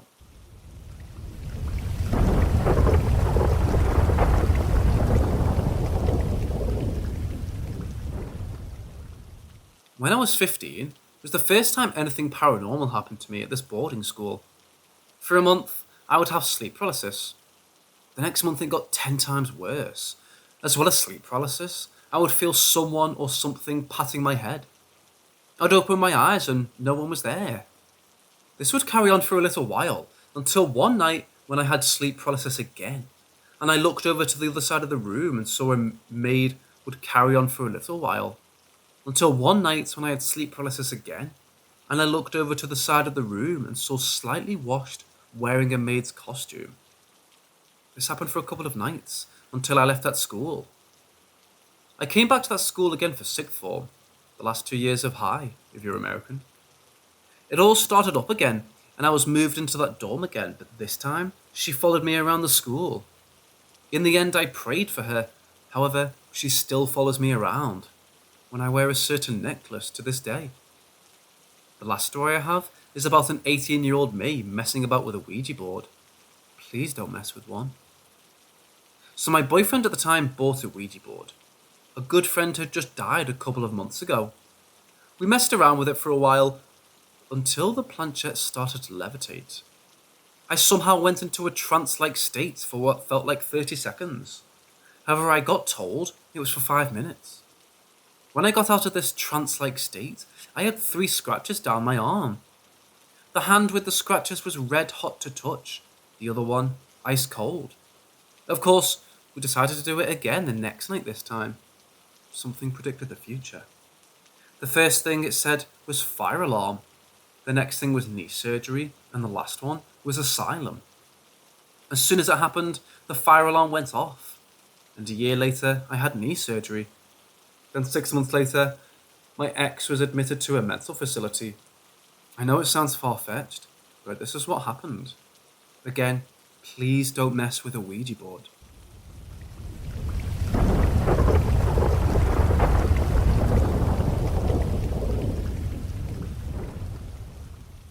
A while back, my ex/mother of my child told me about this guy who she had summer flings with.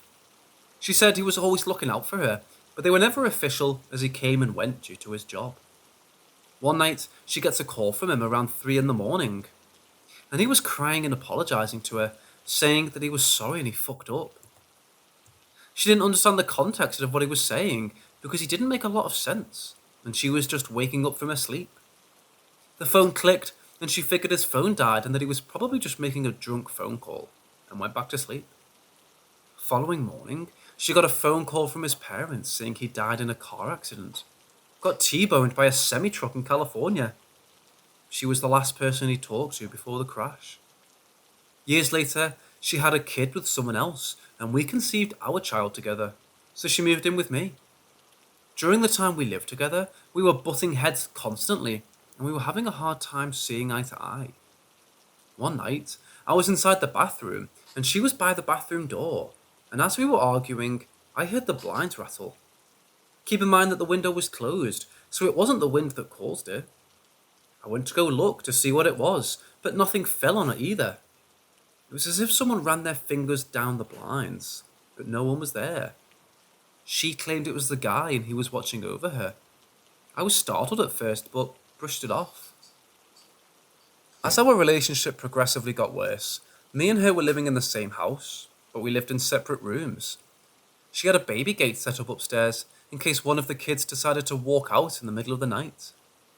One night, we were arguing after I came home from work, and I told her I didn't want to keep doing this anymore, and I went to my room and closed the door. In the middle of the night, I heard the baby gate alarm go off for the first time, and I figured her older kid might have woken up to go get water or something. He was about 3, maybe 4 years old at the time. I was exhausted from working 10 plus hours the day before, and I had to wake up to go back to work the following morning, so I didn't go out to check. The alarm kept going for about 5 minutes before I finally heard it click. I figured the mother finally got out of bed and got to the gate and went back to sleep. The following morning, I woke up and got ready for work, and as I was walking down the stairs, I saw her coming through the front door. I was surprised she got up early to go somewhere, so I asked her where she went. "Where are you coming back from?" I asked. "Coming back from my dad's place. I spent the night over there." I was confused. "You weren't here last night?" "No, I left after the argument. I just didn't feel like spending a night here yesterday." Her dad lived 2 streets up from where I lived, so it was close. But it surprised me, as I thought her kid woke up and opened the gate. I explained to her about the gate incident, and she just giggled, saying it's probably the guy that's just bullying me and telling me to watch out. One thing I wanted to make note here is that the baby gate isn't like a swinging door where you can just push it open. You have to unlock the latch from the top and then pull it up and then it will swing open, meaning it wasn't just some defect or the AC that can cause it to open and close, like a draft closing the door. I thought about the latch closing and hearing it click in my head all day, and it gives me chills.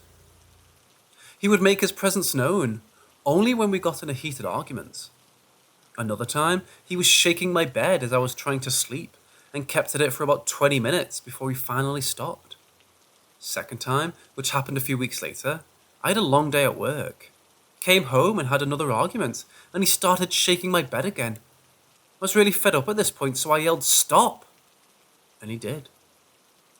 She eventually moved out and found a nice guy, and she's married now with 4 kids. We're on better terms, and I haven't had any encounters with him since. I was afraid after she moved out he might come bugging me again, but he never did, and I hope to keep it that way.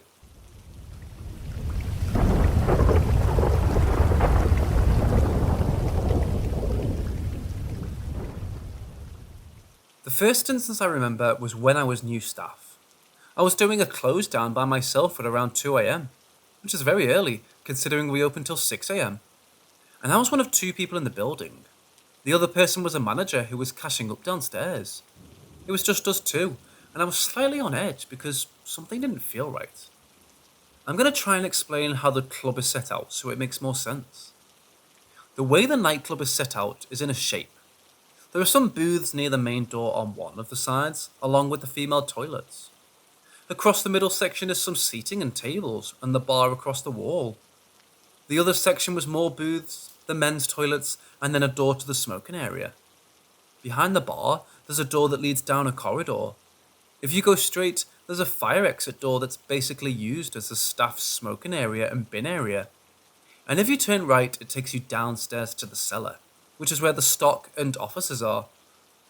I was walking near the customer smoking area, sweeping as I went, and I heard glasses clinking near the entrance to the club.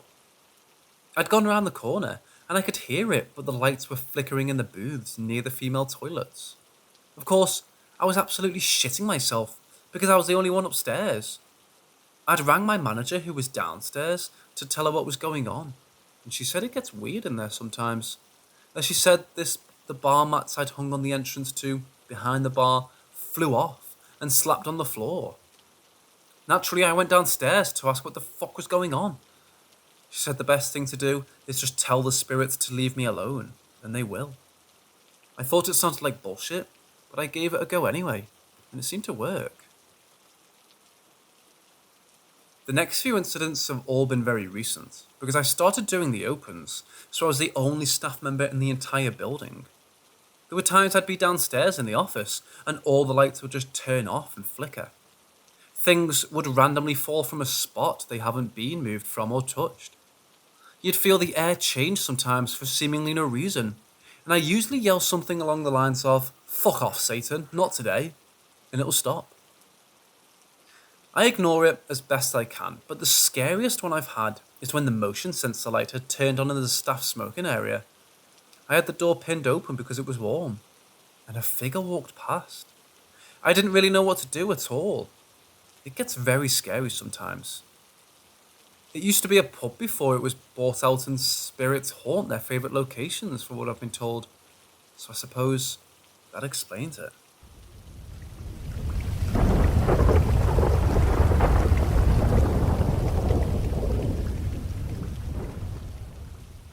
Some background context. 6 or 7 years ago, my family had a family reunion, and my cousins decided to rent a beach house because, why not? When my family and all my cousins arrived at the beach house, we all unpacked our stuff, and I went upstairs because that's where all my cousins were. There were about 5 of us in the room from what I remember. We were, I guess you could say, we were the youngest cousins at the time. I was 10, and the youngest in that room was 4. Probably 15 to 20 minutes later, the door opened on its own. Keep in mind, the door was closed all the way. There was absolutely no wind, and we were the only ones upstairs. I got up and closed the door, not questioning anything, then continued to play with my cousins. The door opened again a few more times. The 6th time it happened, I opened the door, and I don't know what I was expecting. I was pretty stupid when I was 10. I whispered, "If you're angry, grab my hand." Then I stuck out my arm. Believe it or not, I felt a tug. I was a little spooked. I just closed the door again and continued playing. It didn't open again. Around 7 p.m, my uncle came out of the bathroom and asked, "Was there any wind?" Because the fucking mirror was swaying. We all looked at each other. We told them that there was no wind and we just shook it off. When we all went to bed, I woke up at around 1 in the morning. I looked at the window and there was a shadow figure. Everyone was asleep. I blinked and it wasn't there anymore. I turned back and my brother, who was only 1 at the time, was sitting up looking at the stairs. I was trying to see what he was looking at, and I saw the same shadow figure looking at him. I pulled my brother down into the bed and made him face me. We both fell asleep afterwards. We woke up and I told everyone. They were all in shock. Then my mother asked, "Wait, was everyone sleeping?" Because I heard people playing mahjong around that time. I was confused because nobody was up. I told her nobody was up. We decided to leave a day early because we were all a little spooked. Before we left, one of my older cousins, he's a psychic medium, was drawn to this one place as if someone was telling him to go there. He went into the house asking everyone for a shovel. I don't remember how he got the shovel, but I followed him and saw him dig in this area by the house. What he dug up was a grave. If I had to assume, the house was built over a graveyard. We covered it with leaves, coconuts and flowers. We left afterwards, but still, I think something followed me home from that.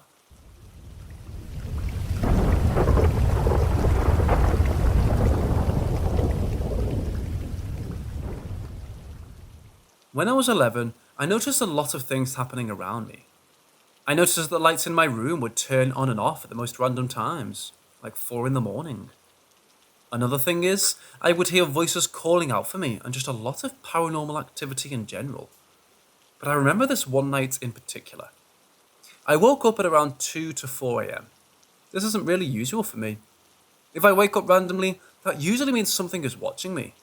Does anyone else have that too? I tried to go back to sleep, but I couldn't. I sit up and look to my left. There was a tall shadow figure staring at me. I wanted to scream, but I couldn't. I quickly turned my head forward and there was a shadow figure that looked like a girl.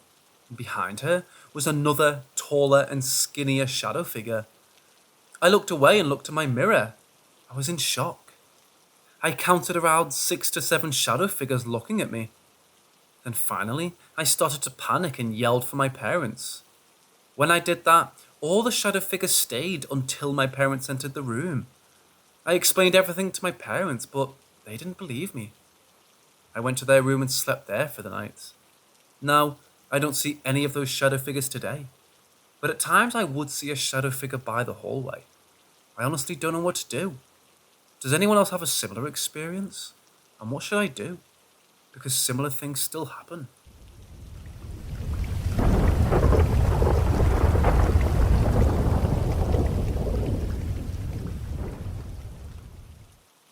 I live on the island of Oahu, specifically in an area where supposedly royalty or any important person came here to drink water and stuff.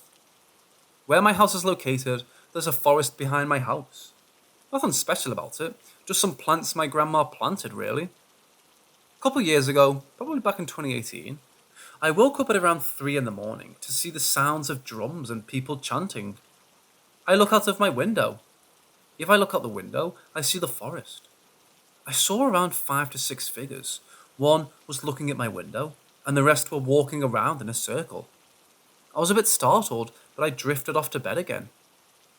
I woke up and went to my backyard. I went to the forest and I heard rustling in the bushes. I thought it was some type of animal, but it was a shadow figure looking at me. When I saw it, it disappeared out of thin air. The energy felt very uneasy there, but I saw a cool looking rock and I took it home. I'm not sure if any of you guys heard of the saying, "Don't take rocks from Hawaii back home," but it's a usual saying here because supposedly Hawaiians did rituals on the rocks and they were cursed. I did think about it a lot since it was close to my house. Ever since I took that rock, I would hear this voice saying my name, constantly banging on my windows, growls here and there, and one time I got a scratch mark on my back. I took the rock back outside, but this time, before I entered the forest, I said this Hawaiian chant to basically say my presence is welcomed, and I mean no harm. I dropped the rock where I found it and left. The activity that happened after I got the rock stopped, and I returned the rock. Here and there, I do still have some activity, but it isn't as bad as the time I took the rock home. I'm still not sure if this was something demonic, or a Hawaiian ghost or curse.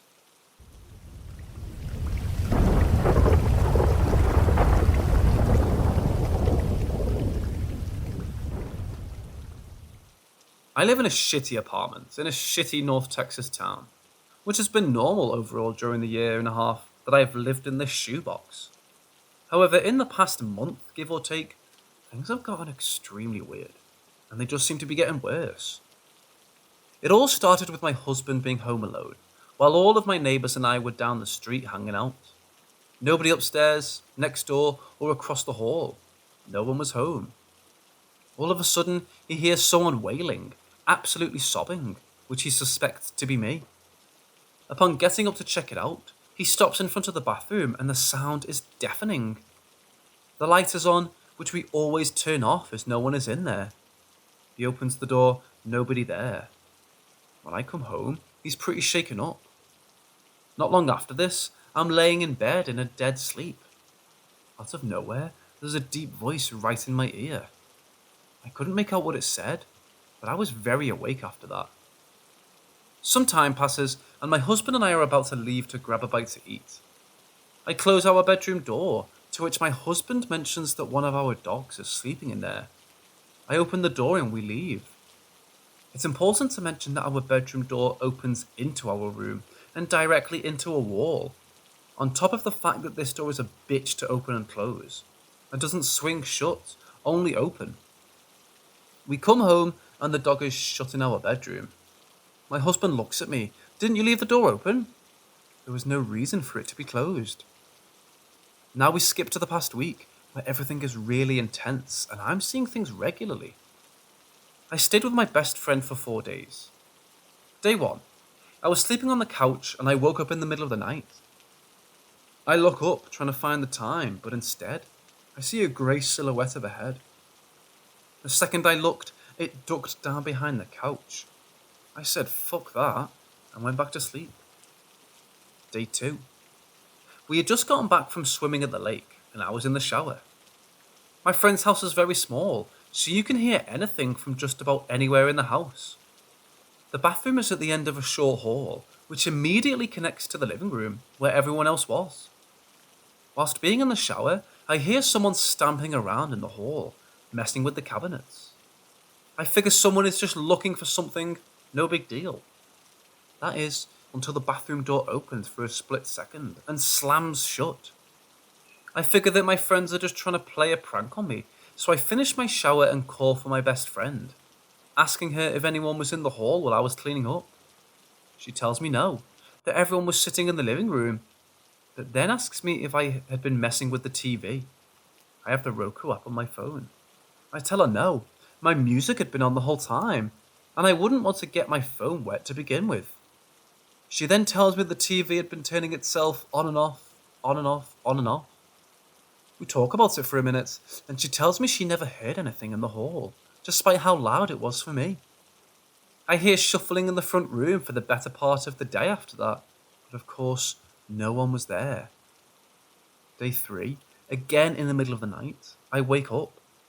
I check the back of the couch first. Nothing there. That is, until I look a little further into the doorway to the hall. There's a white face close to the top of the door frame, but the second I could comprehend it, it was gone. Nothing really happened on day 4, thankfully. It wasn't until the morning of Friday that things immediately kicked off. I was laying in bed with my husband, him being semi-awake, and me being wide awake. I stared at the ceiling for a while, just resting, when all of a sudden, there's a small ball of light that floats across my ceiling and disappears. I sit there in awe for a moment, before looking at my husband and explaining to him what I saw something. He opens his eyes and looks at me. What was that light? All of our lights were off, and we had our window fully covered with blackout curtains. There was no logical reasoning behind the strange orb of light. Skip several hours later, it's somewhere between 10 to 11 p.m. I'm sitting outside with my neighbours, right outside of our hall, when one of them gets startled. I swear to God I just saw someone right on the corner of the building. There's nothing there. I literally just saw it. One of my other neighbours and I get up and check, him going around directly to said corner, and me going the opposite direction, meeting in the middle. There was indeed nothing there. Said spooked neighbour went home a little after 11, and I was chatting and giggling with my other neighbours.